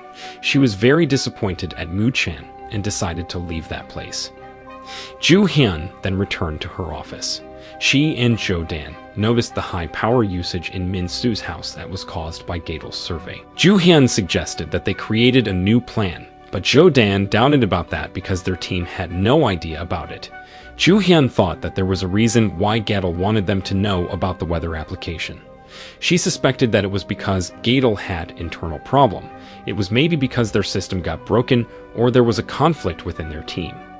Jo Dan thought that Seok-ju couldn't host the survey program because it had been taken over by Min-soo.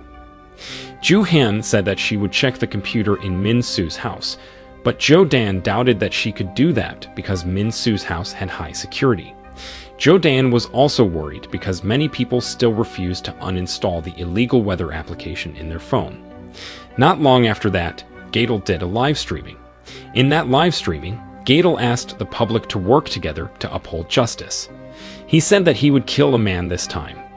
That man was a property fraud who had destroyed many families by lending them some money and murdering them if they couldn't pay off their debt. After saying that, Gadel began the survey. In a room, Gadel's target was being held captive and surrounded by many people with dog masks. One of those people was Dong Ju, the taxi driver who admitted that he had robbed the target because he had sent him to jail. Dong Ju said that he was only pretending to be a victim because he despised the incident that happened to him and his family that had killed his child and his wife. Not long after that, they checked the result of the survey, and it showed that 52% people had responded in favor of that man's death. Because of that, Gadel decided to kill that man. The next day, Mu Chan and his team went to the crime scene and investigated that place. Mu Chan instructed his team to find the list of the people who had been swindled by the target. So far, the police found out that there were at least 3 people behind Gadel. Those people were Dong Ju, Jin Wook, and Sik Ju. Mu Chan said that he suspected that Jai Hoon's grandmother, Hai Jin, was a Gadel too. Ju Hyun and Jo Dan disguised themselves as technicians and went to Min Su's house. When they arrived in that place, there was only a household assistant there. They told the household assistant that they needed to check the internet connection in that place. While Jo Dan was checking the internet connection, Ju Hyun tried to distract the attention of the household assistant. Ju Hyun told the household assistant that she was thirsty and asked her to get her a glass of water. After the household assistant left that place, Ju Hyun sneaked into Min Su's room. Not long after that, the household assistant returned to that place. Jo Dan told her that Ju Hyun had already left. He drank the glass of water that the household assistant brought for Ju Hyun and left that place. Ju Hyun sneaked into Min Su's room and searched that place. She didn't find any computers, but she found many internet connections there. She tried to find out about where those internet connections came from. Suddenly, she realized that there was a secret room behind the shelves that displayed many bottles. She took one of those bottles and a door was suddenly opened. She went inside that room and saw many pictures of Siak-ju in that room. She was surprised when she saw those pictures. At school, Min Su left the school building and planned to return home. In Min Su's secret room, Ju Hyun hacked Min Su's computer and finally managed to get the access to that computer. She wanted to copy the data in that computer and tried to get her hard drive. But when she was about to get out of that room, she suddenly realized that she got locked in that room. While Min Su was heading home, a motorcyclist was following him secretly. Ju Hyun tried to get out of the room, but she failed to do that. She checked Min Su's computer and tried to find a way to unlock the door. But instead of finding the system that could unlock the door, she found a folder that was titled Fun Video. After a while, Min Su finally arrived at home. In Min Su's secret room, Ju Hyun watched the video that she found. She was shocked when she found out that it was a video of Siak-ju's daughter, Na-rae. While she was watching that video, the door was suddenly opened. Ju Hyun was trying to copy and save the file that she found in Min Su's computer, but she failed to do that. But she didn't give up and kept trying to find a way to copy and save the data in Min Su's computer. Jo Dan was worried about her safety and asked her to leave that room soon. Ju Hyun tried to get out of that room, but she realized that she got locked in that room. She panicked when she found out about that. She didn't know how to unlock the door because the only way that she knew to unlock the door was by taking a bottle in another room. She then checked Min Su's computer and tried to find a way to unlock the door. But instead of finding the system that could unlock the door, she found a shocking video of Siak-ju's daughter. Apparently, Woo-tak was the one who took that video. Back then, Woo-tak took Na-rae to an abandoned warehouse. While he was recording her, he told her to say that she was missing her father. Min Su was also in that place. He promised Na-rae that he would return her dog and take her home soon if she did what they asked her. Na-rae finally said that she was missing her father. But after Na-rae said that, instead of keeping his promise, Min Su killed Na-rae instantly. Back to the present time, Min Su was heading home and a motorcyclist was following him. Ju Min went to an internet cafe and looked for Jae-hoon there. Suddenly, she saw Jae-hoon getting out of her room. She quickly hid when she saw Jae-hoon there. While Jae-hoon was leaving that place, Ju-min checked the room that was visited by Ji-hoon earlier. That room was a special room in that internet cafe. After that, Ju-min chased and followed Ji-hoon secretly. She called Ji-hoon and asked him to meet with her, but Ji-hoon said that he couldn't do that because he was feeling unwell. Ju-min was confused when she heard that. She wondered about why Ji-hoon lied to her. Moo-chan received a video message from Ju-hyun. That video was the video of Min-soo murdering Nae. Moo-chan was shocked when he watched that video. He called Ju-hyun right away, and Ju-hyun showed Min-soo's secret room to him. Ju-hyun said that she still had no idea about what was going on, but she believed that Min-soo had taken over the survey that was initially conducted by Seok-ju. She told Moo-chan that she got locked in Min-soo's secret room and asked him to come to Min-soo's house and search that place. After Moo-chan hanged up the call, he called his team and told them that he was going to search Min-soo's room. He asked them not to tell their superior about it. Meanwhile, Jae-hoon was standing in front of Min-soo's house. Suddenly, he received a text message from Gadol number 3. In that text message, Gadol number 3 told him that he had just returned from work. Not long after that, Ju-min showed up in that place and grabbed Ji-hoon's phone. She read the text message that was sent by Gadol number 3 to Ji-hoon. She was confused when she read that text message and asked Ji-hoon about what it meant. Ji-hoon ignored her question, but Ju-min kept asking him to explain the meaning of that text message to her. Ju-min said that she was suspicious of Ji-hoon. She found it strange that Ji-hoon lied to her about his health condition and was now standing in front of Min-soo's house. Jae-hoon told her that he came to that place to meet Min-soo. He showed Ju-min the rare water bottle that he brought for Min-soo. He said that he planned to give that water bottle to Min-soo so that he could earn good grade at school. He explained that he needed to do it because he had skipped many classes before and he was afraid if it would affect his study and college admission. But Ju-min didn't believe in what he said. She suspected that Jae-hoon was Gadol. But when she was about to see if Jae-hoon was Gadol or not, she suddenly got a notification from her tracking application. She was surprised when she found out that Ju-hyun was nearby. Ju-hyun still got locked in Min-soo's secret room. She took pictures and videos of the evidence that she could find in that room. Suddenly, she received a call from her sister's number. She panicked when she found out that Ju-min was in front of Min-soo's house. Turned out, Jae-hoon was the one who made that call and talked to Ju-hyun. Ji-hoon believed that Ju-hyun was looking into Min-soo's computer now. But before Ju-hyun had the chance to respond to him, Min-soo suddenly came to that place. Ji-hoon and Ju-min hid immediately when they saw him there. Ji-hoon asked Ju-hyun to leave Min-soo's house soon, but Ju-hyun said that she couldn't do that. Ju-hyun asked Ji-hoon to look after her sister. When Min-soo was about to enter his house, he suddenly received a call from his mother. Ji-young told him that she had received the video of Nae that was found in his computer. She said that she would take care of everything and asked Min-soo to leave that place soon. Min-soo was surprised when he heard that. Without saying anything to his mother, he hanged up the call and left that place. Turned out, Jin-soo was the one who told Jae-young about the video of Nae that Ju-hyun found in Min-soo's computer. Jin-soo believed that Seok-ju would choose Min-soo as his next target. Ji-young said that she didn't understand about the reason why Seok-ju chose to take revenge on Min-soo in the hardest way. Jin-soo reminded her about the incident that happened 8 years ago. He said that Jae-young was the one who turned Seok-ju into a monster who was hated by everyone. He also mentioned about the slanders and the provocative edited videos of Seok-ju that Jae-young had created. For that reason, he suggested Jae-young to seek the assistance of the police. He said that it was the best way for her to save her son.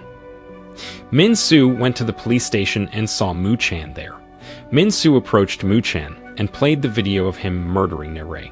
He still didn't feel guilty about the crime that he had committed against Nae. After he finished playing that video with a happy face, he turned himself into the police and confessed that he had murdered Nae. In Min-soo's secret room, Ju-hyun was waiting for Moo-chan to come to that place. She began to get worried because Moo-chan hadn't arrived yet. She was getting even more worried when all data in Min-soo's computer began to get automatically removed. She tried to stop it, but she failed to do that. Turned out, the computer in Min Su's house was connected to Min Su's laptop that Min Su left in his car. Ju Hyun then turned off the power and the door was finally opened. Ju Hyun was surprised when she saw Moo Chan there. Moo Chan came to that place with his team. The police decided to seize all computers in Min Su's house and used it as the evidence. Ji Young's household assistant didn't like what the police officers did in that place. Yoon-ji was annoyed by her, but she decided to just ignore her. Ju Hyun got out of Min Su's house and approached Ju Min and Ji Hoon. Ju Min asked her about what happened to Min Su. Ju Hyun was annoyed when she saw her sister there. She ignored her question and told Ju Min and Ji Hoon to just go home. Ji Hoon asked her if Min Su was Gadol. Ju Min was confused when she heard that. She didn't understand about what Ji Hoon meant by that. Ju Hyun told them that Min Su was not Gadol, but murderer. Ju Min was surprised when she heard that. Ju Hyun said that she had been wanting to tell Ju Min about it because Ju Min always bragged about how great Min Su was. Ju Hyun said that Ju Min should learn not to judge people by their cover. Suddenly, Jo Dan interrupted them. He told Ju Hyun that he hadn't found Min Su's laptop. After Ji Hoon heard that, he sent a text message to Gadol number 3 and asked him to find Min Su's laptop soon. Ju Min approached him and asked him if he was also different from how he looked like. She said that she had followed Ji Hoon and found out that Ji Hoon lied about his address. She also mentioned about how Ji Hoon lied to her about his health condition when she called him earlier. She asked Ji Hoon if he was Gadol, but Ji Hoon didn't answer her. Moo Chan and his team went to the abandoned warehouse where Min Su killed Na-rae 8 years ago and investigated that place. Jin Soo also came to that place and realized that that building had been renovated. For that reason, he believed that they wouldn't find any clue nor evidence in that place. Moo Chan said that he would give the video of Min Su murdering Na-rae that they found in Min Su's computer to the judiciary. He said that Jun Young wouldn't get away with this case because he believed that she knew about the crime that had been committed by her son, but she decided to hide it from the police. Moo Chan also thought that there was something strange about how Min Su turned himself into the police. He found it suspicious that Min Su suddenly came to the police station and turned himself into them as if he already knew that they had found out about the video of Na-rae. Jin Soo was nervous when he heard that. He was afraid if Moo Chan found out that he was the one who told Ji Young about the video of Na-rae. He said that maybe Min Su did that because he had good intuition. When Seok-ju arrived at home, he received information about Min Su. Not long after that, Jae-hoon also arrived at home. He told Seok-ju that Min Su had turned himself into the police and confessed that he was the one who had murdered Na-rae. Ji-hoon said that he was afraid if their plan didn't work. He also said that someone had taken Min Su's laptop that Min Su left in the car. The next day, Sang-jae and Yoon-jae checked Min Su in his cell. They were surprised when they found out that Min Su was put in the cell that had good facilities. They thought that a criminal like Min Su didn't deserve to have access to those good facilities. Ji Young's secretary even had the audacity to ask Yoon-ji to give medicine to Min Su routinely and treat Min Su nicely. Yoon-ji was annoyed when she heard that. She and Ji Young's secretary then got into an argument. But suddenly, Jin Soo came to that place and stopped them. He said that Ji Young's secretary needed to behave because she was only a guest there. He then picked up the documents that she had thrown away and told Yoon-ji to do what Ji Young's secretary asked her. He said that it was important for them to keep Min Su alive until at least he attended the court. He argued that Min Su needed to live longer because he was going to receive long prison sentence. After Ji Young visited her son in his cell, she came to see Jung Hwan and Jiu Chol. She still tried to defend Min Su by saying that Min Su was a good person who had a good heart. She said that Woo Tak was the one who had murdered Na-rae and Min Su was only trying to help him. But Jiu Chol said that Min Su reminded him of Ji Young because it took a long time for them to confess their crime. Ji Young only smiled when she heard that. Jiu Chol admitted that he could be in his position right now because of Ji Young's help.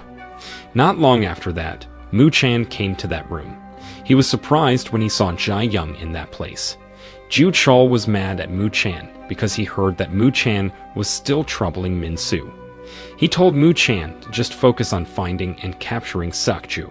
But Mu Chan defended himself by saying that Min Su was also guilty. Ji Young said that her son had tried to make up for his mistake by turning himself into the police. She told Mu Chan to find Suk-ju soon and make sure that he didn't harm Min Su. She believed that they could only solve this problem by capturing Suk-ju and stopping him from conducting another survey. She was worried that Suk-ju would target her son next. Ju Chol and Jung Hwan agreed with Ji Young. They urged Mu Chan to capture Suk-ju soon, alive or dead, because Suk-ju was a dangerous criminal who had killed many people. Ju Hyun and Jo Dan were looking for Min Su's laptop, but they couldn't find it anywhere. They were looking for that laptop because they needed the data in it. Jo Dan wondered if Min Su kept his data in online storage. At school, Jae-hoon sneaked into the staff room and put Min Su's laptop on Min Su's desk. Not long after that, Ju Hyun came to that place. She was surprised when she saw Jae-hoon there. She rushed to Min Su's desk to see what Jae-hoon was doing in that place. She saw Min Su's laptop on the desk and thought that Jae-hoon was trying to steal it. She asked Jae-hoon not to interfere with the police's business anymore. Jae-hoon asked Ju Hyun to tell him about what Min Su had done and offered her help. But Ju Hyun rejected his offer and asked him to go home. While they were leaving the school, Ju Hyun asked Jae-hoon to tell her about what had happened because Ju Min refused to tell her about anything. Jae-hoon told her that Ju Min was following him and he was following Min Su. He explained that he followed Min Su because he suspected him. Ju Hyun was worried when she heard that. She asked Jae-hoon to be careful because what he was doing could make his grandmother and father worry. Jae-hoon was surprised when he heard that. He wondered about how Ju Hyun knew that he had someone whom he called father. Ju Hyun explained that Ju Min was the one who told her that Jae-hoon had a father. Jae-hoon said that his parents had passed away and the man whom he called father was not his biological father. After that, they parted ways. Before Jae-hoon left Ju Hyun, he told her that he was happy to know her. Ju Hyun also said that she was happy to meet Jae-hoon. She asked Jae-hoon to join the police someday. At the police station, Jo Dan told his team about what he had found after he investigated Gable's survey. He said that Suk-ju had been planning to create that survey for 5 years, since he found out that Min Su was responsible for the death of his daughter. In executing his plan, Suk-ju was helped by other Gadels, and those Gadels were Dong-ju and Jin-wook. Jo Dan reminded them that before Suk-ju escaped from the prison, he was once targeting Mu Chan. He found it suspicious that they found the video of Nae in Min Su's laptop. He was worried if Min Su stole Suk-ju's survey program to trap Mu Chan. Jin Su thought that Dong-ju had betrayed Suk-ju and worked with Min Su because Dong-ju attended Jae-chol's funeral and might meet with Min Su there. He believed that Suk-ju managed to escape from the prison because Min Su had stolen his survey program. Jo Dan said that there was someone else who took a part in Suk-ju's great scheme. That person was tasked with installing the voting application in everyone's phone and provoking people into hating their target. Jo Dan admitted that he hadn't found out about that person's real identity, but he said that that mysterious person knew a lot about modern technology. After they ended the meeting, Ju Hyun came to that room and gave Min Su's laptop to Mu Chan. She said that she had checked that laptop, but she didn't find anything there. Mu Chan was mad at Ju Hyun because she conducted the investigation by herself. He believed that they had the same purpose, even though they had different methods and approaches. For that reason, he asked Ju Hyun to wait for any instructions from the team. But Ju Hyun said that she couldn't use Mu Chan's method and approach in investigating this case because they violated code of ethics. But she said that she would try her best to obey Mu Chan's order until they found Suk-ju and Min Su received his punishment. Mu Chan then asked her to find information about Jae-hoon and his grandmother Hai-jin. At the bar, Suk-ju met with reporter Do-hee. Reporter Do-hee was annoyed by Suk-ju and tried to leave that place, but she couldn't do that because the door got locked. She tried to ask the waiter for help, but she didn't see any waiter there. Suk-ju said that he wanted to offer reporter Do-hee a deal. He revealed that he was Gadol, and he created the survey program to capture Min Su and Jae Young. He asked reporter Do-hee to work together with him and create a show together. He promised her that that show would earn the highest rating. Reporter Do Hee hosted her show and apologized to the audience about the incident that happened in the previous episode. After Joo Hyun and her team interrupted that show back then, South Korean citizens were divided into two groups. The group of people who uninstalled the voting application and obeyed the law, and the group of people who refused to uninstall the voting application and still supported Gadel to uphold the justice. Reporter Do Hee said that she had invited a special guest to her show that night. She said that that special guest was the person who created the survey program. Not long after that, Gadel showed up in that place. Everybody in that place was surprised when they saw him there. Gadel apologized to everyone because he had hacked everyone's phone and installed an illegal application there without their permission. But he promised that that application wouldn't steal their personal data because that application could only display text and video. He said that they could uninstall that application if they wanted to. At the police station, Joo Hyun was checking the weather application in her phone again. Jo Dan was leaving the room and heading somewhere. The TV station's team panicked when they found out that Gadel showed up in their TV show. They tried to stop that show, but they couldn't open the door to the studio. Gadel showed people the life of the people who had been wronged by the criminals, who had been murdered by him through his survey program. He showed them about how good those people's life was after the criminals who wronged them died. Gadel believed that what he was doing could change the society for the better. He asked people to work together with him to uphold justice. He said that he would conduct another survey in a week. He revealed that his next target was a high school teacher who came from a wealthy family. He said that that criminal had murdered many people, but he always managed to avoid punishment from the law. Dong-ju watched that show and panicked when he found out about Gadel's next target. He tried to call Min-soo, but Min-soo didn't answer him. Dong-ju then decided to leave his room. After reporter Do Hee finished broadcasting her show, the TV station's team finally could open the door to the studio. But when they arrived in that place, they didn't find anyone there. Turned out, reporter Do Hee didn't broadcast her show live. The TV station's team remembered that reporter Do Hee asked them to allow her to use that room earlier because she needed to practice. But they believed that reporter Do Hee used that room to record the current episode of that TV show. At Sora High School, the teachers got overwhelmed by the calls that they received. The students' parents were the ones who made those calls. They were worried after they heard that there was a high school student who became a murderer. Joo-min was confused and surprised when she found out that Min-soo was Gadel's next target. Joo Hyun visited Min-soo in his cell. She gave Min-soo a bracelet that had a tracking device in it so that the police could keep eye on him easily. She said that Sinuk-ju had told the public that Min-soo was his next target. Min-soo called Joo Hyun rude because she came to his room without his permission. He asked Joo Hyun if she didn't have parents who taught her how to behave. Joo Hyun tried not to get mad because she believed that Min-soo was scared right now. She told Min-soo to be careful because he could die at any time. After saying that, she left that place. Min-soo was angry when he heard that. He threatened Joo Hyun that he would kill her soon. At the police station, Moo Chan was investigating Jae-hoon's family background.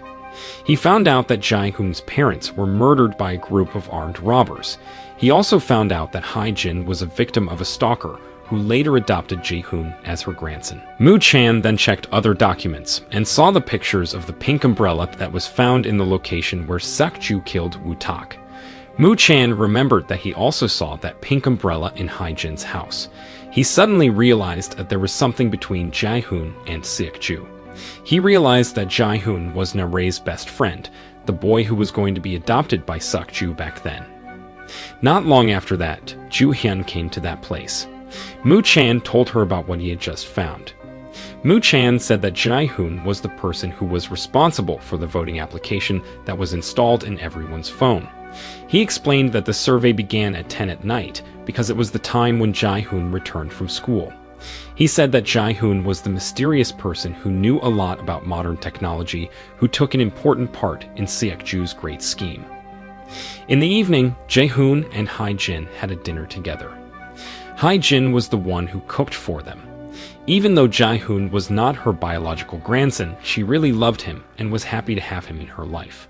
Jae-hoon asked Hae-jin if she was tired of taking care of him. But Hai-jin said that she had never felt tired of taking care of him because she had thought of him as her own grandson.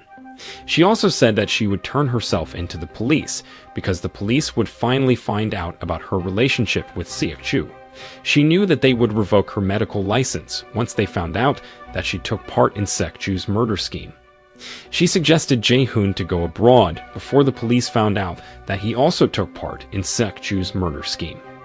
She explained that other Gadels decided to join them because they wanted to take revenge, but not with Jae-hoon. She said that Jae-hoon could always go to the place where nobody had idea about what happened in Jae-hoon's life. She told Jae-hoon that he deserved to have a better life. Jae-hoon could only cry when he heard that. Joo-hyun was sitting in her car that she parked in front of Jae-hoon's house and watching that place. Suddenly, Jin-soo entered her car and asked her to tell him about Jae-hoon. Joo-hyun said that she still couldn't believe that Jae-hoon took a part in Seok-ju's murder scheme. She knew Jae-hoon as her sister's classmate, and she knew that he was a good person. She regretted that they didn't capture Min-soo any sooner. She believed that their life was different if they captured Min-soo sooner. She said that Moo-chan told her to arrest Jae-hoon and Hai-jin if they still didn't Seok-ju the next day. After Jin-soo heard that, he got out of the car and sent a text message to someone. In that text message, he told that person about Jae-hoon. The next day, Min-soo was working out at the mini-gym in his cell. Yoon-ji was mad when she saw that. She was getting even more mad at him because he treated her like his own household assistant.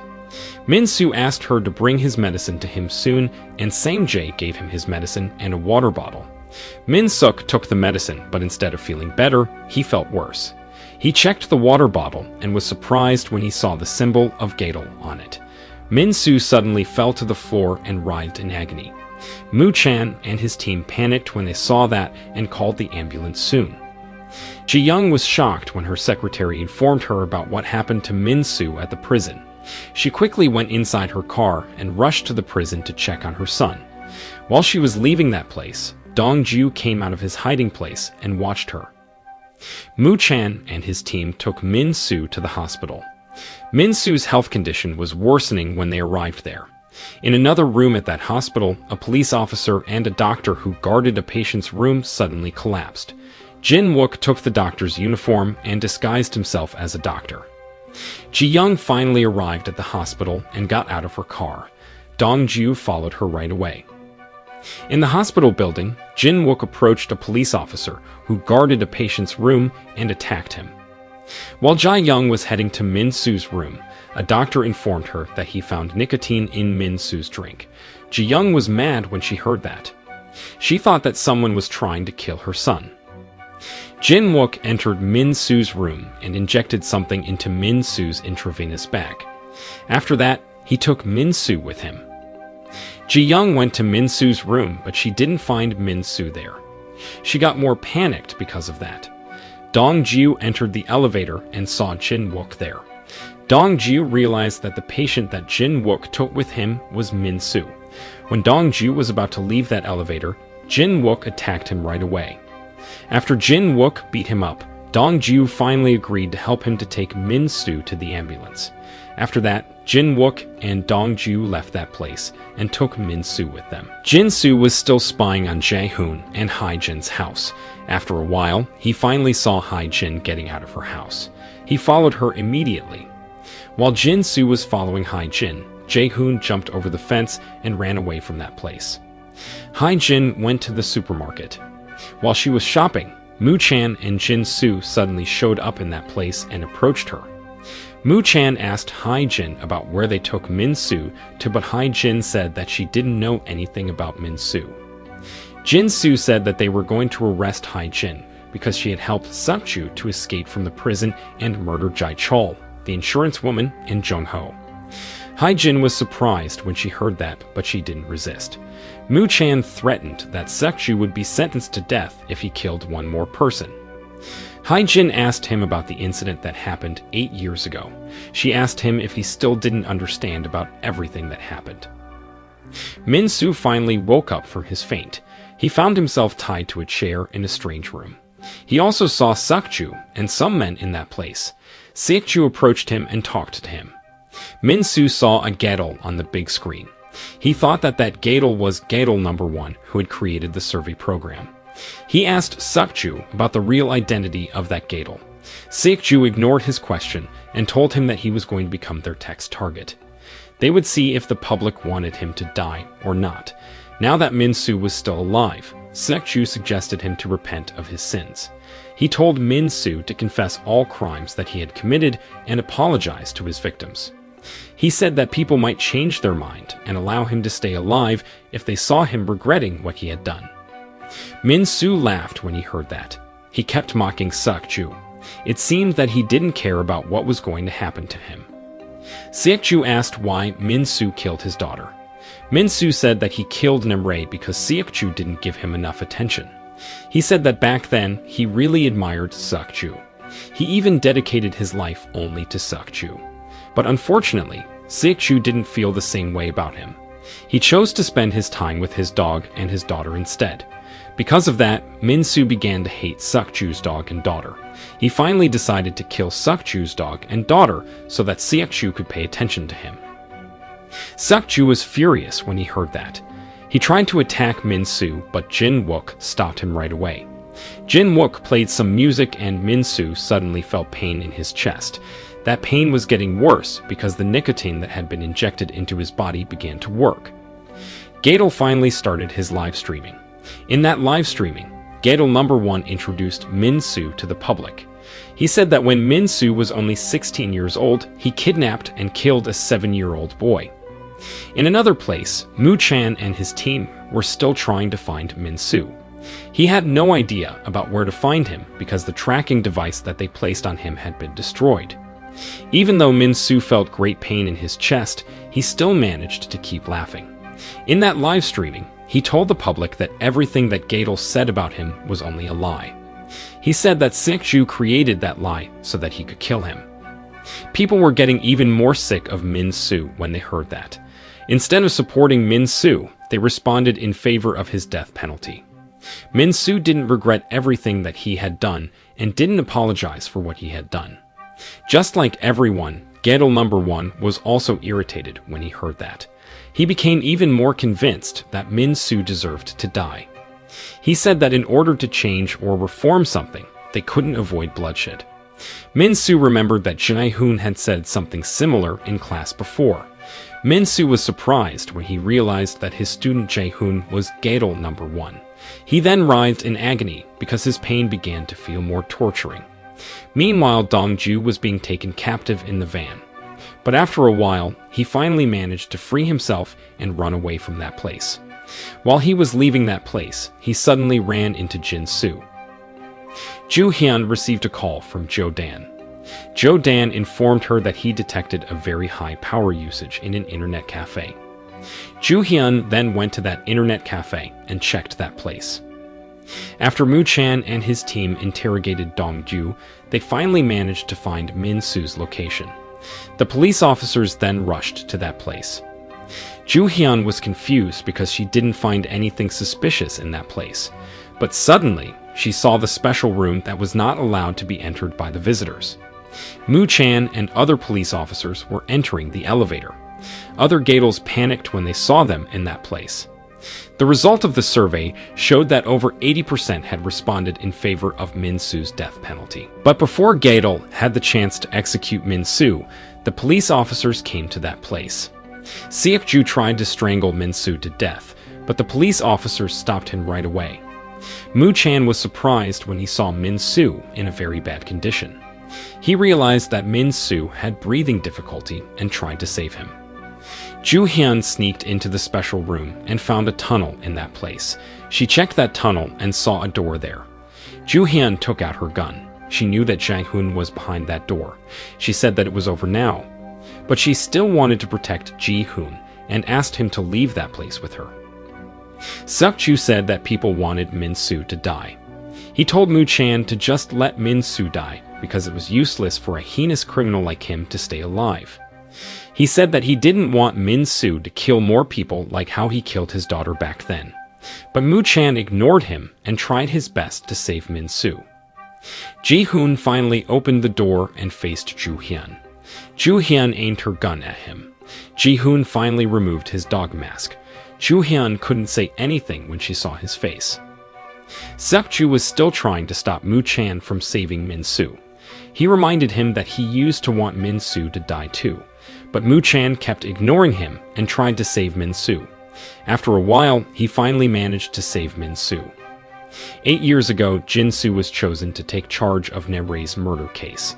The police found out that Min-soo got involved in that murder case. But Jin-soo's superior warned Jin-soo not to investigate Min-soo because he was afraid if they would get into trouble.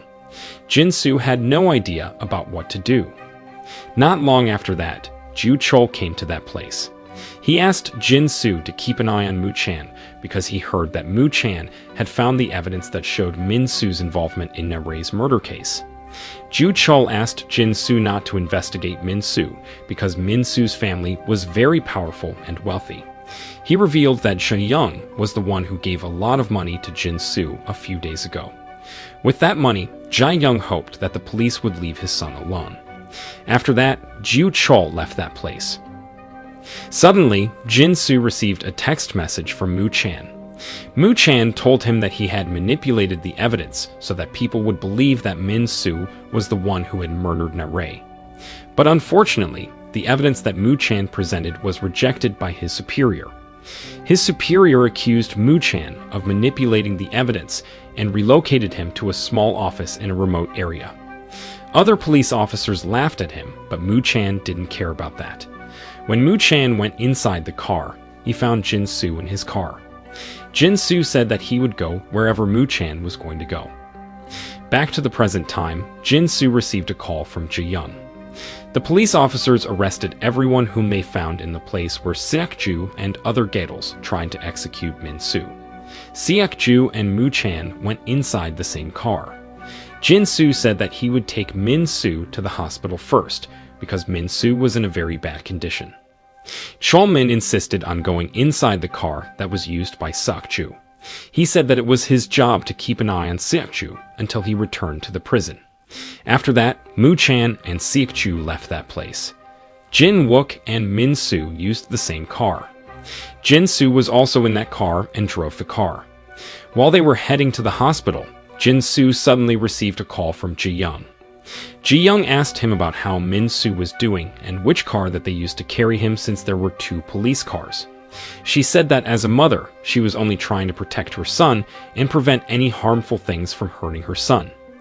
Jin-soo nervously told her that Min-soo was in the second car with him, but turned out he lied to Jae-young because Min-soo was in the first car. There were only Moo-chan, Seok-ju, Chol-min, and Sang-jae as the driver in the second car. Seok-ju believed that Moo-chan would regret what he did soon. Suddenly, Jin-soo sped up his car. Not long after that, a truck crashed into the first car. The impact of that accident was so great that Sang-jae also lost control of the car that he was driving. Jae-hoon finally agreed to leave with Ju Hyun, but while they were leaving that place, a group of high school students suddenly stopped them. Jae-hoon used that moment to run away from Ju Hyun. Turned out, Ju-min was the one who told her friends to stop Ju Hyun and Jae-hoon. She quickly approached Jae-hoon and asked him to leave that place with her. Ju Hyun tried to chase Jae-hoon, but Jae-hoon had already left that place. Ju-min checked the tracking application in her phone and found out that Ju Hyun was getting closer to them. But fortunately, Ju Hyun failed to find Jae-hoon. Moo-chan got out of the car and rushed to the car that was driven by Jin-soo. He was shocked when he found out that that car was badly damaged. He checked on Jin-soo and Min-soo and found out that they were still alive. He planned to save them both, but he would save Min-soo first. In the car, Chol-min helped to uncuff Seok-ju. Suddenly, Sang-jae woke up from his faint. Chol-min saw him and attacked him right away.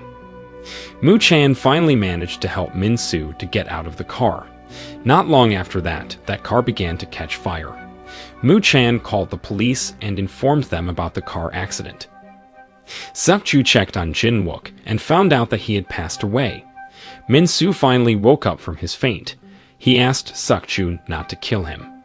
But suddenly, he decided to provoke Seok-ju by talking about Ne-rae's last words. He said that before he killed Nare back then, Nare said that she was missing her father. He also explained about how he killed his daughter with a skipping rope. He admitted that he had been wondering about what it would have felt like if he killed her by stabbing her with a knife back then. Seok-ju was irritated when he heard that. He took a piece of glass and tried to hurt Min-soo with it. But Moo-chan stopped him right away by firing his gun into the air. But suddenly, Chol-min attacked him from behind. Because of that, Seok-ju finally managed to attack Min-soo. After he stabbed Min-soo with a piece of glass for several times, he finally decided to step back. Even though Min-soo was in great pain, he still showed his creepy smile to Seok-ju. The fire in that car was getting bigger. Not long after that, a big explosion happened. Chol-min asked Seok-ju to leave that place soon. Moo-chan saw them and tried to stop them from running away from that place. Unfortunately, he failed to do that because of the injury that he got from Chol-min. Because of that, he could only watch them leaving that place. While Joo-hyun was looking for Jae-hoon, she suddenly received a call from Jo-dan. Jo-dan informed her about the car accident that happened to Moo-chan and their team. He'd also said that Seok-ju had run away and Min-soo had died. He asked Joo-hyun to come to that location soon to check on Moo-chan and their team. Joo-hyun was surprised when she heard that. She quickly went inside her car and rushed to that place. Ji-hoon and Joo-min followed her right away. The police officers and the healthcare workers arrived in the location where the car accident happened. Jin-soo was still unconscious and being taken to the ambulance. Joo-hyun finally arrived in that place. She approached Moo-chan and asked him if he was all right. She was really worried about him. Not long after that, Jae-young also arrived in that place. She walked toward the dead body that was being taken to the ambulance. She was beyond shocked when she found out that that burned dead body belonged to her son Min-soo. She screamed in pain and cried. The next day, the reporters began to report the news about the death of Min-soo. Reporter Du, he told the story about a psychopath named Min-soo who killed his own neighbor, Nare. She also revealed that Seok-ju was the one who created the survey program to capture Min-soo and Jae-young. The public sympathized with Seok-ju and gave their support to Seok-ju. Reporter Du, his superior, didn't like that news. Reporter Du, he tried to calm him down by saying that there was going to be another great news soon. She asked his superior not to worry about Min-soo's family because she believed that Jae-young wouldn't come back. After Reporter Du he left that place, his superior called someone. He told that person to get rid of Reporter Du he soon because she put their company in danger. Jin-soo's wife and daughter visited Jin-soo at the hospital. They cried because Jin-soo was still lying unconscious on the bed. Moo-chan and Jung-hwan believed that the truck driver purposely crashed into the car that was driven by Jin-soo. Jung-hwan thought that someone had paid the truck driver to do that because the truck driver had criminal record. He believed that Seok-ju was the one who paid that truck driver, but Moo-chan disagreed with him. He believed that the person who paid the truck driver knew about the route that they took that night. He suddenly remembered about Jae-young. He thought that maybe Jae-young was the one who paid that truck driver to kill Seok-ju. Jung-hwan said that he felt suspicious of Jin-soo. He found it strange that Jin-soo always wanted to be in the same team with Moo-chan. He wondered if Jin-soo was the one who told Jae-young about the route that they took that night. But Moo-chan didn't think that Jin-soo had betrayed them. Joo-hyun and other police officers went to the place where Gadol No. 1 did the live streaming and searched that place. Jo-dan said that he was amazed by Ji-hoon because he could create a great survey program. He couldn't believe that Jae-hoon was great modern technology because all he knew about Ji-hoon was that he was only a quiet and good high school student. In another place, Jae-hoon talked to Seok-ju on the phone. They found out that Min-soo died in the explosion that night. It meant that Jae-hoon and Seok-ju had accomplished their mission. Suddenly, Joo-min came to that place and brought some food for Jae-hoon. Ji-hoon hanged up the call as soon as he saw her there. He asked Joo-min to leave that place because he didn't want the police to think that she was his right-hand man. But Joo-min said that she had been getting involved in Gadol's murder scheme all this time because she always responded in favor of the criminal's death penalty in every survey. So she didn't mind if the police thought that she was Ji-hoon's right-hand man. But she said that she wanted to know about the reason why Jae-hoon became Gadol. Jae-hoon then began to tell her about his family background. He said that when he was a child, his parents were murdered by a group of armed robbers. Even though he had told the police about the identity of the robbers, nobody believed him because he was only 6 years old. Later in his life, he met Seok-ju and his daughter Nae. Seok-ju and Nae welcomed him into their life. Jae-hoon was enjoying their companies and had thought of them as his own father and little sister.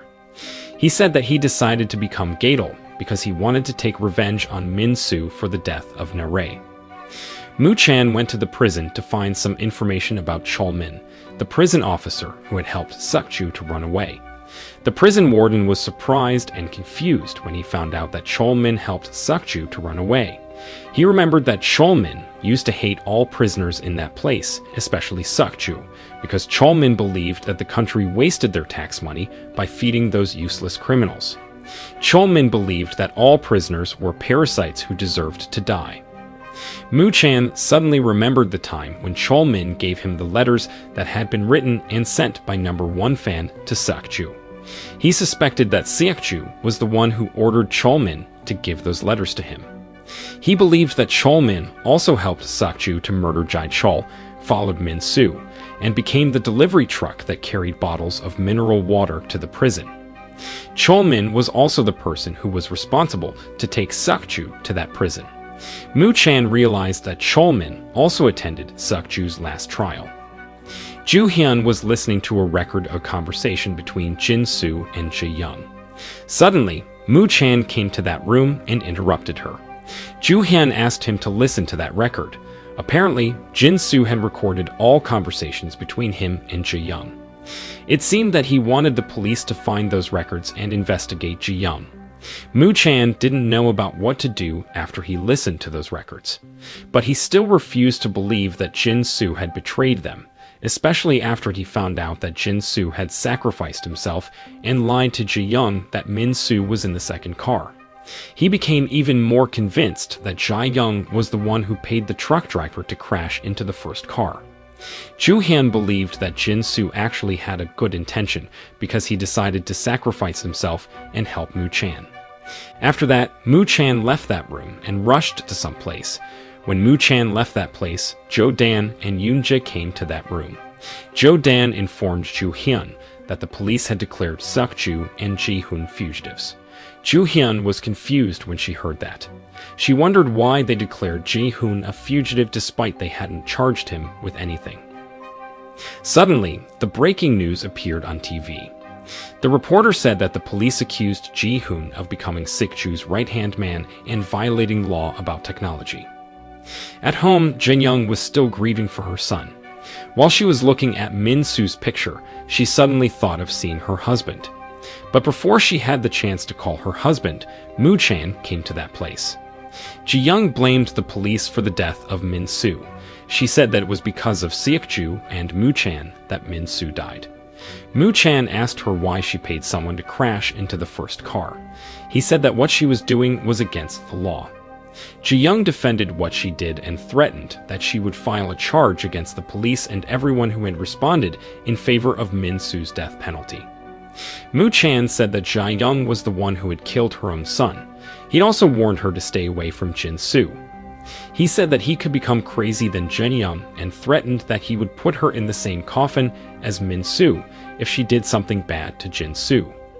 After saying that, he left that place. The next day, Joo-hyun visited Hae-jin in her cell. She brought her some food, but Hae-jin refused to eat. Joo-hyun asked her about Ji-hoon, but Hae-jin refused to talk about Ji-hoon. Hae-jin said that she didn't have anything to do with Jae-hoon and Jae-hoon didn't know about what she had been doing all this time. But Joo-hyun knew that Jae-hoon took a part in Seok-ju's murder scheme and asked Hae-jin to cooperate with the police. She promised that they would reduce her punishment if she helped them with their investigation. Hae-jin said that she didn't believe in the law in South Korea anymore, so she told Joo-hyun to just give up and leave her alone. But Joo-hyun didn't listen to her and still tried to persuade her. She said that the best thing that Hae-jin could do to help Ji-hoon right now was to trust the police. She promised that the police would protect Ji-hoon. She also remembered that Ji-hoon once told her that he had thought of Hae-jin as his family member. Hae-jin cried when she heard that. Chol-min went to a convenience store and saw a poster there. Because of that poster, he found out that the police were looking for Jae-hoon and Seok-ju. Ji-young's secretary went to the police station and gave Moo-chan a written statement from Ji-young. She said that Jae-young would file a charge against the police for the death of Min-soo. In that statement, Jae-young asked the police to apologize to her and give compensation to her for the death of Min-soo.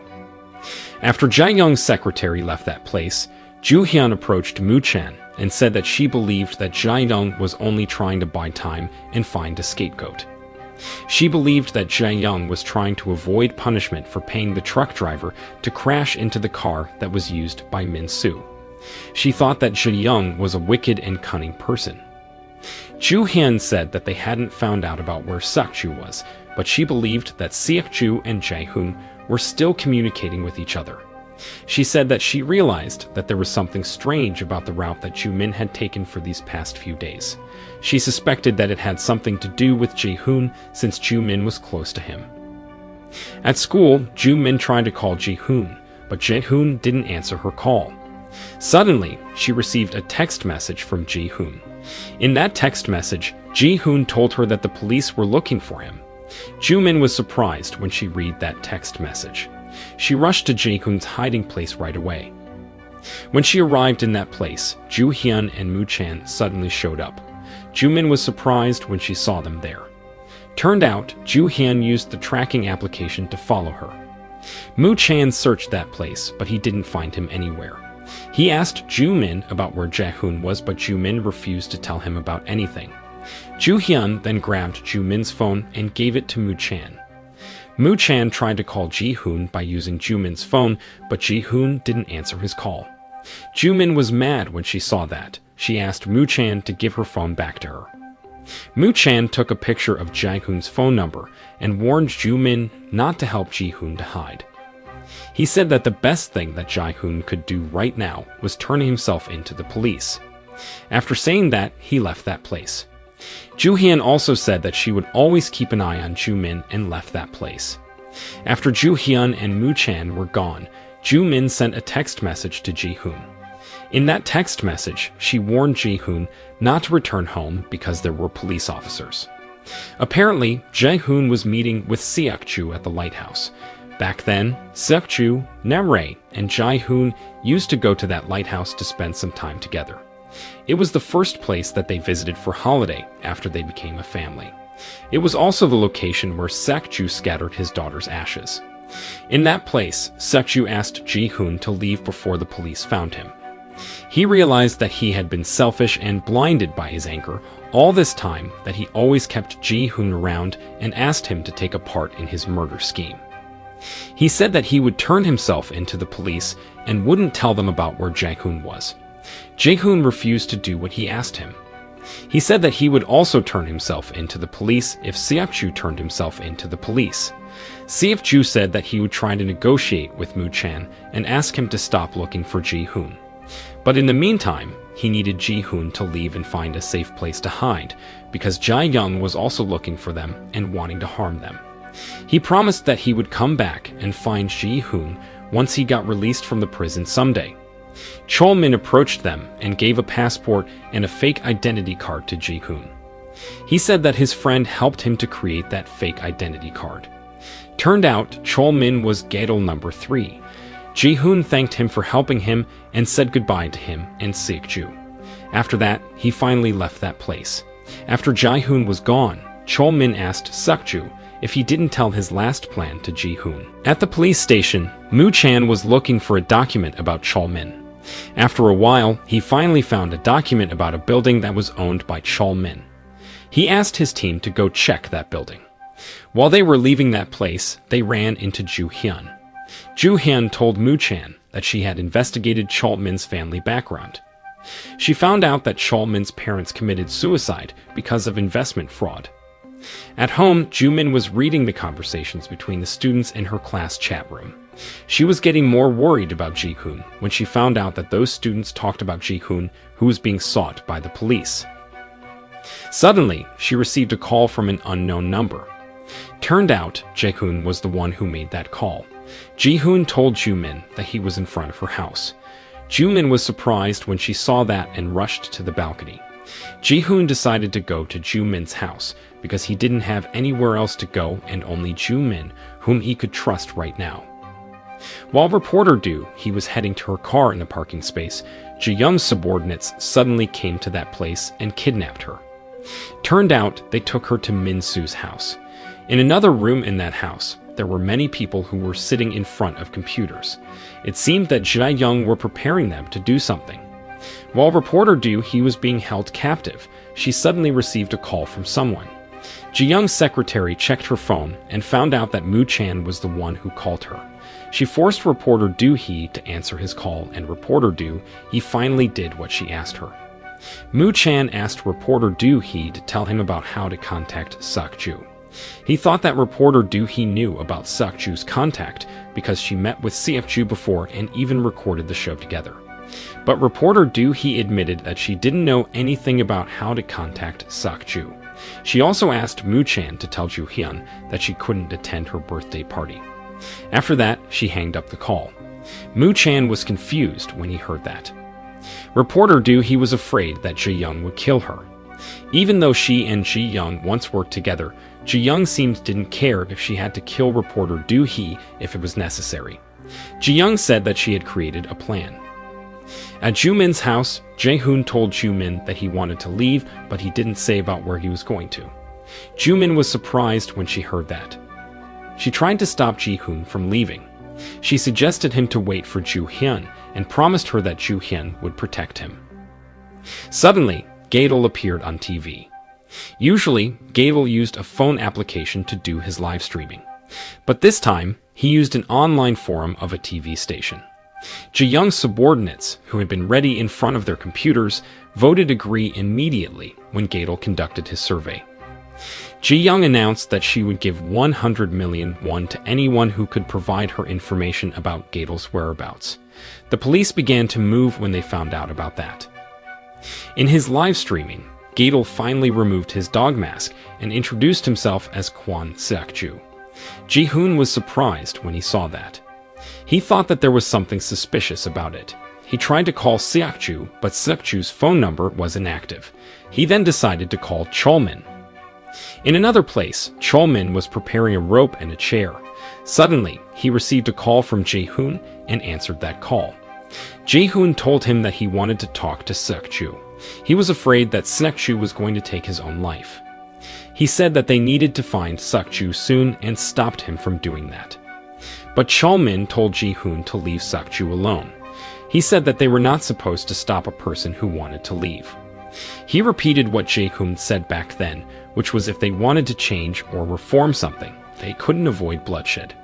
He said that Seok-ju was going to sacrifice himself so that everyone who had sinned in this world would receive the punishment that they deserved.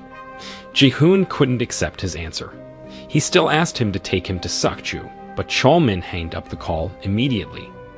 Turned out, Seok-ju had recorded his current live streaming, and now he broadcasted it from another place. So, all he was doing right now was waiting for the result of the survey. At the police station, Joo-hyun received a text message from Joo-min. In that text message, Joo-min told her that Jae-hoon was at their house. At Joo-min's house, Jae-hoon was trying to leave that place, but Joo-min stopped him right away. Joo-min asked Jae-hoon to turn himself in to the police. Jae-hoon told her that he needed to find Seok-ju soon because he couldn't let him die. He said that he would talk to Seok-ju and stop him from taking his own life first. He promised that he would go to the police station and turn himself in after that. Joo-min asked him to take her with him and Ji-hoon agreed. While Joo-min and Ji-hoon were heading to Seok-ju's place, Joo-min called Joo-hyun and told her that there was something urgent that she needed to do. After that, she hanged up the call and logged out of the tracking application. Moo-chan and other police officers finally arrived in the building that was owned by Chol-min. They were watching that place by using thermal binoculars. They found out that there were 2 people inside of that building. They believed that those people were Seok-ju and Chol-min.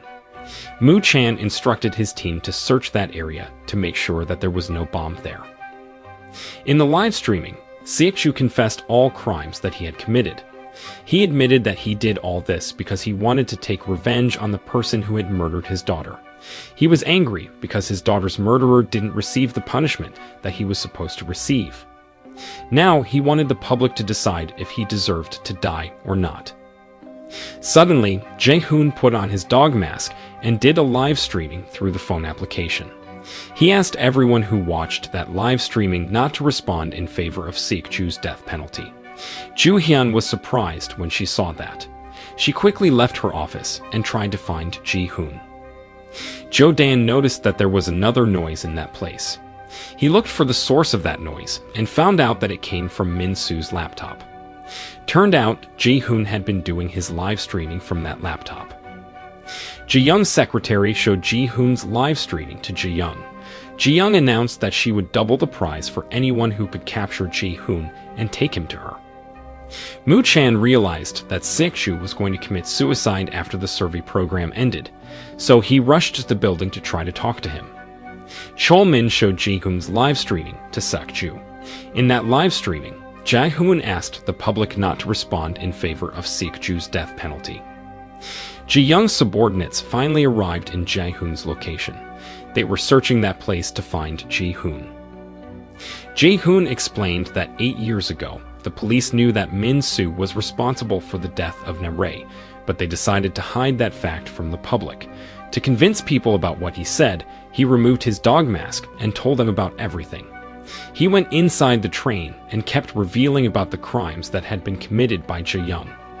He said that after Min-soo killed Na-rae, Ji-young bribed the corrupt police officers and prosecutors and asked them not to investigate Min-soo. Joo-hyun was heading to Jae-hoon's location. On her way there, she was talking to Moo-chan on the phone. Ji-young didn't say anything when she heard about what Jae-hoon said in his live streaming. Even though Jae-hoon knew that what he was doing was putting him in danger, he kept doing his live streaming. He told people that Siak-chu planned to commit suicide. He thought that this world is unfair. He didn't understand why bad people always managed to avoid punishment, while good people were always being too hard on themselves, even though what they were doing was just upholding justice. Many people agreed with what Ji-hoon said and sympathized with Siak-chu. Suddenly, Jae-young's secretary received information that they had found Ji-hoon. Jo-dan and Joo-hyun arrived in an abandoned warehouse. They went inside that abandoned warehouse and got surprised when they saw a group of high school students beating Jae-hoon up there. They aimed their gun at those students, but those students didn't care. Moo-chan went inside the building that was owned by Chol-min and finally found Siak-chu in that place. He was shocked when he saw Siak-chu hanging himself and rushed to save him. 10 years ago, Joo-hyun attended her parents' funeral. The driver who killed her parents also attended that funeral and apologized to Joo-hyun. She said that she was sleeping while driving that night. But Joo-hyun knew that that woman was drunk driving because she saw it with her own eyes. That woman was scared when she heard that. She still tried to convince Joo-hyun that she was sleeping that night. After that, she was leaving that place. Joo-hyun was angry when she heard that. She suddenly screamed and grabbed that woman. She knew that that woman was drunk driving and not sleeping. She called that woman a murderer.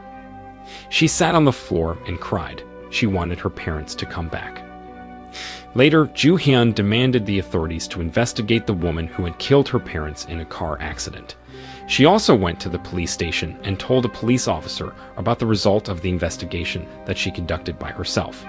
But that police officer couldn't see if the woman who killed her parents was driving under the influence or not because the result of the investigation came out 2 days later. Joo-hyun believed that that woman was trying to avoid the local police officers that night because she knew that the police officers was raiding the drunk drivers. The police officer was amazed by what Joo-hyun found. He promised that he would investigate that case. Joo-hyun trusted that police officer because he was the only police officer who was willing to listen to her. After that, she left that place. While she was leaving the police station, she ran into Moo-chan. The police officer who talked to Joo-hyun earlier approached Moo-chan. He admitted that he was not interested in investigating Joo-hyun's case. Moo-chan was mad when he heard that. He told him to stop working as a police officer if he couldn't help those in need. Not long after that, Mu Chan was relocated to a small office in a remote area. Time had finally passed. The woman who had killed Ju Han's parents didn't receive her punishment and still managed to enjoy her life. Ju Min was watching her from afar. She was angry because that woman managed to avoid punishment from the law. That time, Ju Hyun had just joined the police. She approached Ju Min and tried to calm her down. Ju Min said that she preferred Ju Hyun to become a murderer rather than a police officer because a police officer couldn't take revenge on the woman who had killed Ju Hyun's parents. She said that she couldn't see that woman living happily without receiving any consequences after killing people.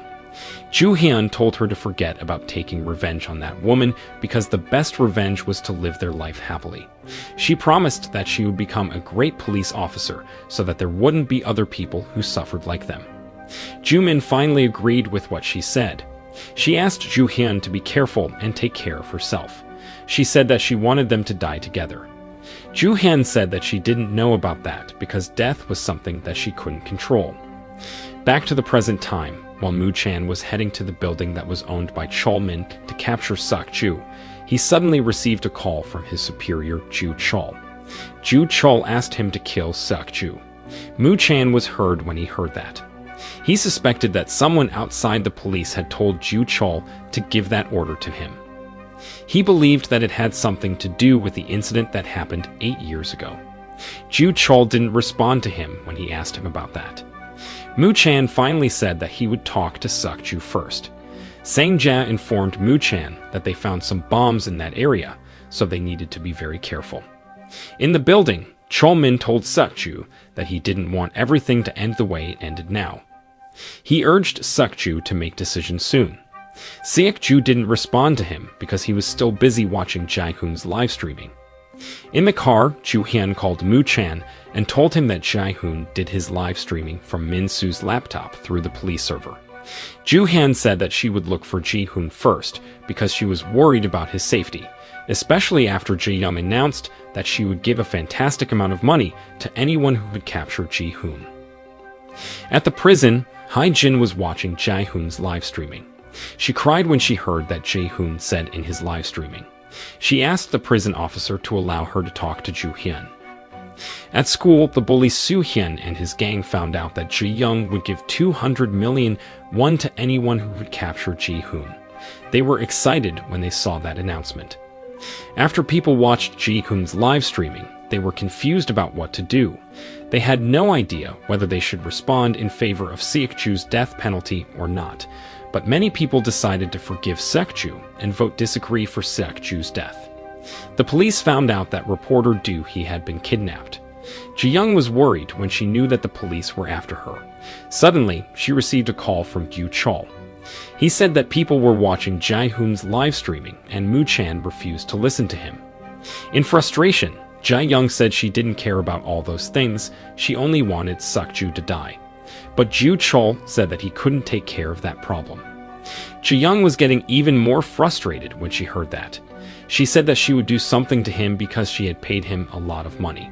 She screamed in frustration and threw her phone away. Not long after that, Gadel ended his voting. The results showed that the majority of people disagreed that Seok-ju died. Mu Chan told his team that he would talk to Seok-ju alone.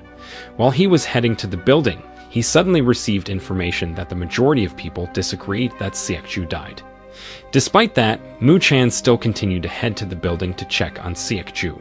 Seok-ju told Chol Min that he had made his decision. Chol Min said that he would take charge of the survey program and continued what they were doing, which was upholding justice and destroying the corrupt and unjust system. He said that Seok-ju could do what he wanted now. Ju Min and Jae Hoon were happy because they managed to do that live streaming. Jae Hoon told Ju Min that he should find Seok-ju now because he needed to prevent him from committing suicide. But suddenly, he received a call from his grandmother. Hai Jin told him that the police allowed him to make a call. She apologized to him for everything that she had done. She thought that it was because of her that Jae Hoon suffered. She asked Ji Hoon to stop what he was doing and turn himself into the police. She said that he would be alright because Ju Hyun had promised that she would protect him. Hae-jin also asked Jae-hoon not to worry about Seok-ju because Moo-chan and his team had taken care of him. Before she hanged up the call, she asked Jae-hoon to continue to live together and make up for their mistake. Jae-hoon felt relieved after he talked to Hae-jin. Joo-min hugged him and tried to comfort him. Jae-hoon said that he wanted to see Joo-hyun now. But suddenly, Soo-hyun and his gang came to that place. In the car, Joo-hyun received a call from Hae-jin. Hae-jin asked her to keep her promise because Jae-hoon would go to the police station and turn himself in now. Joo-hyun said that they had found Jae-hoon's recent location and she was heading to that place. Ji-young was getting more even angry when she found out about the result of the survey. Ji-young's secretary tried to kill reporter Do-hee, but she suddenly heard the police sirens. Seok-ju called the police and told them that he wanted to talk to Moo-chan. While he was doing that, Chol-min was leaving that place quietly. Seok-ju said that he didn't regret what he had done and he would take responsibility for everything what he did. He also said that he had left the evidence that he was the one who threatened and forced Ji-hoon to take a part in his murder scheme. So, the police couldn't send Ji-hoon to the prison because Jae-hoon would be proven not guilty. Seok-ju asked Moo-chan to stop declaring Jae-hoon a fugitive. Moo-chan was mad when he heard what Seok-ju said. He couldn't believe that Seok-ju failed to see that Jae-hoon did all those things because he really cared about him. He said that it would really hurt Ji-hoon if Seok-ju decided to take his own life, but Seok-ju said that he wouldn't change his decision no matter what happened. Moo-chan asked Seok-ju to hold a little longer because Jae-young was going to receive her punishment. He asked him to see Jae-young receiving her punishment first. Seok-ju didn't respond to him and hanged up the call right away. Seok-ju had made his final decision. He stood on the chair and was ready to execute his decision. Moo-chan was worried when Seok-ju hanged up the call. He rushed to the room and was shocked when he saw Seok-ju already hanging himself. He screamed and asked other police officers for help. Chol-min went to the garage and found a car there. He used that car to run away from that place. Jo-dan and Joo-hyun finally arrived in Jae-hoon's recent location, but they didn't find Ji-hoon anywhere. They searched that place and found Gatal dog mask and Joo-min's phone there. They noticed that there was a security camera in that place and planned to check it. Yoon-ji and other police officers went to Jae-young's house to save reporter Do-hee. Jae-young's secretary tried to stop them, but Yoon-ji showed her the CCTV footage of reporter Do-hee being kidnapped. They opened the door to Min-soo's secret room and found reporter Do-hee there. But reporter Do-hee seemed all right and was even talking to Jae-young as if she was her friend, not her hostage. Jung-hwan was confused when he saw that. He said that they came to that place because they were worried about reporter Do-hee. He said that they saw the CCTV footage of reporter Do-hee being kidnapped. He also mentioned about the conversation between reporter Do-hee and Moo-chan, where reporter Do-hee implied that she was in danger. But reporter Do-hee convinced him that there was nothing to worry about her. She said that Jung-hwan might have misinterpreted what she said to Moo-chan on the phone. After saying that, reporter Do-hee left that room. Jung-hwan and other police officers were still confused about what happened, but they also decided to leave that room. In an abandoned warehouse, Soo-hyun and his gang were beating Jae-hoon up. They even recorded what they were doing and live-streamed it. Jae-hoon was struggling to attack them back because he was outnumbered by them. Soo-hyun said that he would pretend to be Gatal and do a survey. He said that he would execute Jae-hoon if the majority of the audience pressed the like button. Soo-hyun and his gang also beat Joo-min up. Jae-hoon was still trying to attack them back and stop them from hurting Joo-min, but Soo-hyun and his gang kept attacking him. Not long after that, Jo-dan and Joo-hyun finally arrived in that place. They went inside the abandoned warehouse and got shocked when they saw Soo-hyun's gang and Jae-hoon getting into a fight. Jae-hoon stopped beating them up when he saw Jo-dan and Joo-hyun there. But when he did that, Soo-hyun suddenly beat his head with a baton. Ji-hoon collapsed instantly because of that. Soo-hyun and his gang then ran away from that place. Joo-hyun panicked and quickly checked on Ji-hoon. Ji-hoon said that in the last moments of his life, he just wanted to turn himself into the police. Joo-hyun called her team and asked them for help. Ji-hoon gave his flash drive to Joo-hyun and asked her about how Sakju was doing. He said that he was happy if Sakju was doing all right. Not long after that, he closed his eyes and slowly lost his breath. Ju Hyun and Ju Min panicked when they saw that. They cried and screamed in sadness and frustration. Moo Chan was trying his best to save Sakju by doing CPR on him. After a while, he finally managed to save him. In the car, Chol Min found out that Moo Chan managed to save Sakju. He was angry when he knew that. After Moo Chan saved Sakju, he took Sakju with him. While they were leaving that place, Sang Jae approached Moo Chan and informed him that Jae-hoon had passed away. Not long after that, Chu Hyun arrived in that place. She approached Sekju and attacked him. Sekju was confused when he saw that. He didn't understand about what happened. Ju Hyun told him that all Jae-hoon was doing all this time was only trying to save Sakju, but Sekju didn't care about Ji-hoon at all. She was mad and disappointed at Sakju because of that. Sekju asked her about what happened to Ji-hoon. Suddenly, Moo Chan interrupted them. He said that Jae-hoon died because of the announcement that Jae-young made. Sekju was heartbroken when he learned that Jae-hoon had died. He cried and screamed in pain. He couldn't believe that he lost another child. He said that it was supposed to be him who died, and not Ji-hoon. After Sekju was already calmer, Moo Chan and his team took him to the police station. On their way there, Sekju told Moo Chan that he wanted to say goodbye to his daughter for the last time. He said that he wanted to visit the lighthouse where he scattered his daughter's ashes. Ju Min was still devastated by the death of Ji-hoon. Jo Dan accompanied her in that room. Suddenly, he received a call from Ju Hyun.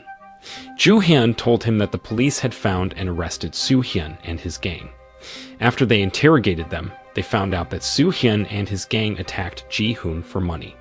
They also found out that those students were actually on Gadel's side.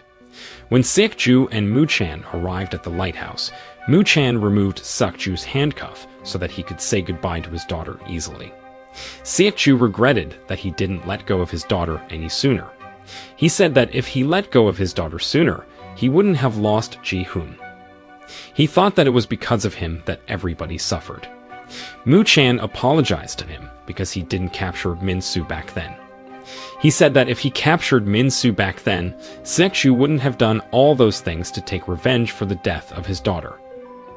Sakju said that he hated society and their country. He said that he created the survey program so that he could show people that the right punishment that those heinous criminals received could mean a lot for the victims. Suddenly, a car was approaching that place and trying to hit Ju Hyun. Chol Min went to the lighthouse and interrupted Moo Chan and Sekju. Moo Chan and Sekju were surprised when they saw him taking Ju Hyun hostage. Chol Min said that he didn't want any bloodshed. He asked Moo Chan to give Sakju to him, and he would give Ju Hyun to him in return. Moo Chan then threw his gun away. Chol Min was mad because Sekju didn't stick to the plan. He reminded him of his plan where he stated that he would sacrifice himself so that he could change the world. He said that he would help Sakju to execute his plan by killing him. Sekju showed a flash drive to Chol Min. He said that that flash drive contained the survey program, and Chol Min could use it to continue their survey program. Ju Hyun and Moo Chan realized that Chol Min was dropping his guard. They used that moment to attack and shot him. Unfortunately, Chol Min managed to jump into the sea and take Sakju with him. Moo Chan was surprised when he saw that. He quickly jumped into the sea to look for them. Not long after that, other police officers arrived in that place. The next day, Moo Chan and his team were still trying to find Sakju. In another place, Jung Hwan held a press conference about Gadel's survey program. He decided to stop investigating this case because the person who was responsible for the survey program, Kim Ji-hoon, had passed away. He said that the criminal organization that was led by Sakju was the one who forced Ji-hoon to create and run that survey program. He also announced that Jin Wook and Chol Min also died during the investigation. He admitted that the police were still investigating Hai Jin now. Ju Hyun and reporter Do He attended that press conference. Ju Hyun asked reporter Do He why she didn't report the news that day. Reporter Du He said that she knew that what Zheng Huan told the public was not true, so she didn't think that people should know about it. Zhu Hian asked her about what she and Jia Yong were talking about in Jia Yong's house another day. She also asked why she lied about the kidnapping that happened to her, but reporter Du He didn't answer her question. Zhu Hian asked her to be careful. She said that she would fight against any corrupt media in this world. Reporter Du He said that she didn't care about money or power. She said that she became a reporter because she wanted to change the world for the better. But she knew that without money and power, nobody would listen to her. After that, Zhu Hian left that place. She doubted that reporter Du He could change the world for the better. At the police station, Mu Chan was looking at the documents and pictures of the criminal cases. Suddenly, he noticed that the pillars in the building where Nam Ray was murdered looked like the pillars in Min Su's place. The next day, Mu Chan and his team went to Ji Young's house. Ji Young was surprised when she saw them there. She tried to stop them from entering her house, but she failed to do that. Mu Chan instructed his team to deconstruct a room in that place. Ji Young said that the police didn't have any right to search and demolish her house. Mu Chan said that Jia Yong had filed a charge against the police, so he and his team were trying to find the evidence to prove that they were not guilty. Ji Young said that she would cancel her lawsuit because she didn't want to spend a lot of money to repair her house. Mu Chan said that Ji Young didn't have anyone now because her husband wanted to divorce her. Ji Young was surprised when she heard that. She didn't know that her husband planned to divorce her. After that, Mu Chan destroyed the pillars in that room. Suddenly, Jia Yong remembered about the time when Min Su killed Sakchu's daughter back then. After Mu Chan destroyed the pillars, he found some blood in that place. He believed that that blood belonged to Nare. Ji Young couldn't say anything when she saw that. Mu Chan told her that he was going to arrest her now. He also said that Jin Su had regained consciousness and confessed that he had received a bribe from Ji Young. Jin Su also admitted that he had helped Jia Yong to destroy the evidence and hide the murder that was committed by Min Su. Ji Young didn't do anything when the police arrested her. She was already sick and tired of everything that happened in her life. At the lighthouse, Zhu Hian got rid of the flash drive that Jia Hun gave to her. Not long after that, Mu Chan came to that place. He wondered why the police didn't mention about Ji Young and Min Su when they decided to close the case. He was getting even more confused when they decided to announce that Siakchu was the person responsible for the death of Ji Hun. Zhu Hian guessed that Mu Chan was trying everything to solve this case. Mu Chan didn't deny it and said that it was the only thing that he could do to arrest Ji Young. Zhu Hian suspected that Mu Chan cheated on Siakchu again. She hoped that Mu Chan could understand that what Siakchu was doing was not only to take revenge on Ji Young and Min Su. She told Mu Chan that she would return to her old office and said goodbye to him. After that, she left that place. Mu Chan was confused when he heard that. 1 year later, Zhu Hian was helping her old superior, the Cyber Bureau captain, to do his task. After she returned to her old office, she and the captain finally could get along well. She was also often invited to become a speaker in a seminar that discussed about Gatel's case. That case was very important for South Korea. While she was visiting a high school, she saw a picture of Joe Dan when he was still in high school there. At the restaurant, Joe Dan, Yoon Ji, and Jin Su were having a lunch together. Turned out, Joe Dan and Yoon Ji were dating now. Jin Su was happy for them and showed his support for them. Not long after that, Zhu Hian came to that restaurant. She was also happy when she found out that Joe Dan and Yoon Ji were dating. After that, Zhu Hian showed Joe Dan the picture of him when he was still in high school. Joe Dan was embarrassed when he saw that picture. He grabbed Zhu Hian's phone and deleted that picture right away. He said that he wanted to become a mysterious person like his favorite hacker who only showed his existence through the name of the file that he created. He suddenly remembered that that file had the same name with the virus that Zhu Hian found in Zhu Min's laptop back then. He realized that if they spelled that name right, it would sound like the name of Siakchu's daughter, Kwan Nare. Zhu Min went to the park where she and Jae Hoon used to visit back then. Since Jae Hoon was gone, Zhu Min still often sent a text message to his phone number. She didn't care if Jae Hoon didn't reply to her text message. It was her birthday that day. As usual, Ju-min sent another text message to Jae-hoon's phone number. Suddenly, she received a text message from Jae-hoon. Jae-hoon wrote that text message when he was still alive. He had set up that text message so that it would be automatically sent to Ju-min on her birthday. Jae-hoon said that he thought of Ju-min as his own little sister. He said that he was so happy to know Ju-min in his life. Ju-min was touched when she read that text message.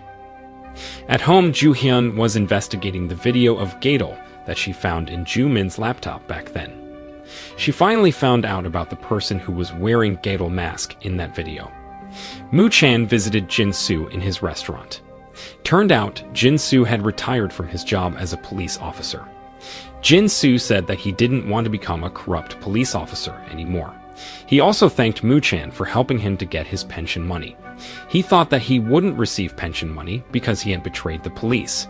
Moo-chan also thanked him for saving him, even though he had to sacrifice himself. Jin-soo asked Moo-chan not to think about Jae-young anymore.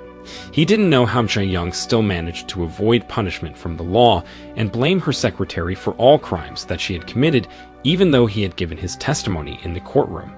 So, he suggested Moo-chan to forget about Jae-young and focus on capturing other criminals instead. One afternoon, Jae-young was helping elderly people in a village. While she was working, a man suddenly approached her and talked to her. Jae-young didn't know about who that man was. That man told her that he was a lawyer, and he used to attend Min-soo's trials back then. That man was named Kang Ji-seok. Jae-young said that she didn't want to talk about Min-soo anymore. She regretted that she didn't help Min-soo to turn himself in to the police soon. Ji-seok asked her why she helped and supported the criminals' families.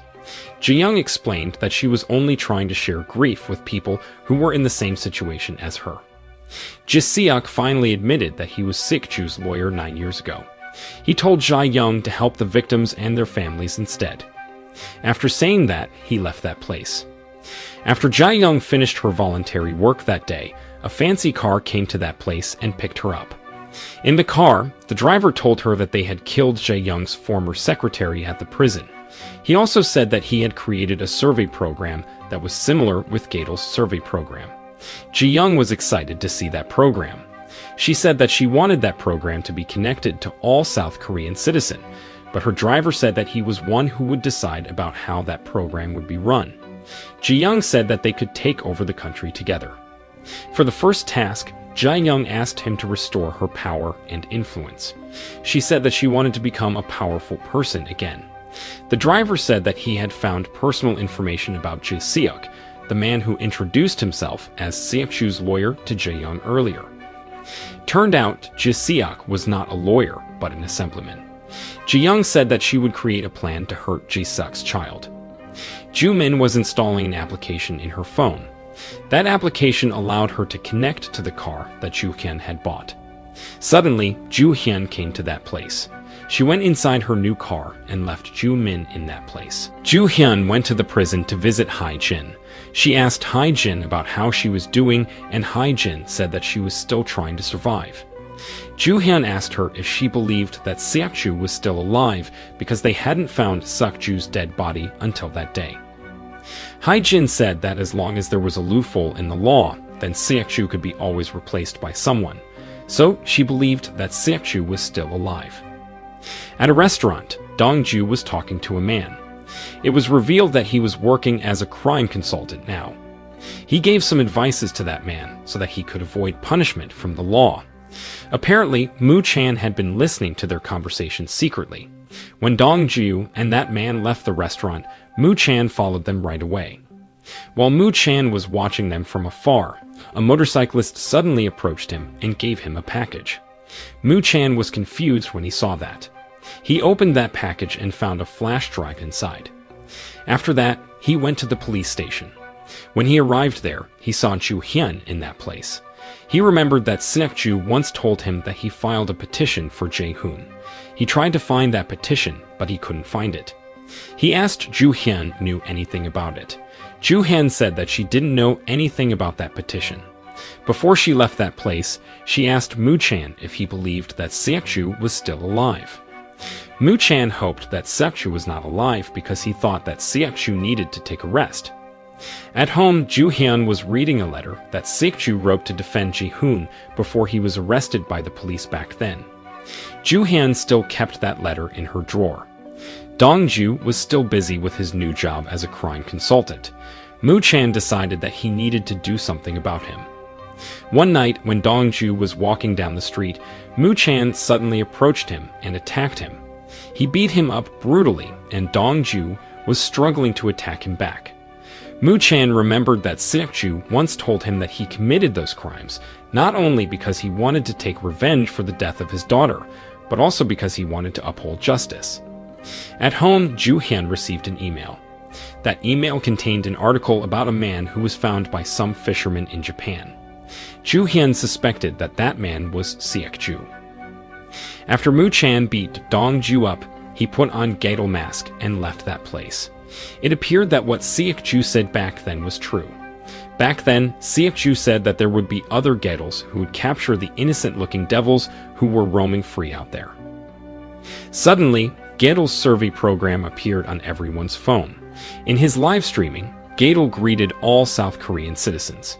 Everybody was surprised when they saw that. It had been a while since Gadol made an appearance.